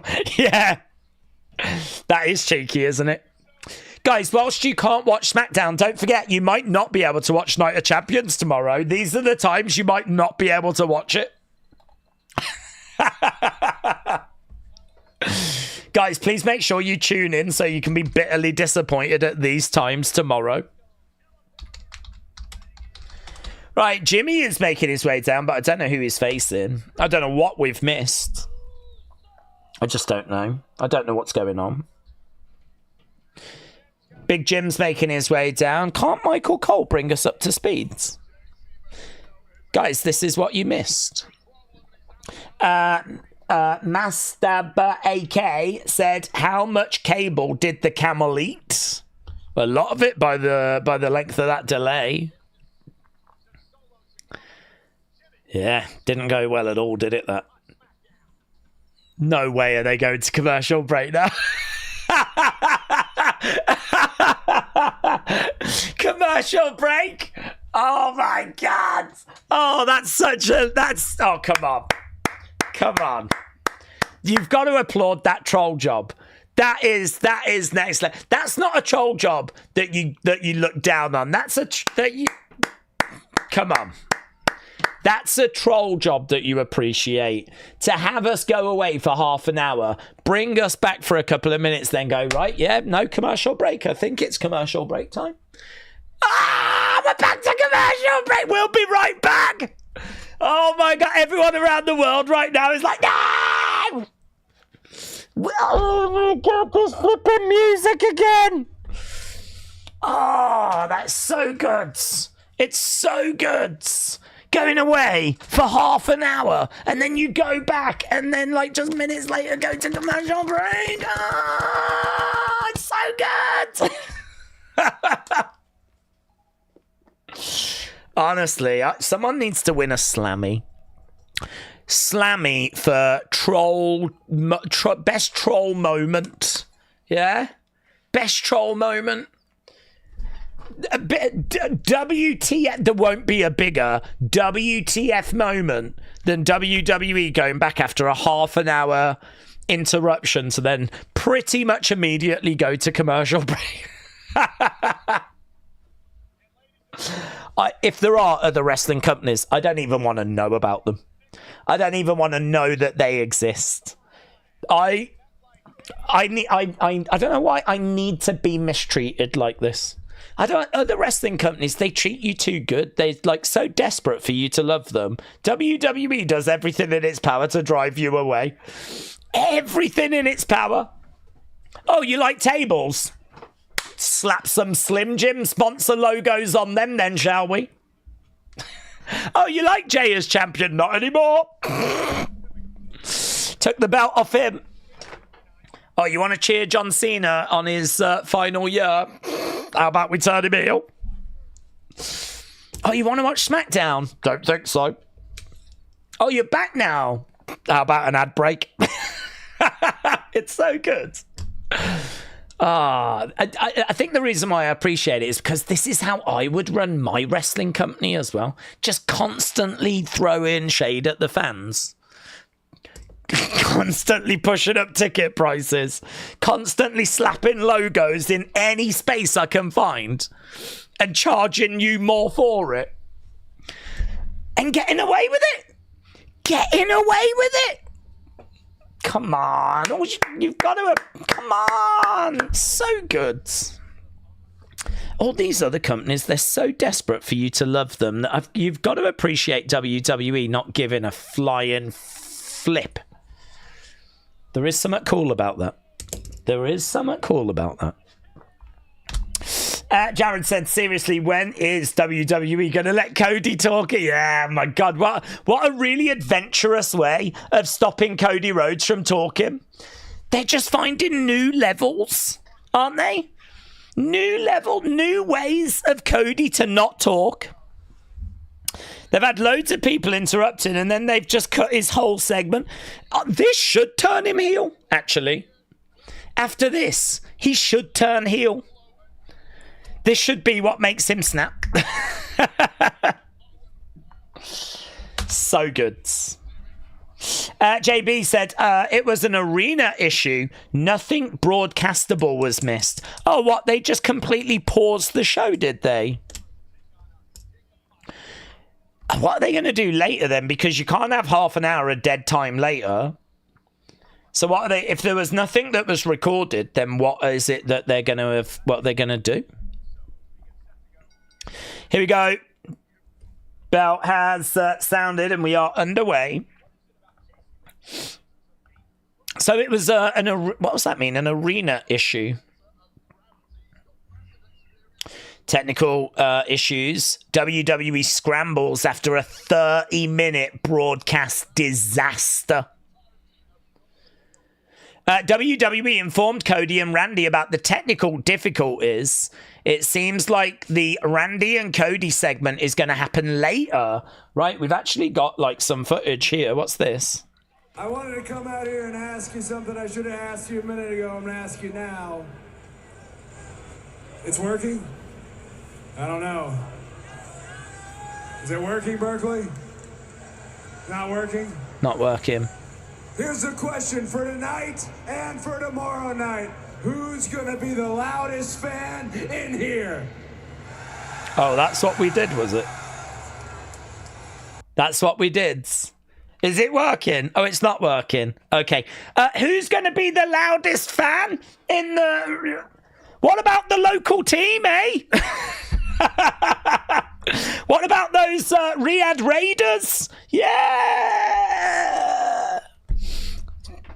Jeez, we just went Wrestling 101, didn't we? Right now, we've got Solo on the outsides. Okay, so, wow, it looks like maybe we didn't miss out on... No, not going commercial break, are they? Got a black screen again. Oh, Jesus Christ. We just had a black screen for a while then, as we have gone commercial, but we're staying with it. Yeah, SmackDown feeds down. There was a Roxanne Perez entrance, but well, I don't know. Did we not get a match? So Roxanne Perez made her way down to the ring, but Are we not getting a match?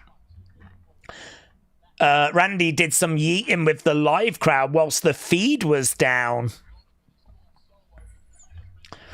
Oh, I don't understand what they're going to do later. When this airs in America, what are they going to show? If they didn't just carry on with the show, then what are they going to do? It's an interesting one, that, isn't it? It's quite a little interesting conundrum.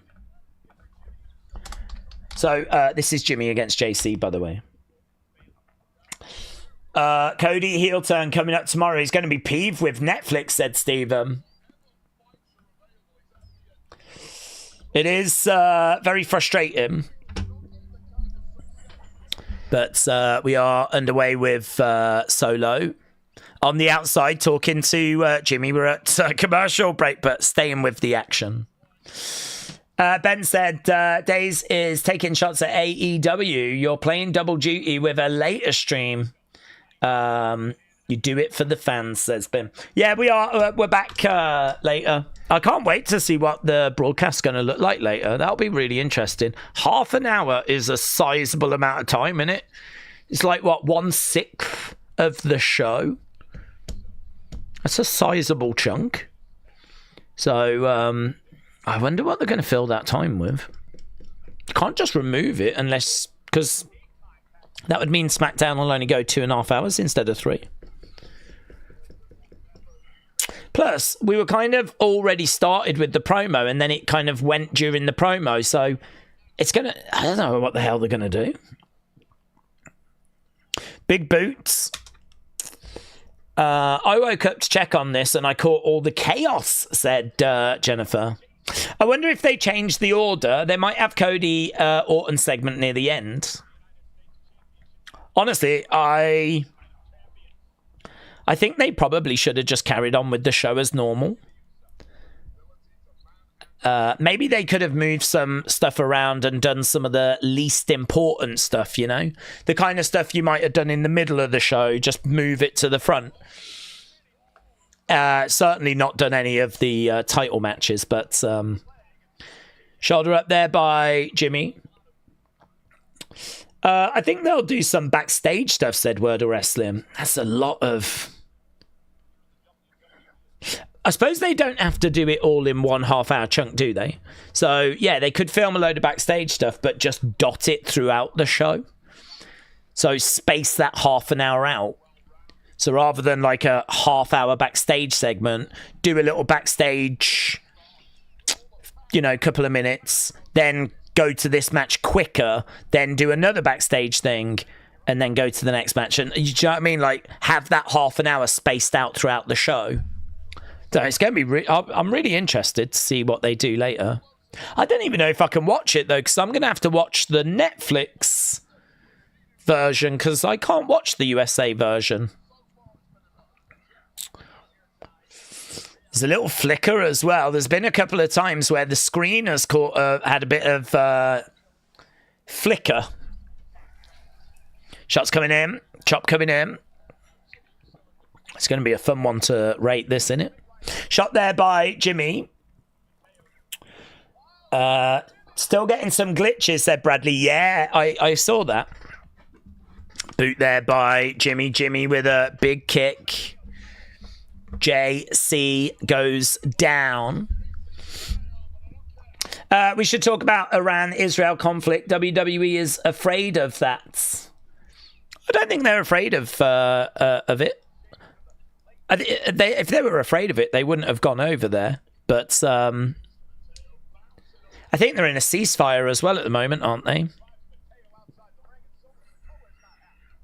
Solo on the outside, gets the ropes, goes Jimmy through the ropes, collides into JC. I'm hoping WWE will show the promo on the YouTube channel, said Jared. I don't think the promo went ahead by the looks of it. I think what actually happened was they just sort of interacted with the crowd. I think the message went to them that the feed was down. I think that from the looks of it, they just sort of stopped the show. I didn't think they would do that, honestly. I thought they would carry on with the show as normal, record it, and then just use that recording to give to USA Network. Roll through there by Jimmy. JC comes over, grabs Jimmy. 1, 2, 3. It's a win there for JC. JC picks up the victory in this, what I believe is the opening match. But I don't know what Roxanne was doing. I don't know when Roxanne made her way down.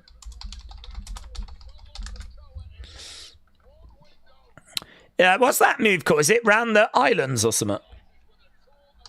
Tour of the Islands. That's what it's called. Tour of the Islands. Evan said they will fill the time with a 30-minute Goldberg-Cole interview. Well, enjoy that, America. Enjoy that. Solo is in the ring with Jimmy and he's trying to recruit him. He's trying to help him up. Are you ready? You, me, together. Puts his arms out. Solo puts his arms out. You and me. Look at Solo emoting. Look, JC in the background's like, come on, let's hug it.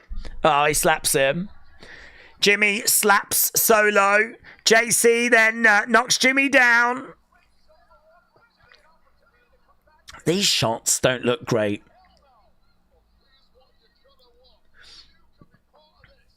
JC is helping Jimmy up. Here's Solo. To the rescue is Jacob. Jacob coming down. Jacob racing down. So Jacob coming to Jimmy's aids. Throwing in some shots there on JC. Picks him up. Bah! Samoan. Drop to JC. Do you know, some of these shots, even by Jacob there, didn't look great. I don't know what's happened to some of the striking. Undertaker was always so good as a striker. Perhaps he could do like striking class. JC down. Solo goes to the outside. Solo, obviously, on a collision course with Jacob tomorrow at Night of Champions. Jacob goes up. Bang! Moonsault. Yeah, Jacob all kinds of fired up. Jacob in there with Jimmy. We don't know kind of the situation here. Obviously, they're family. They're not brothers or anything. I don't know their relationship. Cousins, second cousins, not sure. Obviously, Jacob, when he was in prison. Oh, lovely work there by Jimmy. Moves Jacob out the way. Delivers a super kick to Solo. But yeah, Jacob has said that when he was in prison, he was watching TV and he saw the Usos. And it really just put him on the right path. Cousins. There's Jacob then grabbing that United States Championship. Ben said, of course, WWE is going to reply to famous celebrities like Daze. Guys, you're welcome. You're welcome. Everyone was trying to get a response out of WWE, but I sorted it. Okay, here are all the tag teams. So Motor City are over there. Los Garza are over there. Fraxium are over there. DIY are over there.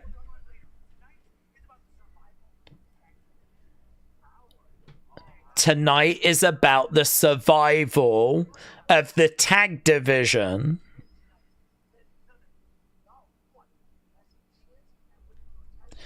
If the Wyatts win tonight, not one of you is going to have a chance of winning those titles.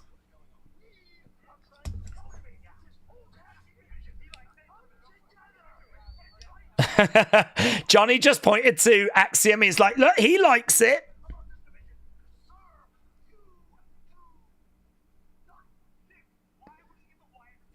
Why would you give the Wyatts a tag title opportunity? We got lots of arguing backstage.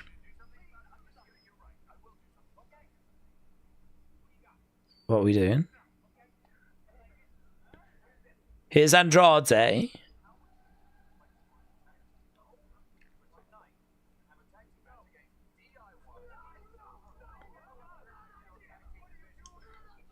So Andrade, what? Nick Aldis has said to Andrade, find a tag partner and you can have a match with DIY. Okay. Here's a video package on Giulia. Daze, I also wonder if they do some dark matches at the end of the show, maybe tape them for the Americans. Yeah, they absolutely could. That's a good shout. I mean, there's going to be content we won't have seen. There's going to have to be, unless they're going to just run it for 2.5 hours. But that's not going to help USA Network, is it? To me, this is just a stepping stone, says Giulia. God, I wonder what's going on in Gorilla right now as they're trying to figure out the answers to these things. You know, they've got to try and figure out what are we going to do. What do we show? What do we cut?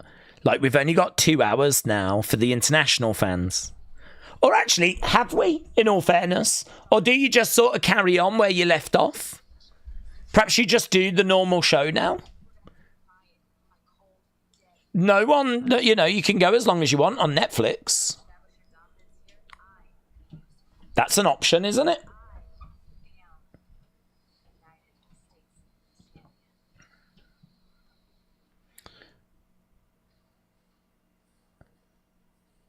Zelina Vega is coming out. It's going to be her match now with Giulia.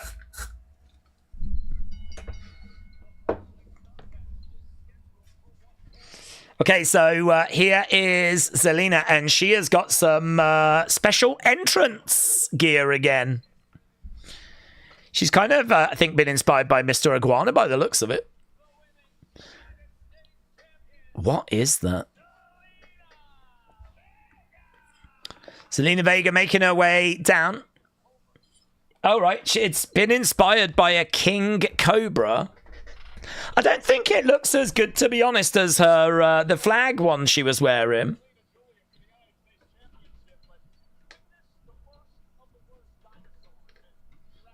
Yeah, I don't think that has worked as well, honestly, as the one that she's wore previous. They're going to figure something out. We'll probably add Cody later, and they'll maybe act like nothing has happened. Yeah, we'll get something sorted. They've got options. There's plenty of things they can do. It's just, what are they going to do? That's the $1 million question. If Jacob is really a good striker, maybe he should sign for Man United, but that's true. We definitely need one. Have they just pulled the Wyatts match? I don't think so. I think, weren't they just kind of dealing with DIY? I didn't get the impression that the Wyatts match had been pulled, but maybe that's just me. What about tomorrow?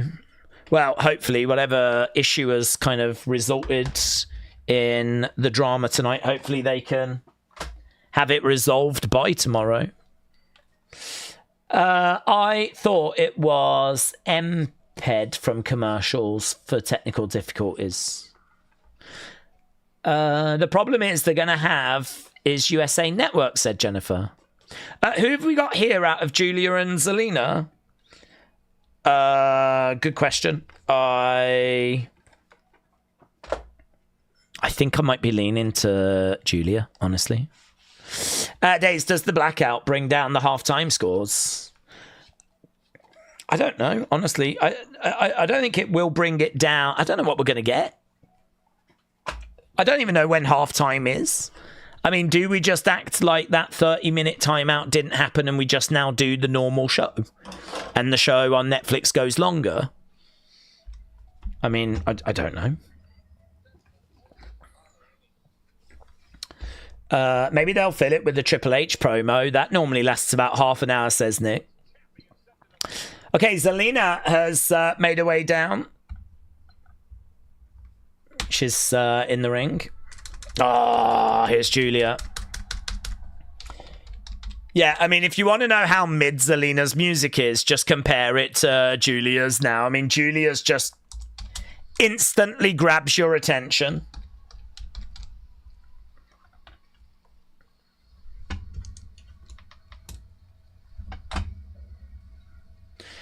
Dun, dun, dun. Giulia making her way down to the ring. This is for the Women's United States Championship.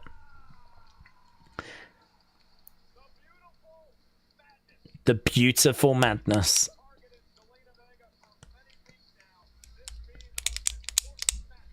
So Giulia making her way down to the ring. Obviously, all covered. It looks good. It looks like some EO would wear. Black and, yeah, it looks like some maybe Naomi would wear as well.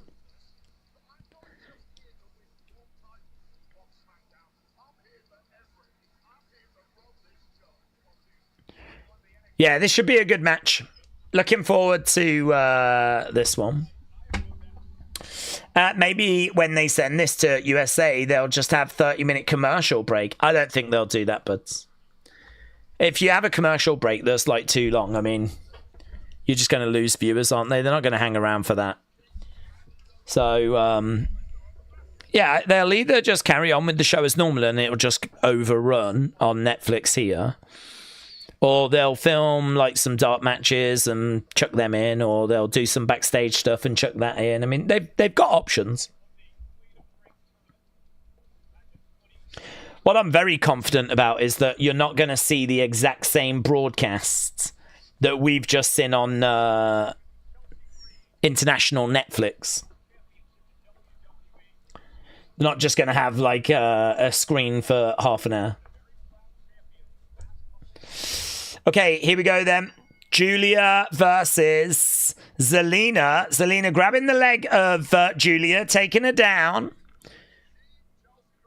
Roll up there by Giulia. Zelina rolls through, charges over. She gets taken down by Giulia. Giulia goes for the quick cover. Zelina tries to get out. She turns Giulia over. Just a 2 count again. Kick coming in there by Zelina. They're both kicking out at each other. Both women go down. Opening match, good, 87. I just really don't sense that Zelina's like much of a threat for Giulia. Suplex there by Zelina. Giulia back up on her feet. Giulia with a big smile on her face going to the outside. Climbing up as Zelina comes up with a big boot. Charging over, double knees, down goes Giulia. Jared said, I thought Saudi made a massive fuss about WWE doing video promos of women showing arms and legs. I mean, to be honest, there's been a lot of movement on that over the years. I mean, when we first started going, there wasn't any women on the show at all. Now we obviously have women's matches, and there's quite a lot of women's representation. So I don't think they would want to show arms, legs, things like that. I don't think they would want to do that. I think we've still got to respect that culture. But yeah, I mean, they're all covered up. There's no issues here. They're covered. There's no flesh, no skin being shown, other than hands and head and whatever. Clubbing blow there by Giulia. Giulia picking up Zelina. We are at commercial break at the moment. Zelina back on her feet. Zelina is a terrible wrestler, but at least she faces Giulia, who is a good wrestler, says Iron Sentinel. A wardrobe malfunction in Saudi would go down well. Looking for a suplex there, Giulia on the outside of the ring. Big boot coming in, and Giulia goes to the outside. Zelina on the edge of the ring. Giulia takes her legs away from underneath her. A power outage in Riyadh is what made this happen. Oh, really? Really? JB said, PW Insider article is saying that a power loss in Riyadh affected the production. Wow, that is very interesting, isn't it? Because that is Saudi Arabia's fault. A power outage in Riyadh is obviously a massive concern, because what if that happens tomorrow? What if that happened during WrestleMania? Swing and a miss. I mean, you can't help a power outage. We have power outages here.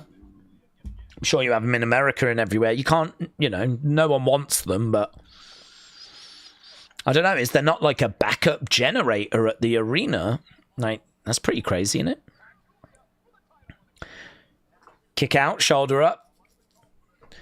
You really wouldn't expect it to cause that level of disruption. I wouldn't.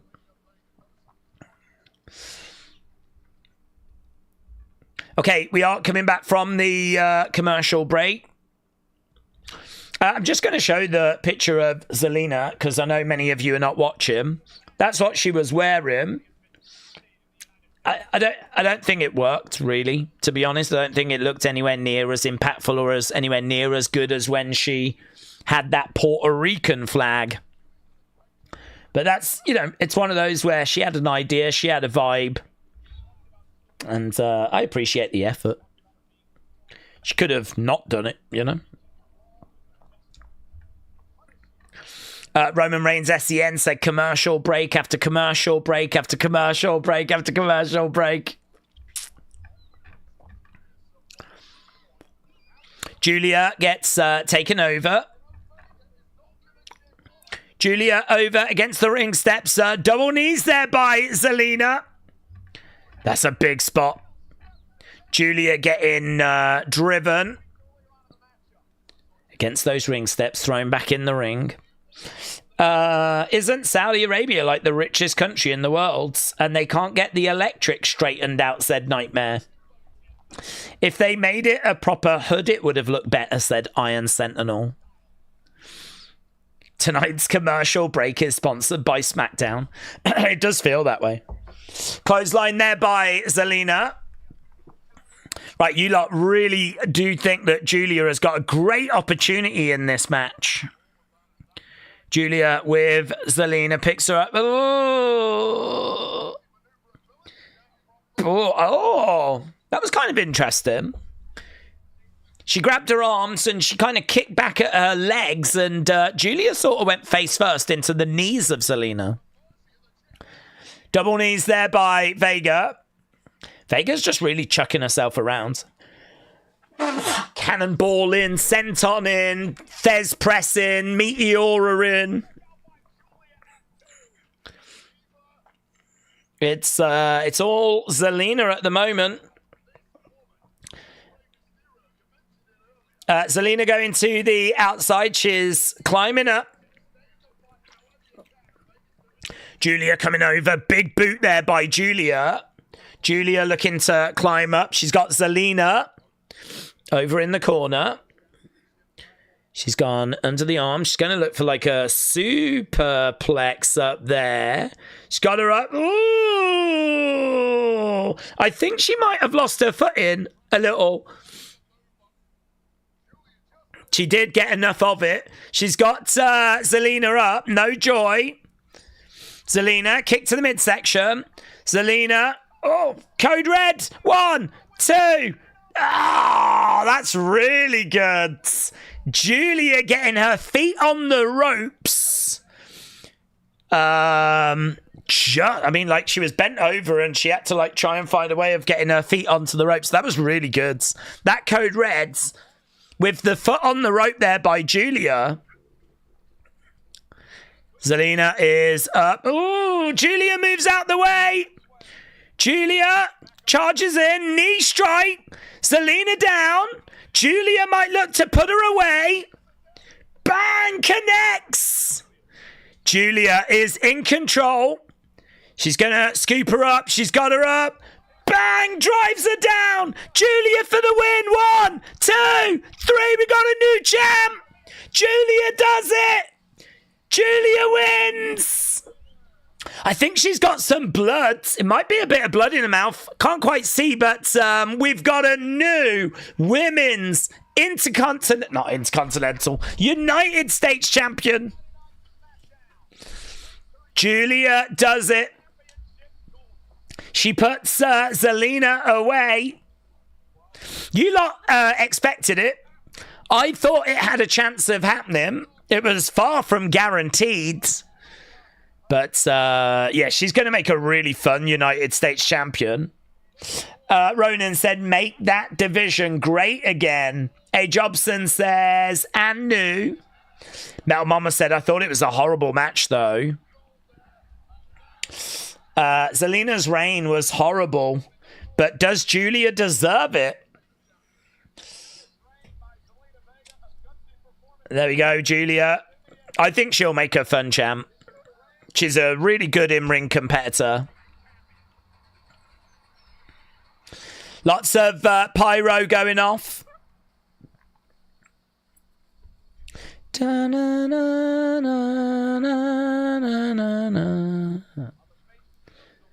Looking up to the heavens. We keep getting glitches. Glitches keep coming, appearing. I don't like that.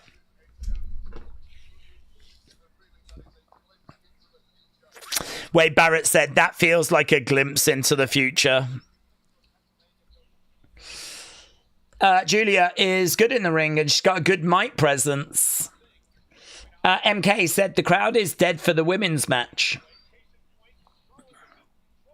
There was a glitch. There was a glitch. But I don't think it's Wyatt 6 or anything. We have got some serious technical problems with this episode tonight. And unfortunately, that glitch...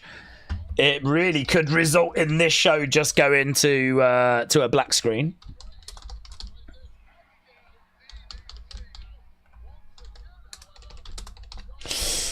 Daze, I'm going to complain to WWE. I've missed 30 minutes. I'm going to miss 30 minutes of Love. Oh my God, you're right. Oh, they've done this on purpose. Oh, here's Alexa. Alexa and Charlotte. Seems like you needed my help. Charlotte says, I don't need friends. It wouldn't hurt for us to be on the same page.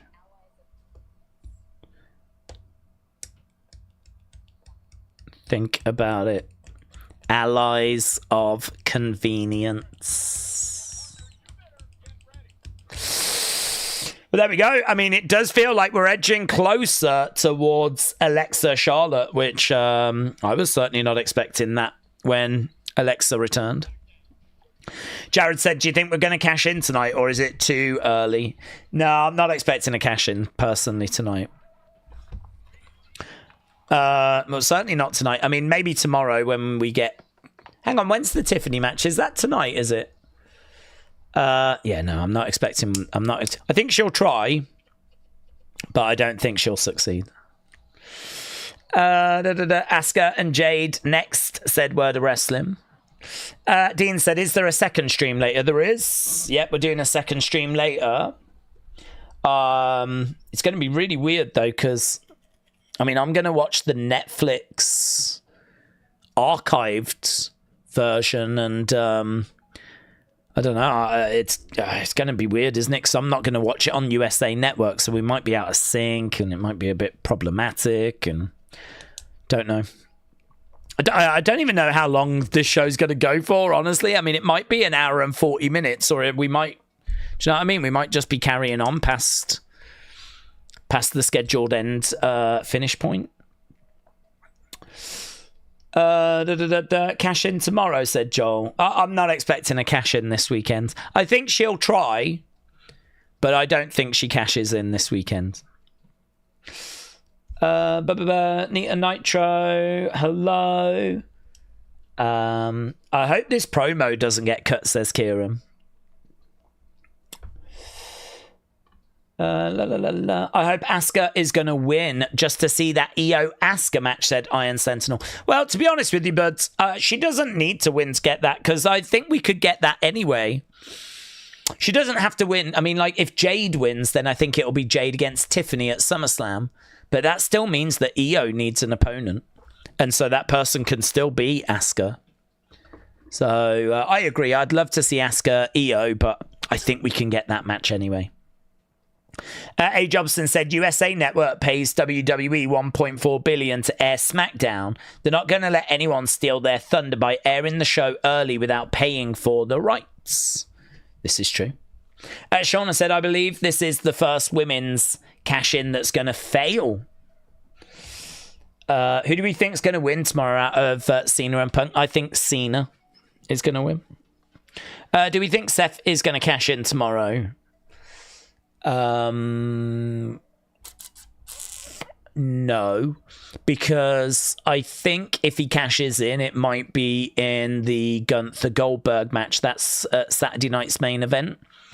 So, no, I'm not expecting any cash-ins this weekend. I don't know about these matches for the women. Asuka is just such a better wrestler than Jade. Jade is a horrible wrestler, says Metal Mama. Dash, hello, bud, said, bro, what if Randy wins and Cody turns heel? Then we get John versus Randy versus Cody at SummerSlam. What's your opinion? I don't think Cody's turning heel anytime soon. I know there's been a couple of little teases, but you know how long Triple H likes milking these things. I think there's still a chance that Cody is the one that gets that title from Cena at the end of the year. I've not read anything concrete about a Cody heel turn. I saw an interview the other day where he was talking about it, and he said if The Rock had had his way, he would be heel now. So clearly The Rock sees something in Cody being heel. So he's like, you know, never say never, but I'm enjoying where I am right now. I don't think you're going to see me changing my character anytime soon. He might have said that just to throw us off the scent. He might have said that so we're not expecting it, and then boom, when it happens, it catches us off guard. Of course, right? Absolutely, that's a possibility. But I don't know. You've got someone in Cody that's like a fan favorite, red hot baby face. People love Cody. The only time he had any kind of negativity was obviously at WrestleMania when people were really behind John. Because it was his last WrestleMania match. They wanted to see him get 17. Blah, blah, blah. So, I'm just not expecting Cody heel turn. Not yet. I think you get it eventually, but I'm not sure that we get it yet. Oh, another glitch. Another glitch. It's not happy, is it? Okay, here's Wade. Is in the ring with that women's crown.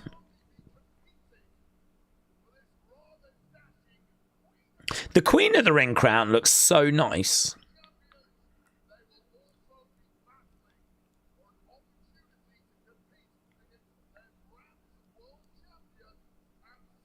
Okay. Without further ado.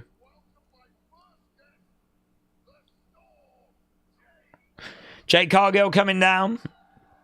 Steven said WWE wants to bring back one title. Just leaving with the title would make sense. More glitches, more glitches.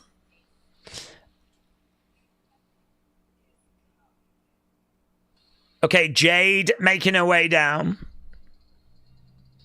Is she on her own? Yeah.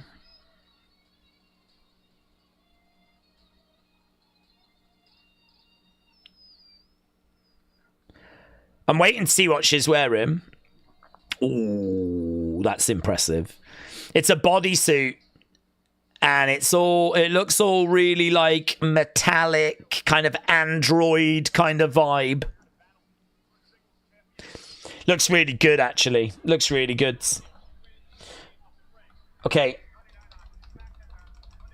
Asuka and Jade's.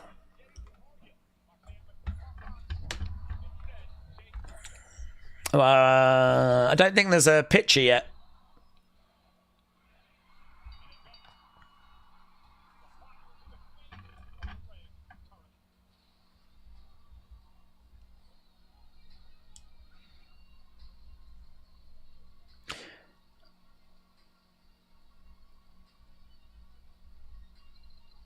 Okay, Jade is in the ring and she looks great.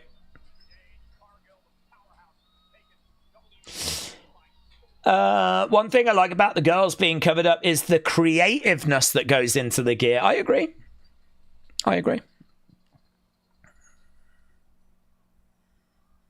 It's really easy to just wear next to nothing. Can't do loads with that. They can get a lot more creative when they've got more gear. I don't know what Asuka's going to be wearing as well, but she's coming out next.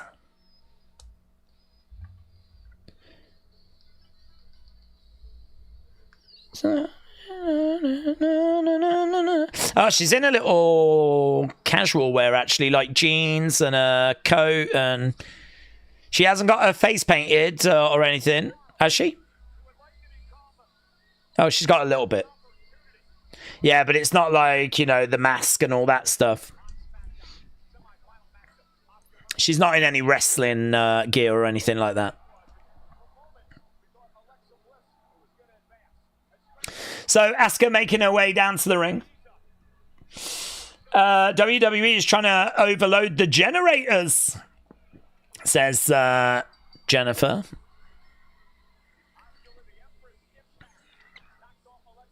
Asuka looks great.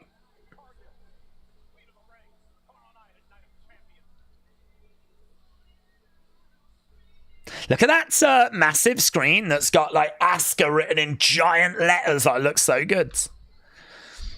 What I will say about Jade is she's got a serious size advantage over Asuka. She's going to have a serious strength advantage as well. Like, actually seeing them both in the ring right now, you can see that... I can start to see that this could be a challenge for Asuka here.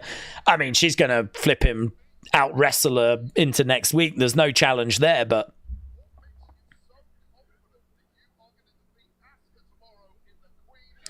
What makes you so confident that you're going to defeat Asuka?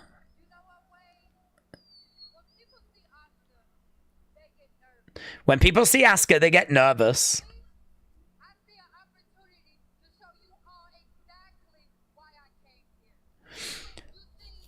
A few boos for Jades. I've got purpose.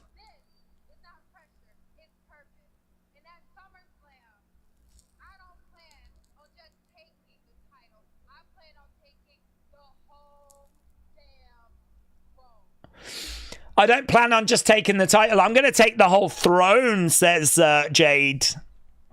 Let's see what Asuka's got to say. Crowd are chanting for Asuka. Asuka definitely the more popular of the two.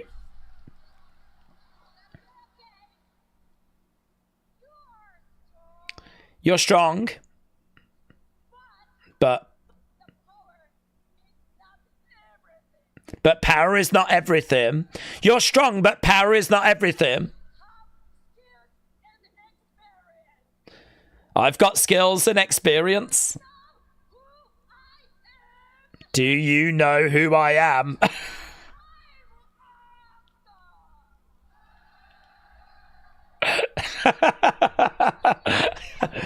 Do you know who I am?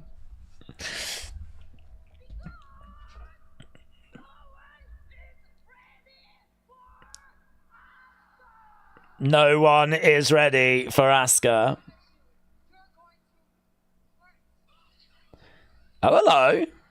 Who's coming out? Naomi is coming out. I still don't know her new music. Look at that gear. That looks great. She's got Miss Money in the Bank kind of little bodysuit on. I've got all the power. So Naomi is here. Why is she...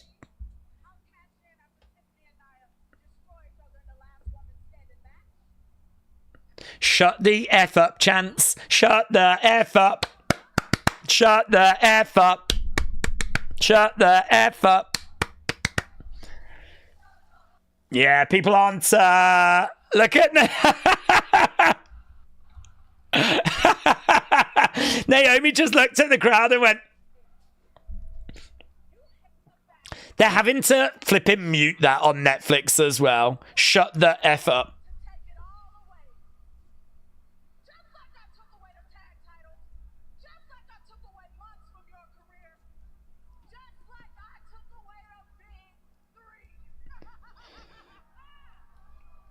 Okay, so Naomi making her way down, cutting a bit of a promo. She's enjoying herself.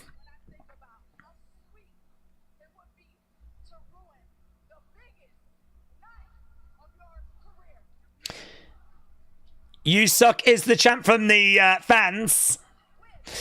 Jade swings there for Naomi. She knocks Asuka out the way. Asuka, though, right back on her feet. Spins Jade around. Boom! Quick strikes. Down goes Jade. Another big kick. Asuka.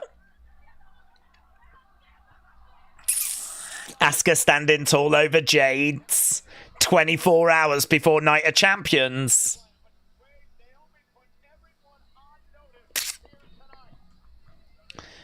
Does that mean that Jade is going to end up winning that match tomorrow? Daze Smackdown is officially back to 2 hours next week. Michael Cole confirmed it. Are you glad about that? I suppose I am, yeah. I think... I understand people talking about, like, oh, imagine other people being happy if their favourite form of entertainment got reduced. But I think we all know that the quality has not been there with it being at 3 hours. If it's going to make it a better show... Oh, here's Alistair Black. Here's R-Truth. Yeah, these two have got in each other's way. Truth wants John Cena.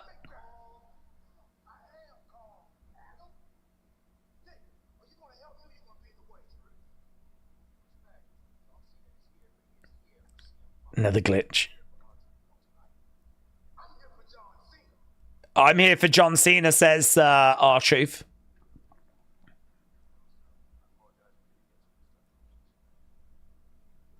I think Alistair's really had enough of R-Truth now.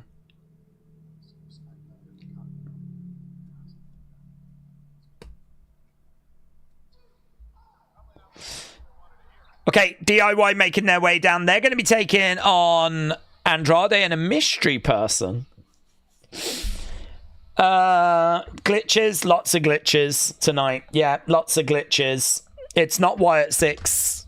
Or at least we don't believe it's Wyatt 6. I mean, we had serious disruption earlier. And honestly, it could be that they're really struggling with the transmission.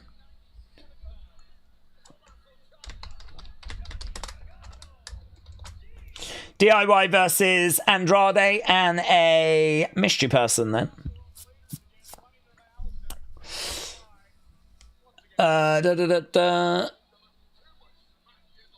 It's going to be Ray Phoenix, says Kieran. It will probably be Ray Phoenix. Yeah, it could be.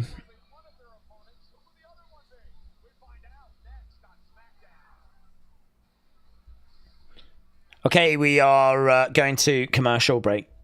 I think the glitches are probably on the technical side of things.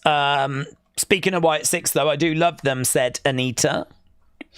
Ben said, Daze, I'm worried with SmackDown back in a couple of hours next week. Where do we think the mid-card people are going to go? It's going to mean less time for them. Yeah, but I don't think you can really think that way. I mean, you can't just keep adding hours onto the show. I mean, if you think back to, like, Attitude Era where shows were 2 hours, or I think about when I was watching WWE and the shows were like an hour, you know, I think 3 hours is, you know, that's just absolutely maxed out. So SmackDown has been 2 hours when it was over on Fox. It wasn't 3 hours. It's only been 3 hours this year. So, I mean, you can look at it like you're losing an hour, but equally, it was an hour you never had historically anyway. So, I don't know. For me, it's like, what's going to be better for the show? I think of it from that perspective. What's going to give us the best show possible? What's going to give us like the most entertaining show, the best paced show, And if it's 2 hours rather than 3, I'd much rather that. It's a little bit like if you go and see like a movie at the cinema, you know, you might see a great movie that's an hour and a half long and it just is perfect and you wouldn't change a thing about it. You know, would you rather that movie have a lot more waffle in it and go 3 hours? This is why I don't agree with this argument of people like, oh, I can't believe wrestling fans are celebrating the fact that SmackDown's going back to 2 hours. It's like, well, I can understand it.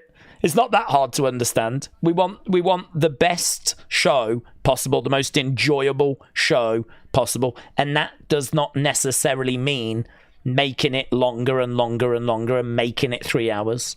So take it down to 2, and let's see where we get to with that. When Raw was 3 hours, we always used to say, "Oh, I wish they would just cut a bit of time off it." And actually, I think 2.5 is the sweet spot. I think that what they do with Raw is good. You know, you do a 2-hour show, and then you just get to that last half an hour, and that's your main event. And I think that's perfect. I think it's the sweet spot, honestly. And it's a shame we can't do that with SmackDown. 2-hour show, and then the last half hour is your main event. I think that gives people time. I think you can pace it well. I don't think it's too tight. I don't think it's too long. I think what they do with Raw is, for me, it's the sweet spot. I think they've got 3 hours is a bit too long. Maybe 2 hours feels like, you know, doing that and getting a main event in is a bit tight. So 2.5 hours is the sweet spot. Here's Andrade. Steve said NXT is the new blueprint for a good 2-hour show. 2.5 is the sweet spot. But a good 2-hour show is possible. I'm going to go to Raw and SmackDown double taping on Monday. Oh, really? Well, enjoy that, buds. Enjoy that. Yes, I believe this is Ray Phoenix. So it is going to be Andrade and Ray Phoenix. I wonder if this is going to be a little short-term tag team. Smile on Andrade's face for this. I'm confused. How are the Wyatt 6 fans yet to realise they are in the minority? Most people aren't clamouring to see them. The reaction in that last match was silence. Trini is the main her. Shout out to you. Hannah said, Daze, I'm looking forward to the American stream.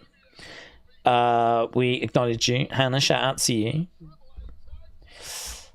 Looking forward to being here for the USA one, said. It seems like people are looking forward to the later stream. I'm kind of hoping that these... To be honest, not only have I got glitches, but my picture quality is atrocious. Like, I am honestly watching this thing on, like, 240p.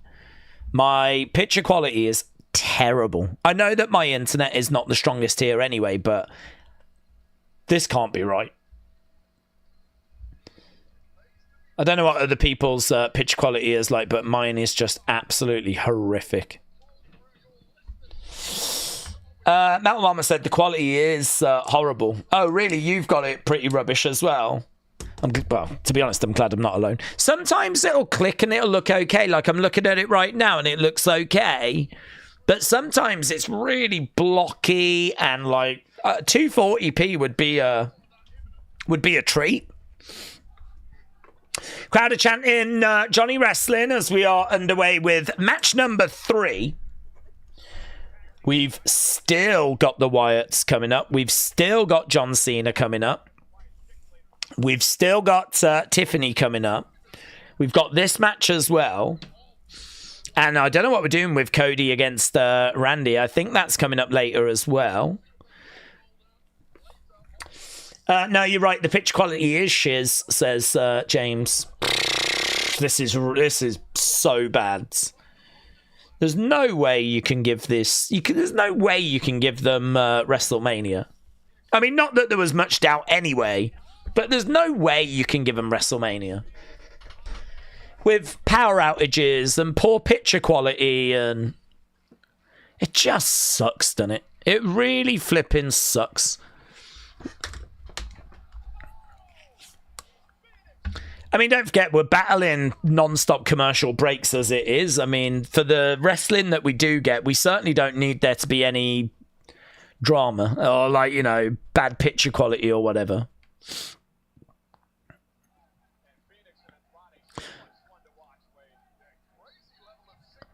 Okay, we are, talking of commercial breaks, at a commercial break.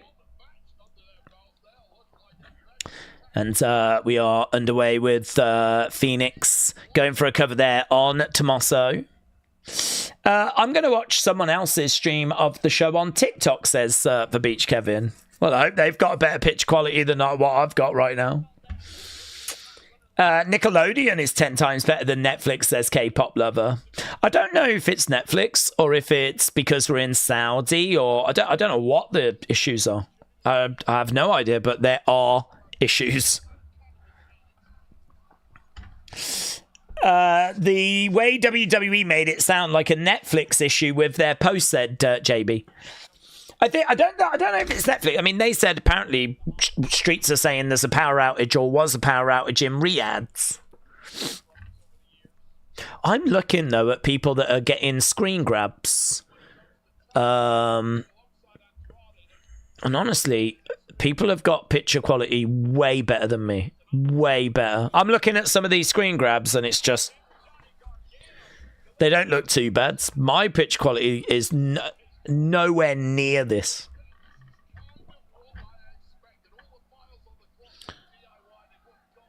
Shots coming in there by Johnny. Geordie said the picture quality is great. It's nothing to do with Saudi.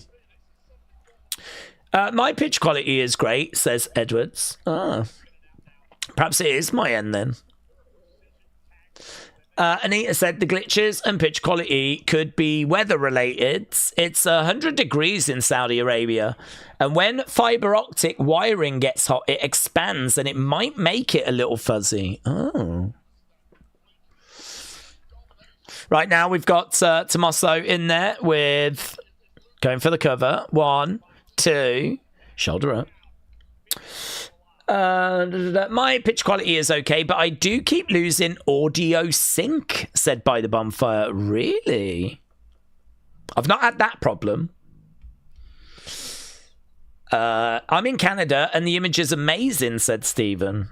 It seems like we've got a varying degree then. Some people struggling with pitch quality, some people having really good pitch quality. Ben said mine's a bit bad, but PK Dub said mine's 100%.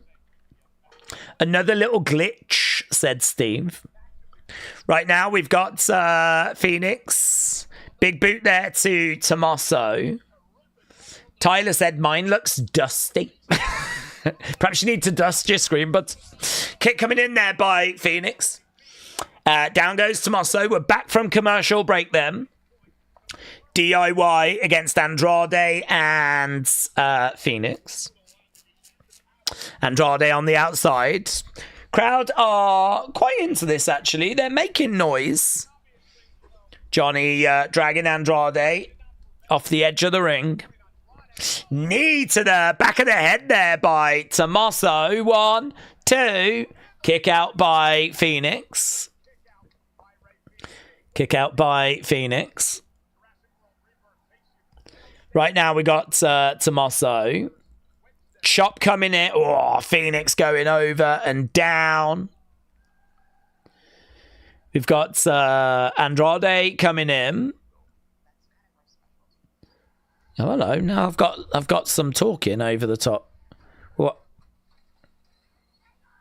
Okay, now I've got a weird glitch where I've got the picture, but I've got different audio.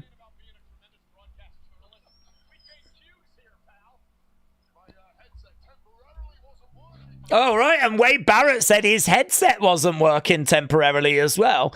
And we've had glitches throughout this show. And we had a half an hour outage. Jeez. Anything else? Is there literally anything else?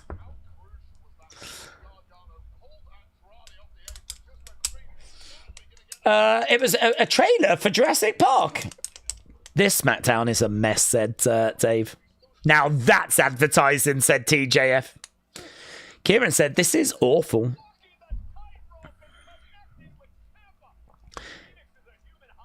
Right now, we've got Phoenix down. I care about the match, not Jurassic Park. Daze, are you watching this show and not Love Island? No, Edward. I think Edward switched over. Here we go. Tag being made. In comes Andrade. Clothesline. Down goes Johnny. Dragon screw. Duck underneath. Against the ropes. Bang. Down goes Tommaso. I can only wonder what we're going to get tomorrow for the PLE. Hopefully some sort of show. Maybe the picture's going to go upside down, said Thomas. I wouldn't put it past him, but...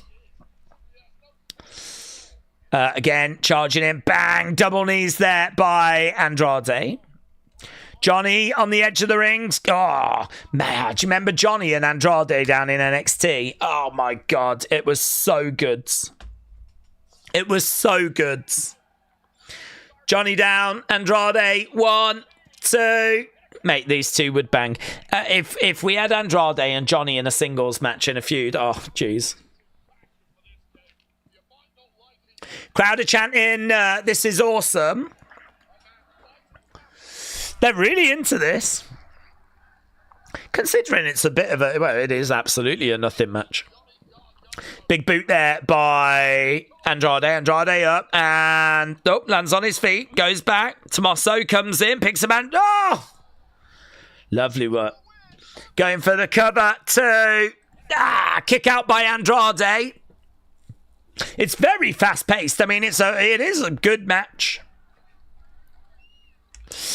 Daze, did you see that WWE is going to move its headquarters? I don't know that that's confirmed. I know that when the lease is up, the belief is that TKO may move to Las Vegas, but I've not seen anything more than that. The glitch is worse right now, said Oshvern. Right now we got Tommaso in there looking to suplex Andrade. Shots coming into the midsection. The picture quality is as bad as Jade's wrestling, said Nita Nitro. I wonder... There's enough people with picture quality issues that makes me think that there is some sort of problem, but there's a lot of people that don't have any problems as well, so... I don't know, I can't put my finger on it. Phoenix going up. My pitch quality has been awful throughout this whole stream, but I could believe that's me. Kick out. Sonny, hello. I hope you're well. Steve said we should get a commercial counter. I have a commercial counter, but no break. Is that normal? I don't think anything about this show's normal, but nothing about this is normal. We just have to get through it. This is a test of how big of a fan we are. We've just got to get through this. Big forearm shot coming in there by Phoenix. Shot coming back there by Tommaso. These two exchanging blows back and forth. Tommaso with another shot. Right now we got Phoenix with a big chop coming in. Tommaso with a shot coming back. These two exchanging blows back and forth right now. That sign has now moved central. That haters said cancel. Riyadh said sold out. Duck underneath. Super kick coming in. A storyline where they make the glitches being Wyatt 6 related would be hilarious, said David. Right, all 4 people are down.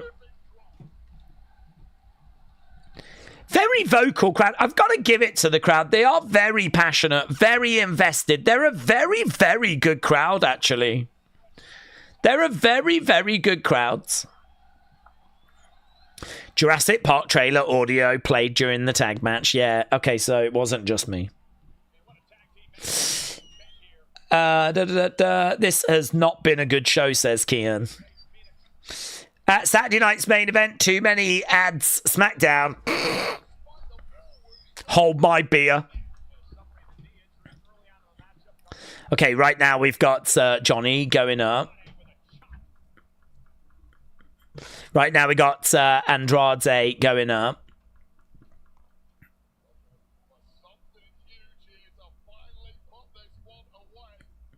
Shots coming in. Johnny is up. Crowd have settled down a little bit. Johnny goes over. Andrade flips over. Charges in. Double knees.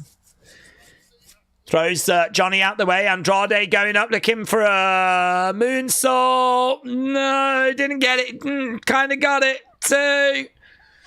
He normally does that spot where he moonsaults, lands on his feet, then does a standing moonsault. I don't think Johnny rolled like he should have.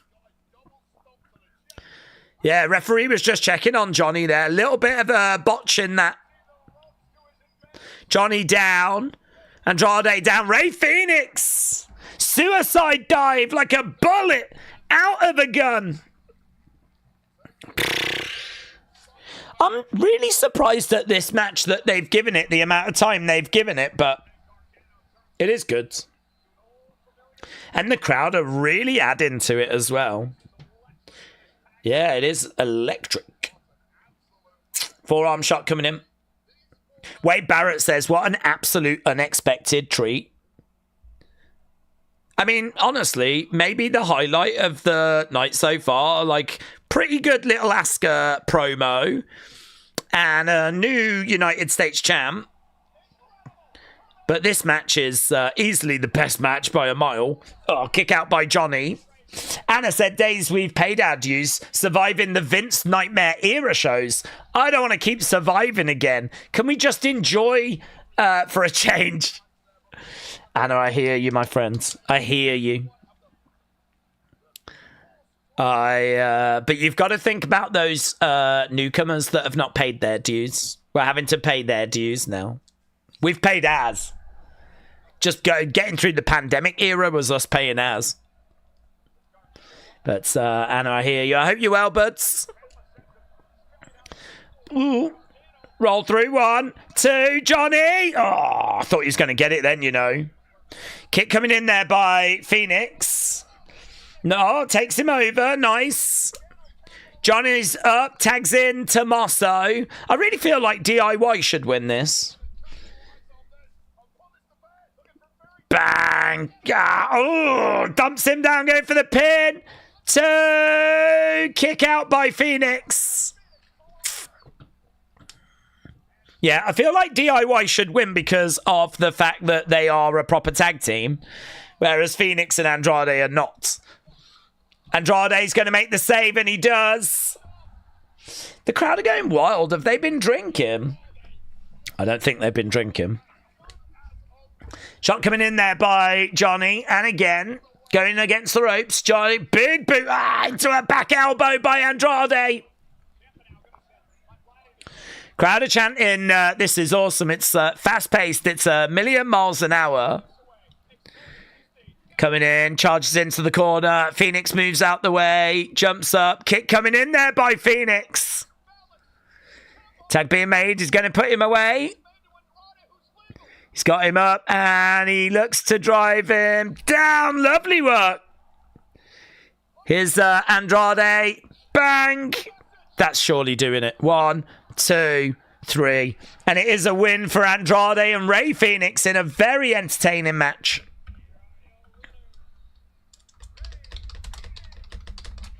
Very entertaining match. The only thing I'll say about it is it was a million miles an hour pretty much throughout. And my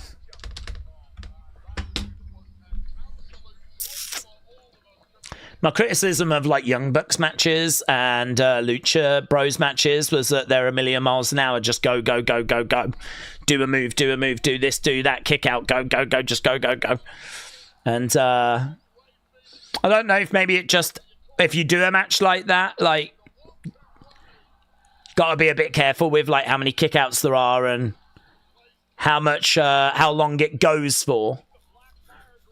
Otherwise, for me personally, I find myself just going like, okay. We never got to that point though, so I think they got it bang on, honestly. I never found myself going, right, yeah, no, I'm a bit bored of this now. I was still in it right until the end. I think if that had not been the finish, that might have been me checking out. But no, that's got to be up there with one of the best tag matches. Probably one of the best tag matches of the year, honestly. I think that's a real low-key little treat that they've just served up there. Definitely, you guys have got it going into the great range, and I think it definitely deserves that. Cena next. Cena next. James said fake tan should be outlawed. It looks a bit stupid. I think it's going to be a video package next, said Porky Pig.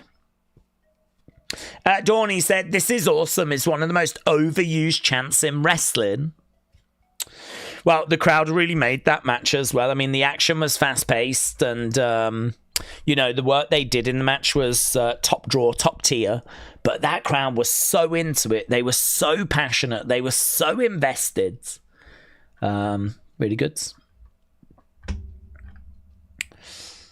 Wrestle Features said it was one of the best TV matches of the year. Okay. Commercial break, of course.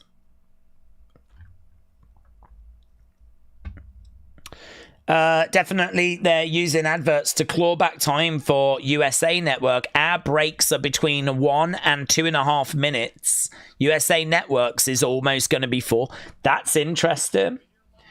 That's interesting. So you think they're clawing time back from commercial breaks? Oh, yeah, I saw that. I saw Cena on Stephen Colbert.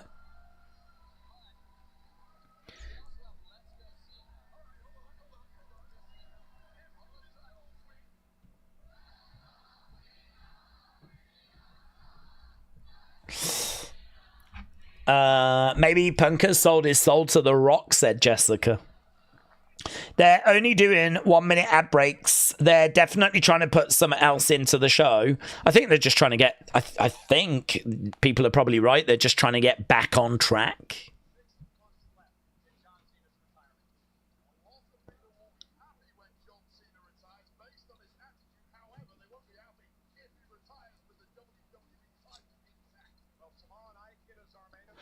Okay, so they're talking about tomorrow, Cena and Punk. Cena versus Punk. Yin and Yang. So it is the video package that we've seen before. Why didn't they just cut this? I suppose they can't, can they? Because this is still going to be part of the USA Network show later. Video package, not that yin and yang BS. That's exactly what it is. My audio is going out of sync again, said By the Bonfire. I've not had that problem, but I've had moody picture quality, but I've not had audio sync issues.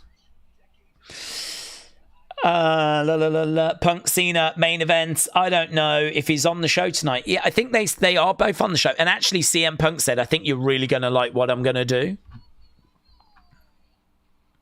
He's got something planned for this segment coming up.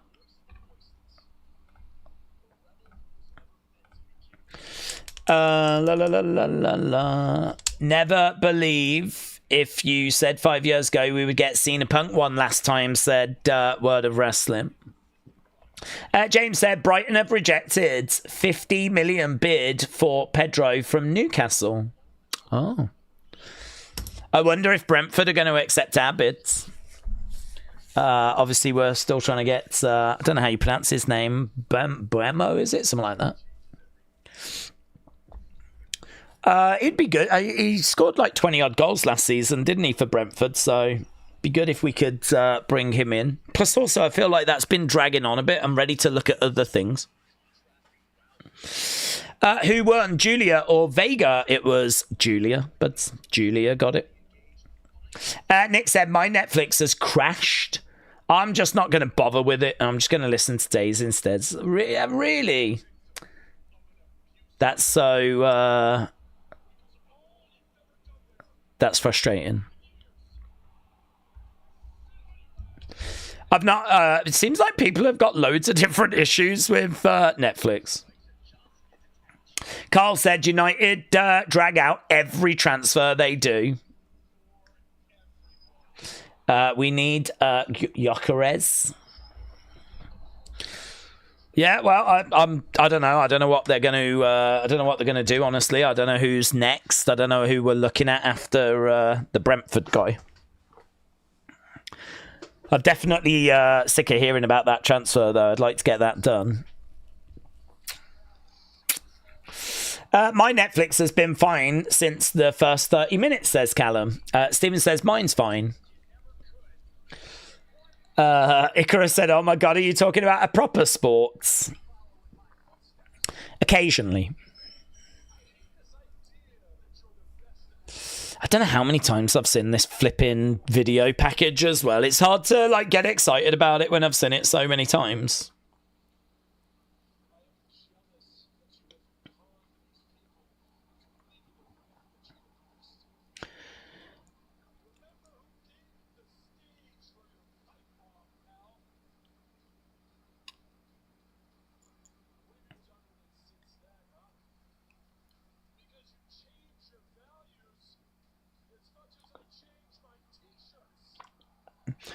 John Cena win, goes over the barricade and blows a kiss, said Lucifer. Liverpool are after Isak. Oh, well, game over if they get him, I think.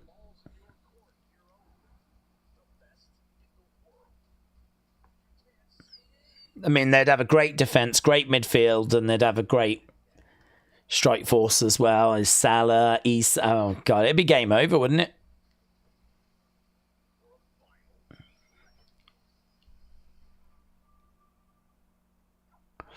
Okay, there we go. That was that video package that we've seen many times.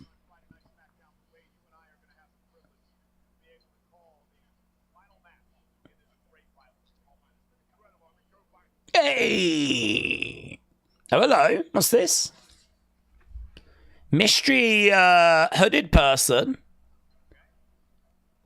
It's R-Truth. R-Truth gets in the ring.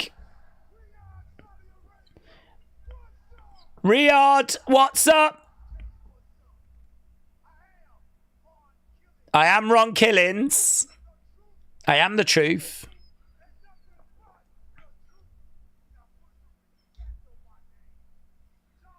John Cena. I ain't letting it slide.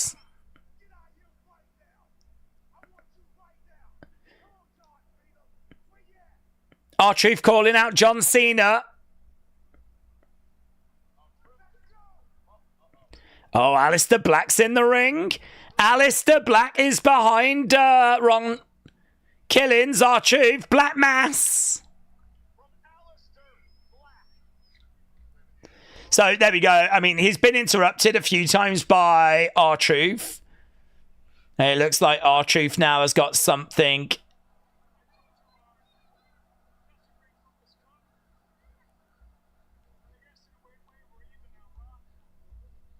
We're even now. Someone shouted, why, Alistair? Why? Why, Alistair? Well, there we go. He gets laid out. It's a weird feud, this one. I mean, it gives R-Truth something else to focus on, and it gives Alistair something to do. But, I mean, I don't know about you, but I would expect Alistair to get the win in that relatively comfortably. Here's Street Profits. Why, Alistair? Why? Okay, it's going to be Street Profits against Wyatt 6. That match coming up next.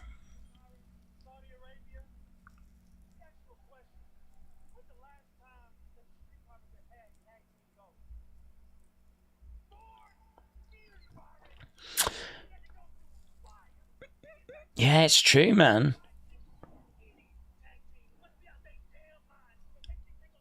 Street Profits is like, when was the last time we had gold before this? 4 years ago. And we had to go through fire.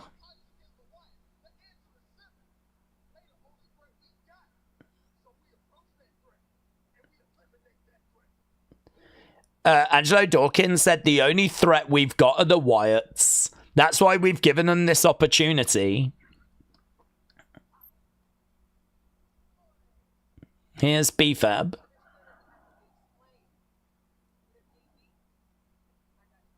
I got your back, if needs be.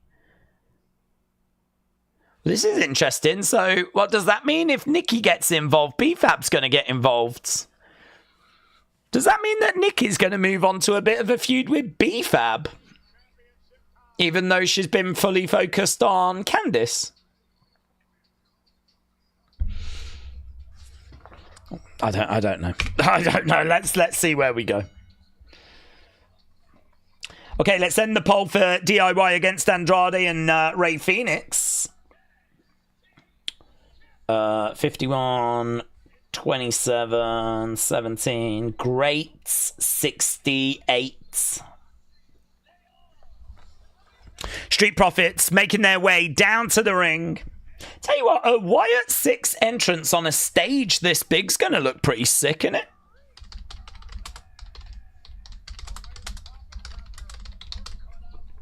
This is going to look pretty sick. I get the feeling that the Wyatt 6 plans just change weekly, said Harper Binger. Yeah, do you know what? You might be right. You might be right. Street Profits, Wyatt 6. That stage is so big, says Porky Pig. It is a big stage. And we've already had this Saudi crowds getting out their phones, doing like the Firefly thing. So, I mean, this could look really, really good. Okay, we've gone to commercial break, and it's a full commercial break here. It's over 2 minutes. So, I think, I don't know. I mean, we've still got this match. We've still got Tiffany. We've still got John and CM Punk. I don't know what we're doing with Cody and Randy. No idea what we're doing there. Blue Wheel Sonic said, I hate it. New theme music for the Street Profits. Word of Wrestling said, I just wish that we had that mystery around them still. Not just normal matches, says Word of Wrestling. I do understand that. I really do. And I think it's a very fair criticism. It looks like they're booking the Wyatts on the fly and literally have no idea what to do with them, says James. That is the concern, isn't it? I mean, I've been waiting for the Wyatts to come back.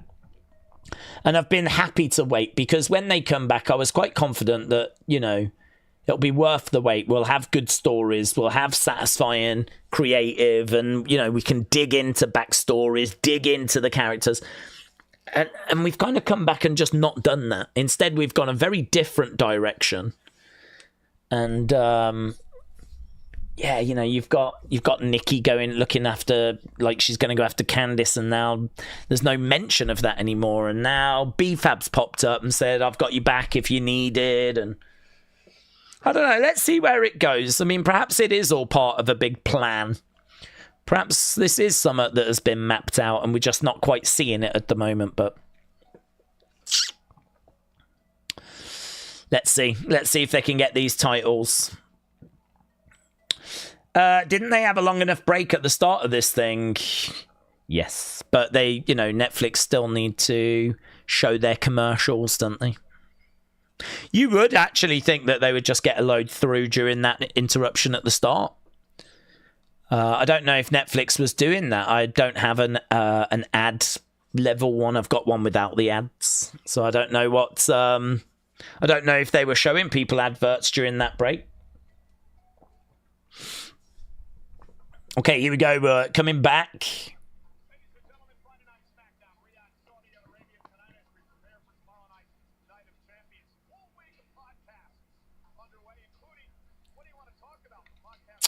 So just talking about the podcast lineup that they've got coming up.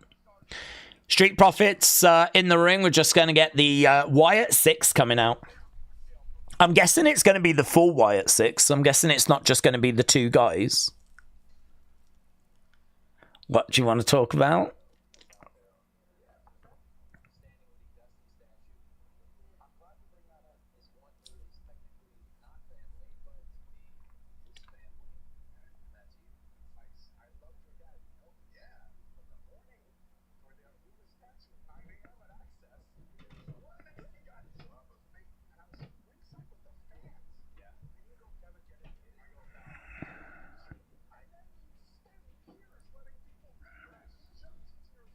Oh, that's good.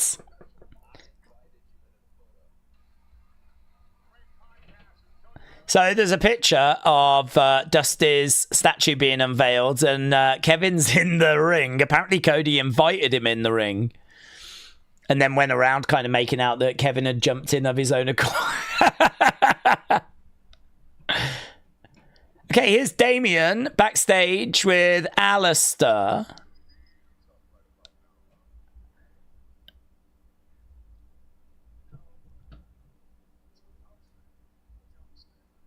If you're really his friend, you'll tell him to stay away. Is that where this is going? Is it actually going to a Damien Alistair feud? That makes more sense.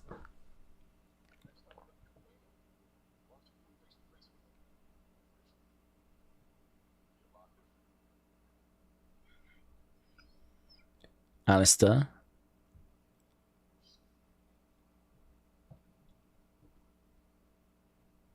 Kind of gets in the face of Damien. Damien Alistair, I think, would be a really interesting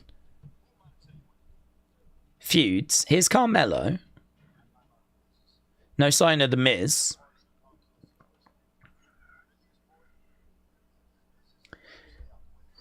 Okay, if you're really his boy, you'll let him handle his business, or you'll stay out of his way.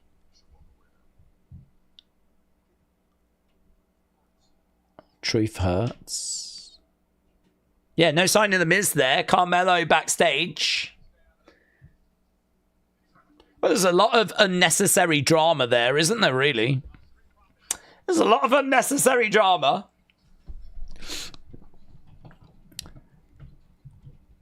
Okay, here we go then. Wyatt 6 about to make their way out, down to the ring. Lights go out. Fireflies out. My dog, I'm sorry, you've rubbed off on me. I cannot say it, says Trini. Is it the Wyatts or a real power outage? I think the glitches we've been getting has been a real power outage.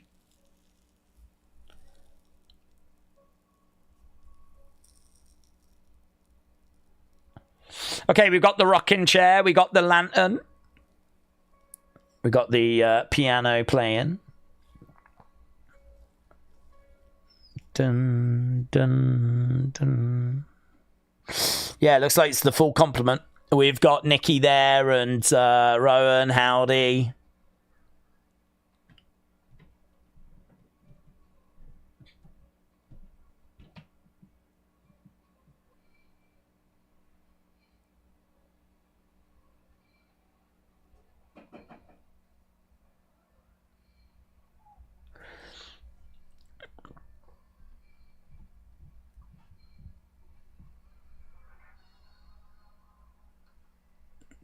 Okay, they're making their way down. Looks great with all the lights on the screens behind them. That big screen behind them with fireflies all over it. Looks really good. Looks really good. And the, the Saudi fans had already kind of got the fireflies out earlier in the show, so knew that that was going to not be a problem. It is a group that's built for the biggest stage possible. I mean, they're so visual. There we go. Made their way down, and it's time for the match. It's time for Dexter and Joe Gacy.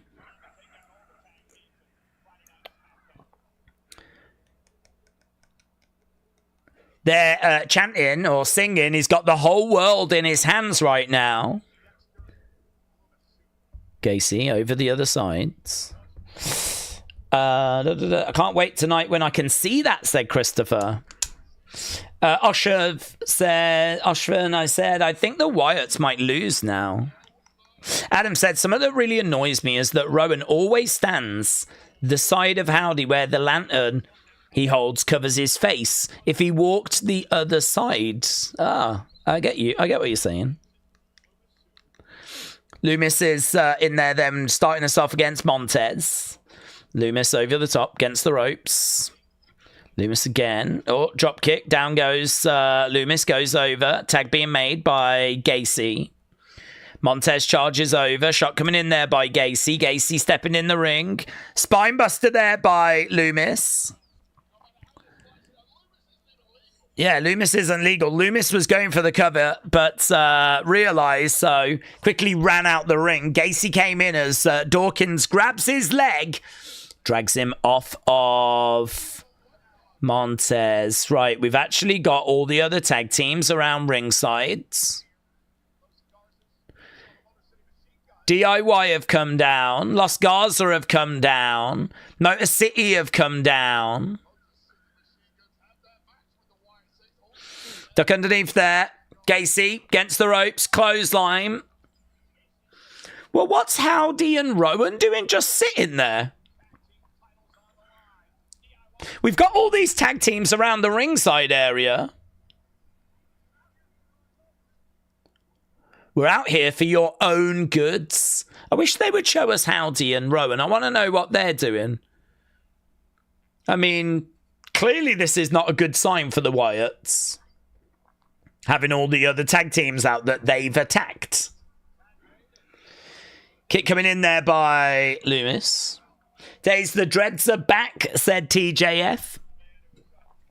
What if this leads to like a 5-way tag, says Dylan. Now we're at an ad break, but the audio is cutting out. Well, hang on. Where are we with the ad break? Oh. So we're at an ad break right now, and we've got just over 2 minutes. Yeah, it seems like Rowan is the only one that doesn't have a title to go after, says Wrestle Andy. Yeah, I suppose. I mean, he could go after a mid-card, I suppose. Could have him... Actually, who's the mid-card champ? It's Dominic, isn't it? That would be pretty fun. Over on SmackDown, it's Jacob. That would be pretty fun as well. Rowan against Jacob, I would not be down on. I don't think Rowan wins, but I would not be down on it. I mean, the thing is that Jacob's a face. Rowan is... Well, I don't know. I mean, I don't know what we're doing with the Wyatt Six. They've been going after faces, haven't they? Faces and heels. They've just been kind of looking after themselves. Right now we got Montez over by the ropes. Days have you seen? 28 years later, there's a naked alpha infected now. I've not seen 28 years later, no. I saw the original one. Was that 28 days later? I've seen that one. Right now we got Dexter back in the corner. Tag is made as Gacy throws a shot to the midsection. I think the Wyatts have not been on a PLE since the debut. Maybe they're not a priority to WWE. I really don't think it's that. I think what they've done with them is they have treated them as a group that will hopefully get people to tune in to Raw or SmackDown. Like, I think they've really used them as a group more for those like weekly shows rather than a group that have matches on PLEs. I mean, we know that they were in the works to appear at WrestleMania. They were on the whiteboard to have a feud and have a match with Judgment Day. So we know that like the injury and all the disruption of that has caused big problems. But yeah, I said last year, I think there was a real strategy from Triple H of like, I'm going to use this group because, you know, they were getting some good numbers with Nightbirds. I'm going to use this group on TV as a way of getting people to tune into Raw, getting the people to tune in to SmackDown if they move there. And then I think in 2025, that's where we were maybe starting to then use them more on PLEs, but injury has sort of robbed them of that. So David said, if they add an extra 30 minutes to SmackDown, does the blackout even get mentioned? No, I wouldn't expect it to be mentioned. I don't think it should be mentioned. I mean, if it's one of those where it's obviously something that you don't want to happen, and if you can cut it out of the show altogether by the time it airs in America, you would totally do that. I would do that. I would totally cut it out and just make it seem like the show was completely seamless. So yeah, if they can find a way of doing that, they should do that. I don't know how they're going to do that though, because we never actually ended the Cody Randy promo. Like, they were both in the ring and they were both like, Randy was talking and it cut off during that promo, so it's going to look clunky, isn't it?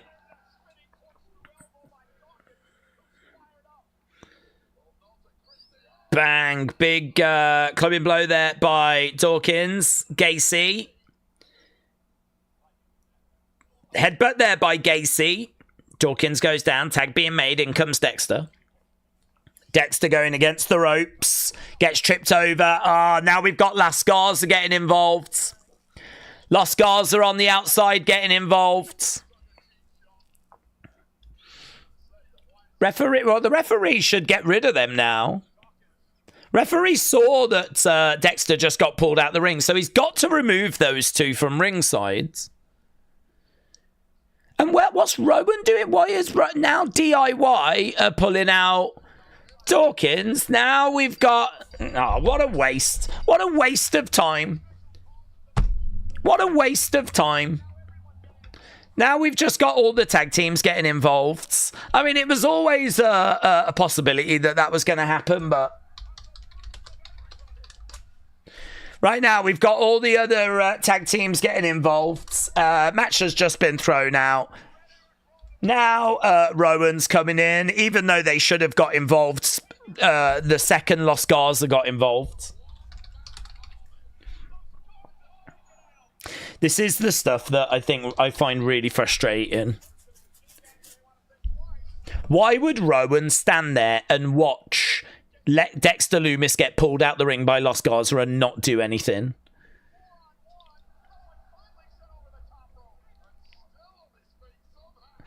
And then we get all the other tag teams get in. Eventually, Rowan does get involved, but by that point, the match has been thrown out. So, no new tag champs. Motor City. Oh, here's Howdy. Howdy in the ring. Grabs Axiom. Oh, Sister Abigail to Axiom. Yes, it is the dreads. And yes, it does look much better. TJF was right. Better looking hair for Howdy. Dawkins going against the ropes. Over the top to the outside. Down goes Rowan. Down goes Gacy. Montez now going over to the corner. Over the top. Jeez. He landed hard on Berto there. He landed really hard on Berto. Howdy is standing, is staring over at Montez.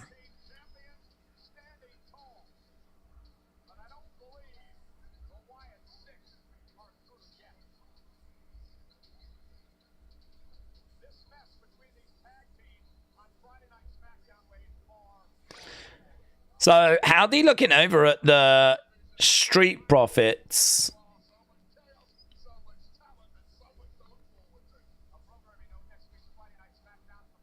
Okay. Montez is so good, said Porky Pig. Trini said the Wyatt 6 contingent of fans have not been loud enough to be heard by WWE Creative. Don't blame them, blame yourselves. Ooh, Trini. Spicy comment.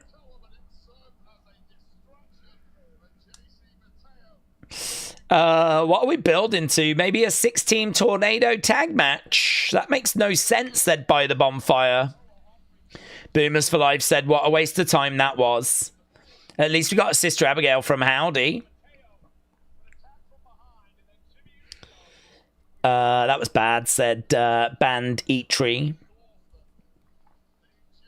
We're just seeing earlier tonight with Jimmy and Jacob.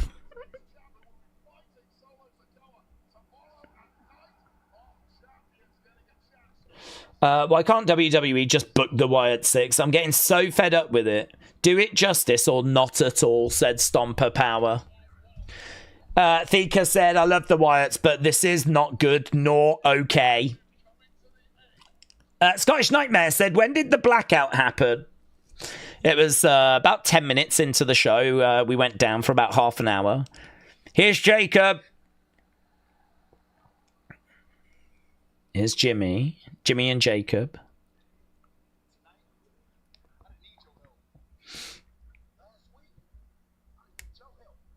Tonight I didn't need your help, and last week I didn't need your help.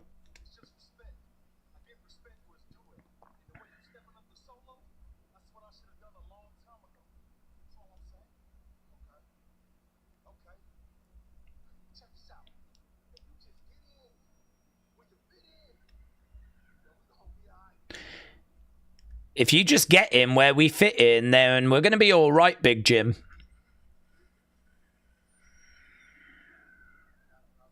Yada mean. Yada mean. Okay, there we go. Yada mean. Here's Nia.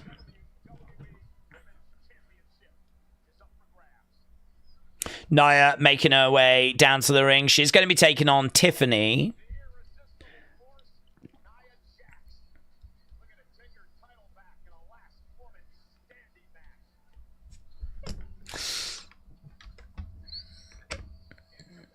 I'm surprised Nia's in like a bit of like blue. She looks like something out of Avatar.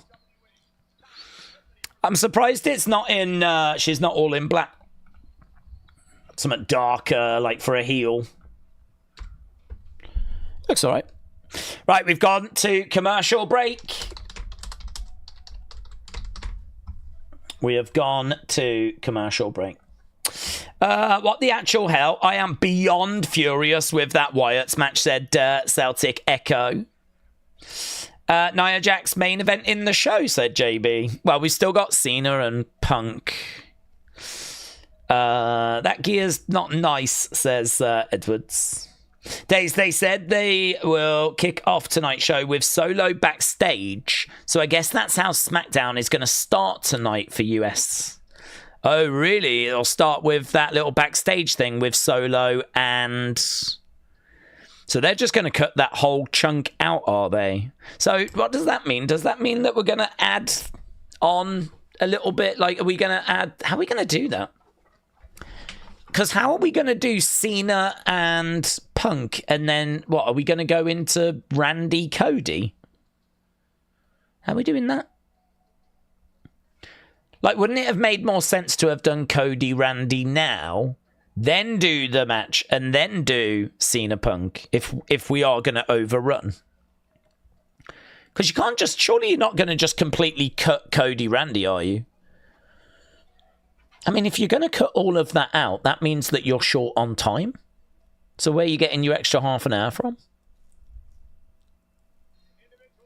Don't know. This is something that they're going to need to have obviously figured out. As people have said, maybe we're saving a bit of time on commercial breaks. We're still getting them, but perhaps they're a little shorter. Okay, we're back from commercial break there, talking about Saturday night's main event. What time does SmackDown start tonight? Oh, it'll start usual time. 1 a.m. UK time, and is it 8? 8 p.m. Eastern?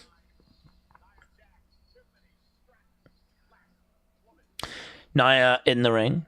Daze, for the first time, a tape show will have a mystery as to how it's going to play out. That's true. That is true. I'm quite intrigued to see how they structure it. Okay, here's Tiffany. Dun, dun, dun, dun. Tiffany making her way down to the ring. Maybe we don't even get Randy and Cody. Maybe it's just extra commercials. That'd be crazy, wouldn't it?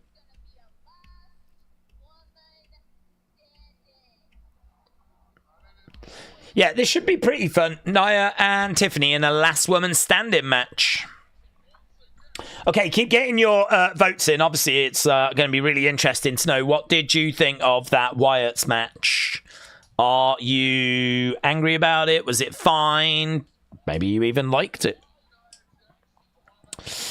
Surely no title change here, said MJU. Made by Dawn said, are you going to do Smackdown later? I am, but the only thing I don't know is, how am I going to watch the same show you're watching? Because I can't watch USA Network. So how, I would just watch the Netflix rerun, but what we had on Netflix, I think, is going to be drastically different than what you get on USA Network, honestly. So many on stream, so little likes. Time to play random timeout, says Trini. Best part of the Wyatts match was the entrance, said Stephen. A. Jobson said, I'm just glad that Rowan stopped wearing the onesie that gave him wedges all the time. Okay, so Nia getting her intro.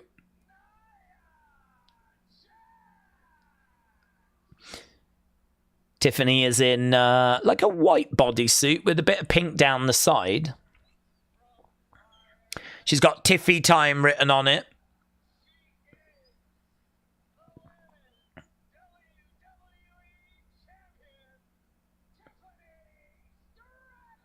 Her rise to the top has been absolutely incredible, hasn't it?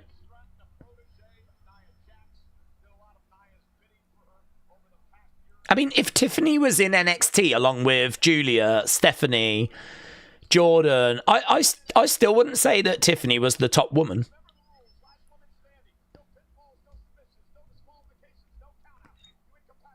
She might have been a little fortunate, actually, to have kind of got in there before all of those arrived. She was able to kind of, get a bit of TV time and kind of avoid having to compete against some of those women. Tiffany going back against the ropes. Baseball slides. Forearm shots coming in. Some good intensity there by Tiffany. Headbutt there by Nia. Tiffany goes down. These two are actually good friends, said MJU. Face first into the ring steps.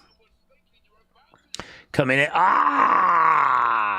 Nia grabbed those ring steps. She sort of turned as Tiffany jumped. Those ring steps ended up going into Tiffany's midsection.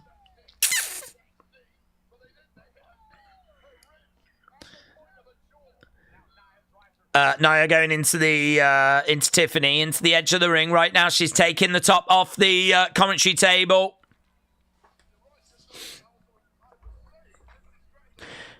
Commentary table being stripped. Nia picks up Tiffany. Samoan drop! Onto the commentary table. Table does not break. Wade Barrett says, find me a part of Tiffany's body that's not bruised and battered right now. Yeah, referee counting away. Obviously, last woman standing, so it's all about keeping your opponent down for the count of 10. That's going to be hard for Tiffany, actually, to do.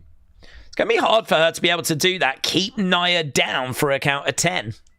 More glitches. More glitches. And a loss of sound. I don't know if we're going commercial break. Is that why? Yeah. Right now, Nia grabbing some tables. So, you lot really, really did not like that Wyatt 6 match. You've scored it a good 74%. That is not what we're looking for after them being away for so long. Good 74%. Right now, Nia throwing something. I didn't even see what it was over at Tiffany. Tiffany goes down. I love commercials, said Mayor Pete. Wow, this is the wrestling product for you then. Steve said lots of glitches and sound cutouts. Anna Dawes says glitch. Right now we've got big kick there by Tiffany. Big shots coming in by Tiffany. Bah! Shot coming in by Tiffany, and again. God, could you imagine if this was the quality of the show every week?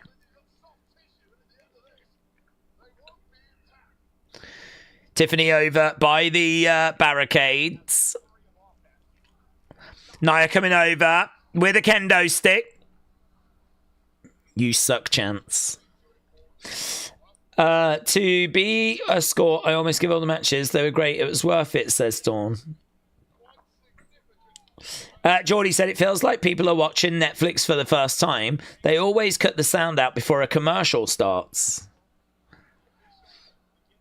Right now we got Tiffany over by the barricades. Trying to get back up. We've got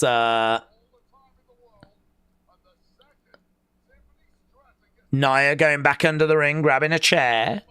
JB said, remember Bianca Bailey, last woman standing match in Saudi Arabia with the golf carts.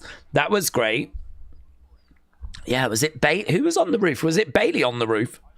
As that was being driven down the entrance ramp. Boot coming in there by Tiffany. And again. Tiffany walloping Nia. Nia going back in the ring. Daze, are you going to Raw in August? Gareth, I'm not, but no. I'll be streaming it here. Shadow Milo said, is it the worst SmackDown in history? I don't think so, actually. I think, it's an interesting SmackDown because it's obviously had like a 30-minute disruption. We've had little glitches. I've had issues with picture quality, but that could just be a me thing, as I said. But actually, that DIY tag match was really fun. We've also had 3 championship matches, including a championship title change. Crowd have been red hot as well. Like the crowd, you got to say the crowd have been really good. So actually, I don't think this is going to be the worst SmackDown in history. I don't even know if it's going to be the worst SmackDown this year. But obviously a lot of frustration. Understandable frustration. Nia down. Tiffany is in control. Super Shane said, can you do a toy hunt? Yeah, I do need to. I've got one recorded. I've just not edited and uploaded it. Title change. Yeah, we had a title change earlier. Right now, Nia smashing Tiffany into the turnbuckle. Right now, we've got Tiffany down, Nia over the other side. We're up to 5.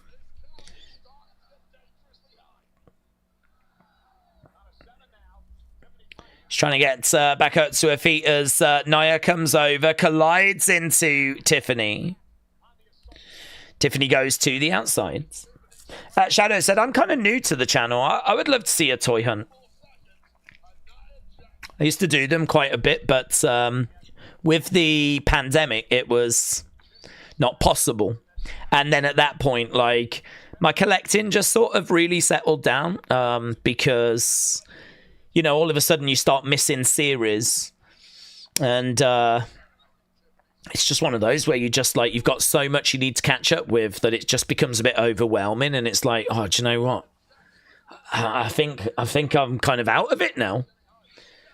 when you're in it and you're collecting and it's another like load of figures that have come out, you're like, yeah, I need to get that. I want to get that. Like you just, I don't know, you're in this kind of groove. You're like, yeah, I want that. I need to get that. Blah, blah, blah, blah. But once like, you know, you've spent a bit of time like out of it, like, yeah, I don't know, my collecting really settled down. So actually doing toy hunts has kind of died down as well. We do streams all the time and everything now. But I still love going and looking and even picking up the odd figure. So it's still a part of the channel. Oh!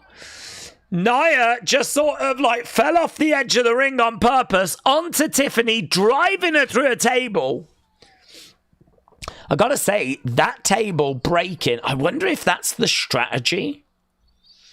I wonder if they've stopped the commentary tables breaking because they want other tables breaking instead. Because actually, that was quite satisfying, seeing that table break, because we don't get commentary table breaks anymore. And I wonder if that's the strategy. Let's have it so that these are the tables that break. We won't have commentary tables breaking as much. And yeah, the Slim Jim table is not a Slim Jim table in Saudi Arabia. It's just a table. No Slim Jim sponsorship. Unless we picked the wrong table. Nia's actually grabbing a couple more. Tiffany on her knees. No Slim Jim, but we did get Big Jim, said Stephen. Right now, yeah, a couple more tables have been grabbed by Nia. These also don't have sponsorships on. I think they can only do the Slim Jim ones on Raw, said Porky Pig. Well, I'm certainly not complaining about it. I'm like, less sponsors, the better. We got a kendo stick shot by Nia.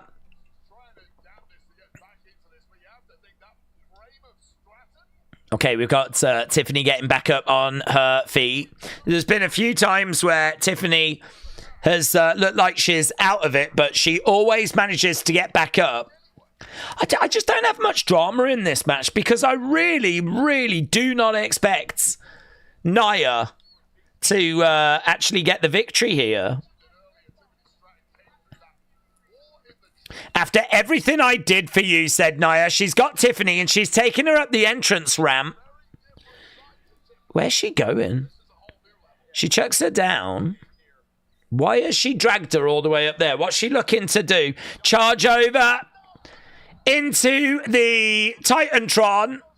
Tiffany moves out the way. Tiffany grabs the kendo stick. It's Tiffany now that wallops Nia. Tiffany goes back through the entranceway and emerges with like a trunk, which she rams into Nia. Nia goes down. Is she going to go back to it? No, Nia's going all the way down the entrance ramp. Tiffany's coming after her.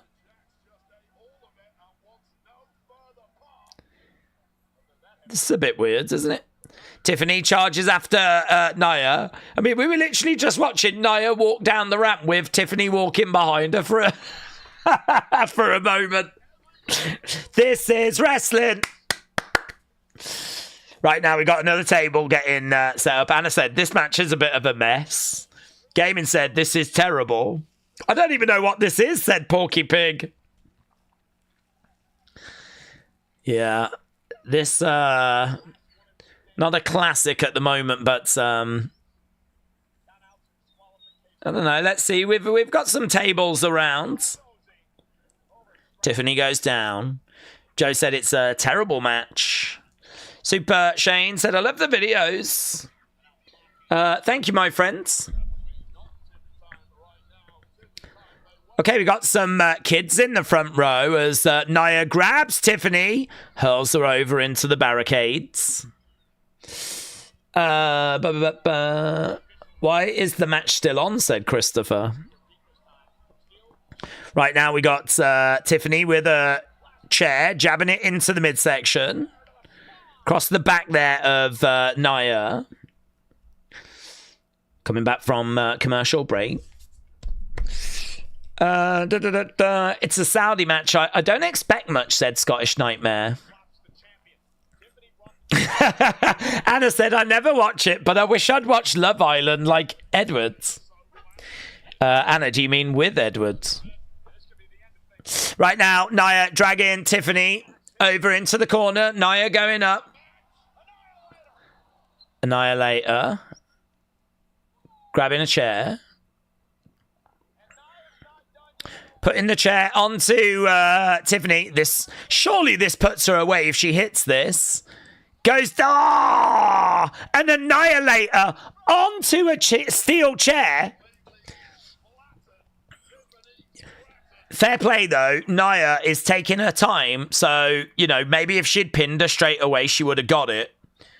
2 Annihilators, 1 using a chair, definitely should put Tiffany away. Tiffany is... there's no pin, is it? Forgot that. Last one standing.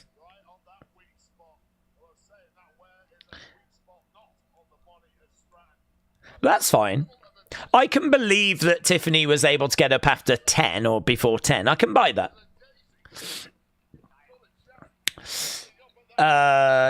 Daze, you still got a load of footage from America. That's true. It's true. I could probably do like 5 toy hunts from that. Right now we got Tiffany on the shoulders of Nia. Nia's going up. So she's going to do a Samoan drop off the top through that table. I think Tiffany's going to reverse it, though, and it's going to go into a powerbomb.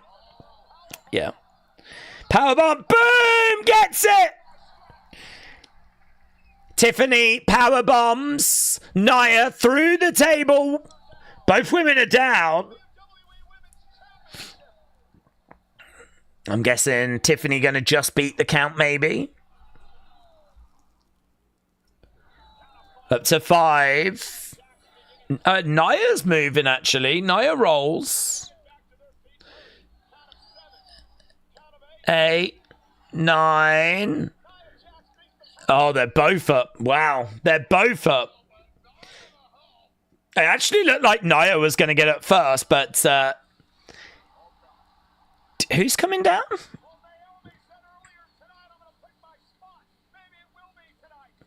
Okay, Naomi's coming down.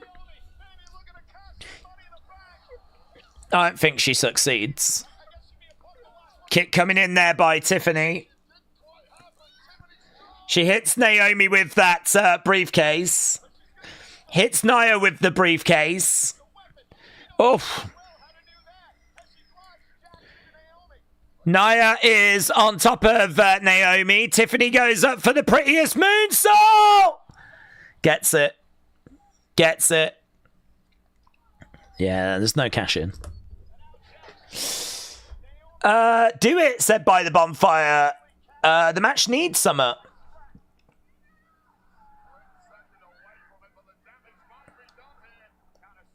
6, 7, 8. Ah, Nia gets up. Tiffany's like, no! Back elbow there by Nia. Could Nia get this? On the outsides. She's trying to get Tiffany up. She's trying to get her up again. No joy. Tiffany goes down. Tiffany, big shot. It's Nia that looks like she's going to go through the table. Briefcase, bang! Nia goes through the tables. And that might do it. That might do it.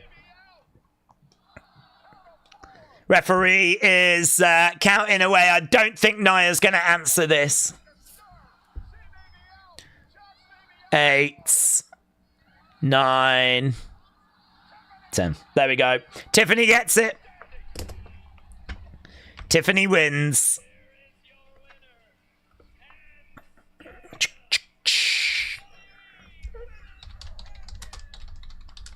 Okay, there was lots of thoughts on that match. Let's see how it all shakes out, shall we?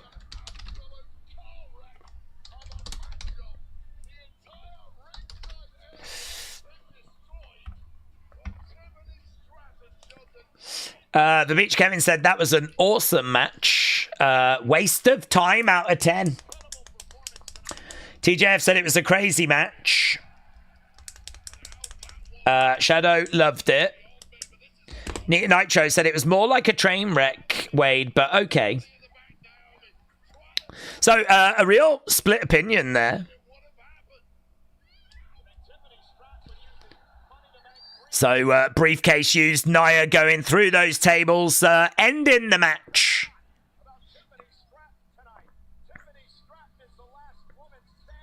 Tiffany retaining that championship. Kian said, nah. Max said it was okay. Okay, so what are we going to do now? I mean, technically we got 9 minutes, but obviously I'm guessing we're going a touch longer than that.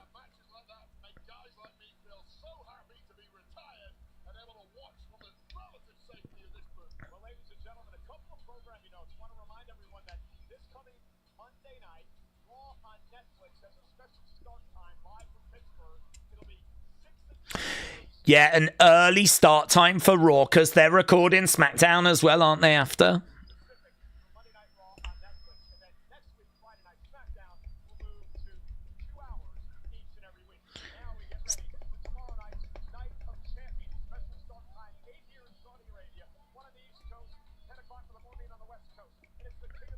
Okay, so they're just breaking down the match cards.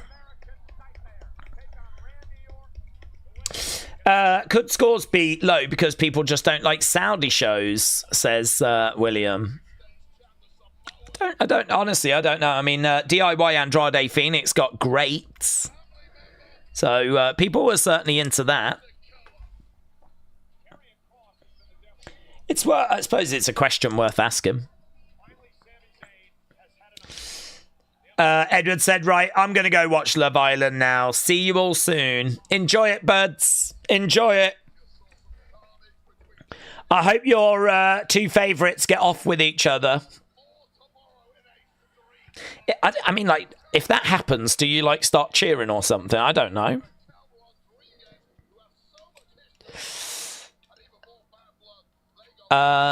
Super Shane said that mattress is fine, I suppose. The match was fine.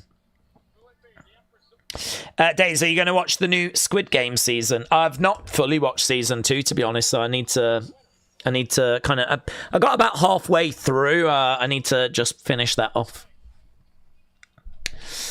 Pop for Sami and Karrion.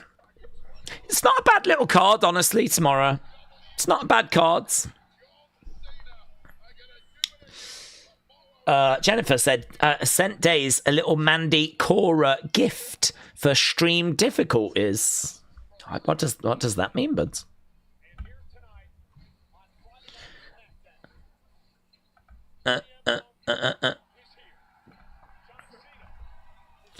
Okay, coming up next, Punk Cena face to face.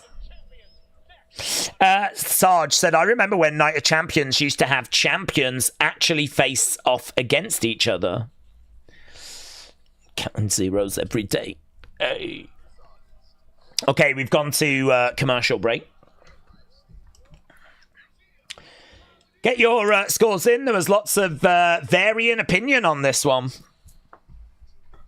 Let's get as much reaction as we possibly can. See what people thought.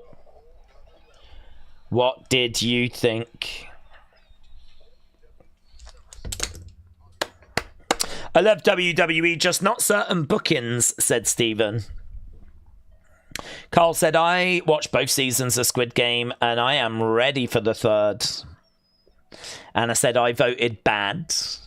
Blue World Sonic said, finally, main event promo. We've got Punk and Cena.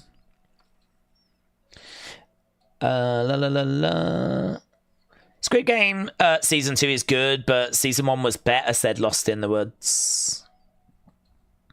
I am feeling that way about it, actually.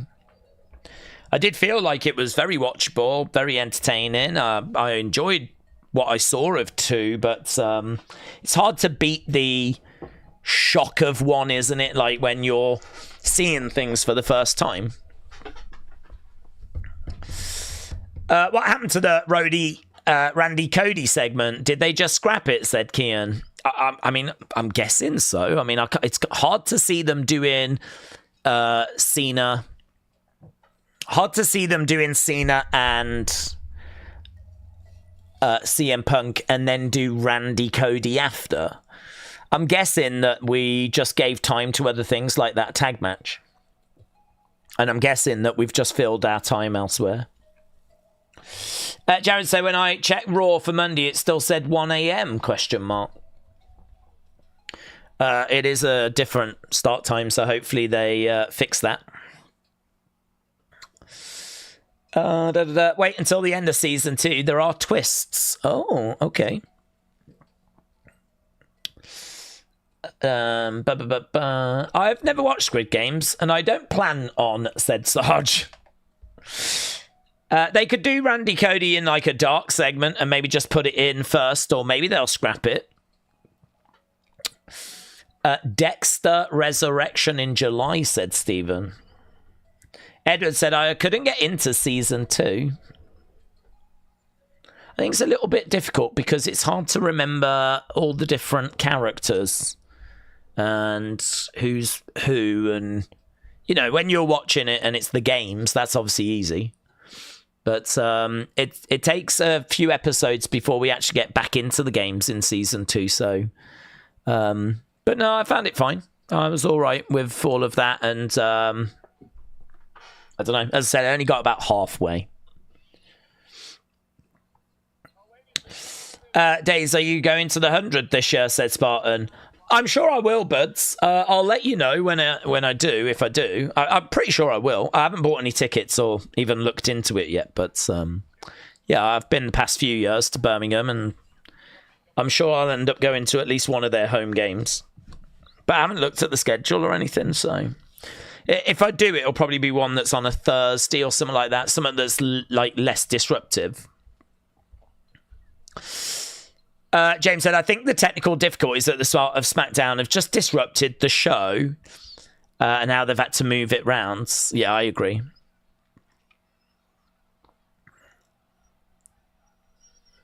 Right, here's Cena. Big cheer for John.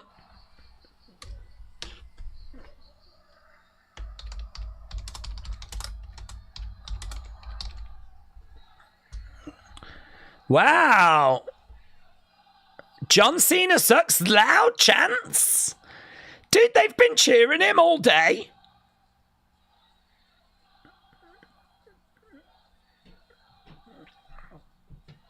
It's so weird, isn't it? You mentioned John Cena and he gets loud cheers at the kickoff show. CM Punk gets booed. We get to the actual show. As soon as Cena's music hits, there's a loud cheer. As soon as he comes walking out, there's loud Cena sucks chants. I mean, it is so confusing.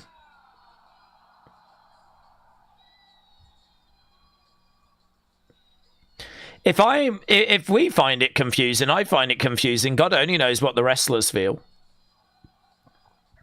Just got to go out and do your job, ain't you, really? Go out, lay into the crowd, tell them they suck.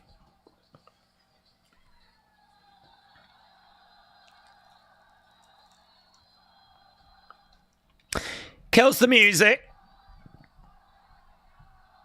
Yeah, all I'm hearing is John Cena sucks loud, honestly.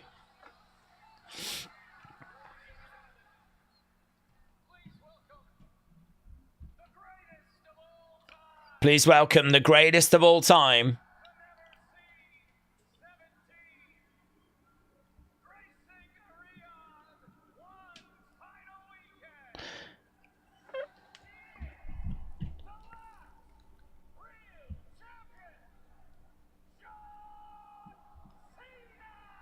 The last real champion, John Cena, gracing Saudi Arabia for one final time.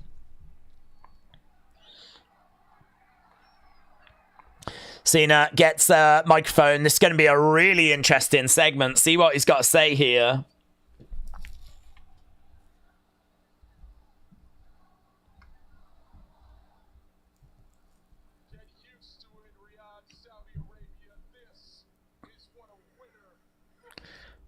This is what a winner looks like. I'm a winner. CM Punk's a loser.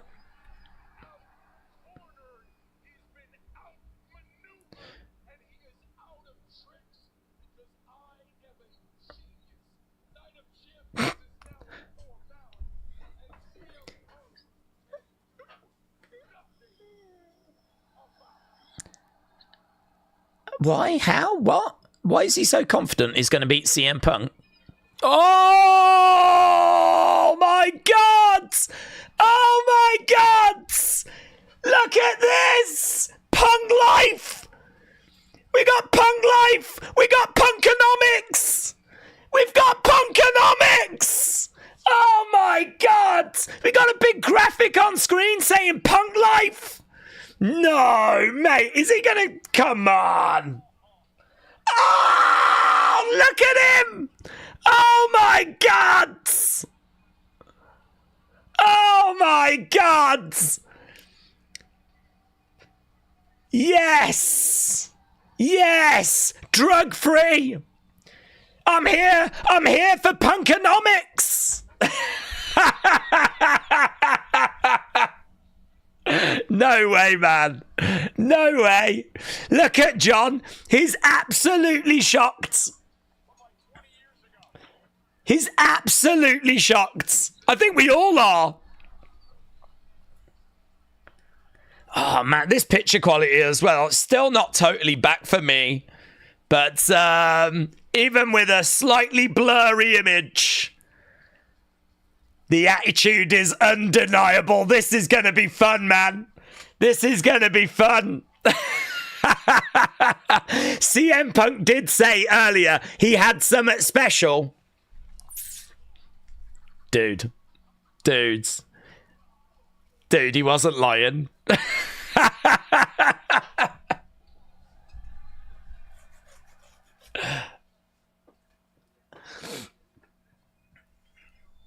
What the flip? Is he gonna rap? Is he gonna try and rap?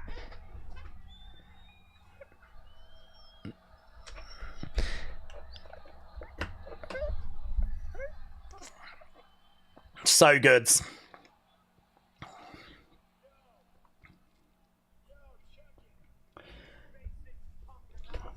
This is basic Punkonomics.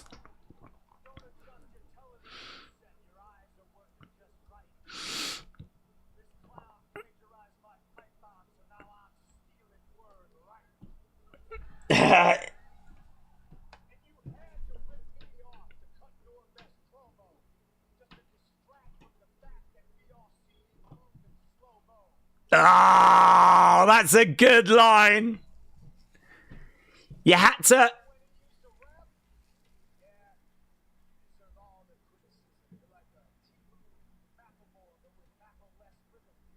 You're like a Timu Macklemore, but with Mackle less rhythm.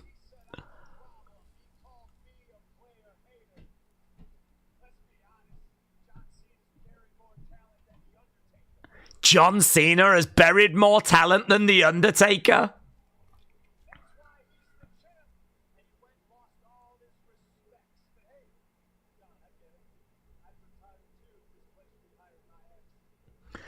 Oof, I'd retire too if this place rehired my ex. Mates.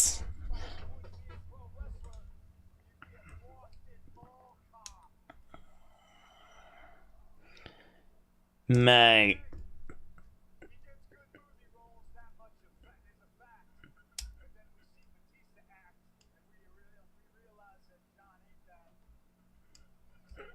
Little stumble.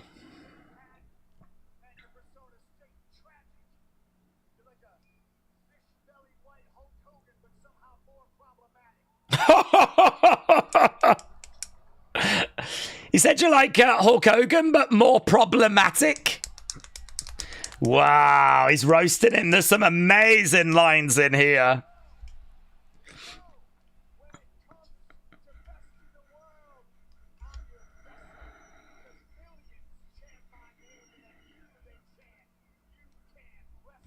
Millions chant my name, but at you, they chant you can't wrestle. Mate, he's killing him. He's killing him. Cena did the pipe bomb. Didn't really add much to it. Punk's just murdering Cena right here.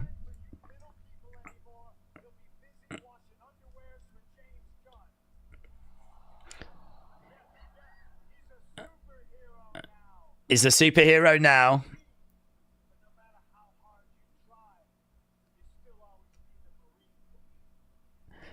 No matter how hard you try, you'll always be the Marine to me.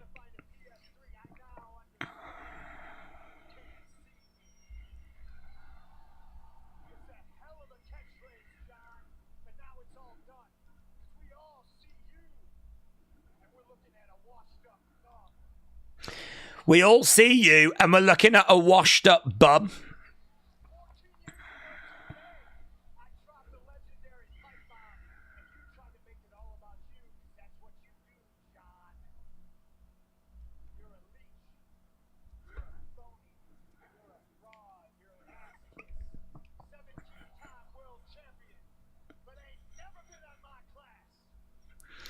"17-time champ, but you've never been in my class."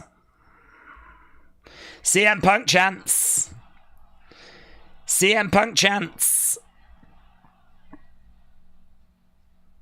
Before you go, John, there's one more wish to make. Tomorrow night, you're gonna lose to Kendrick. Bitch, you're my Drake. Ah, tomorrow night. You're gonna lose to Kendrick because you're my Drake. Wow.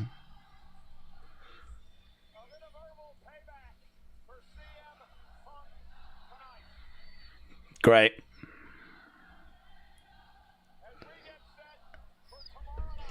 CM Punk is so good. He came into this country who were very hostile towards him. And they are absolutely singing him out of the building right now. Punk goes over to the barricades.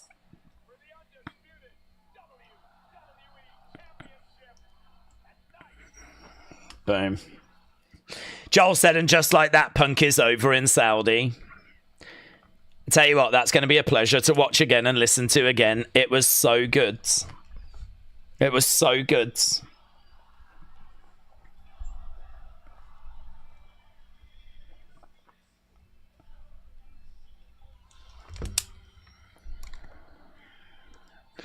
So we've got a personality playing. We have gone over by 8 minutes or so. I think, and there we go, end of the show. So that has come to an end. So there was an overrun of about 8 minutes. But show has come to an end. And oh my God, that is so fun. That is such a good ending. And some of those lines.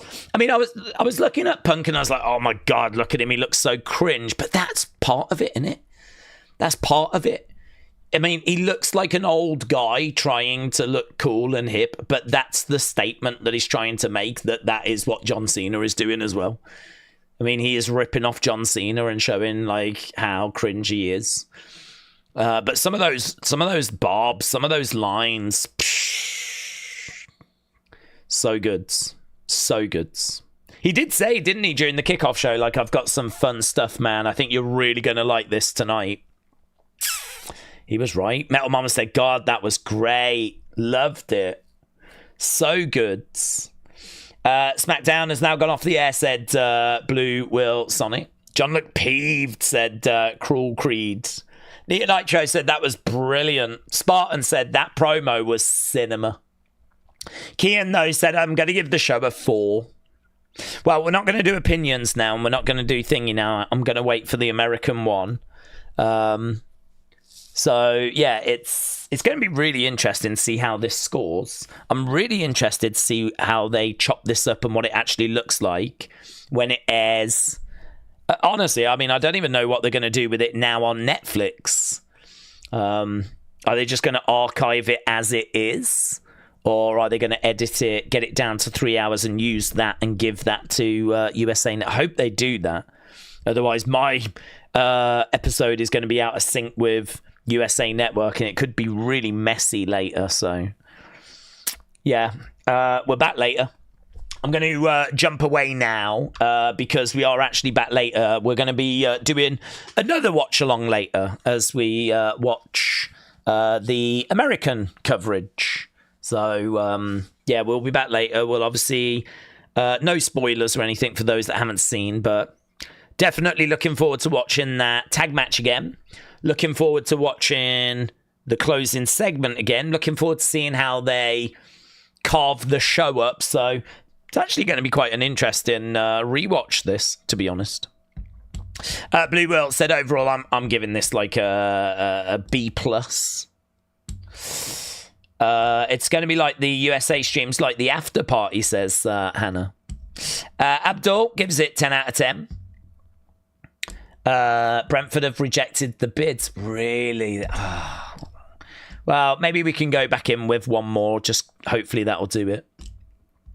Okay, yeah, I'm going to run away now and grab something to eat. So, right, I'm back later. I will see you guys in a bit as we see what SmackDown's going to look like when it airs in America. So, thanks for joining us. Really do appreciate it. We're back in a bit with second viewing of SmackDown. And then, of course, we are back tomorrow with our Night of Champions coverage. So, thanks for watching.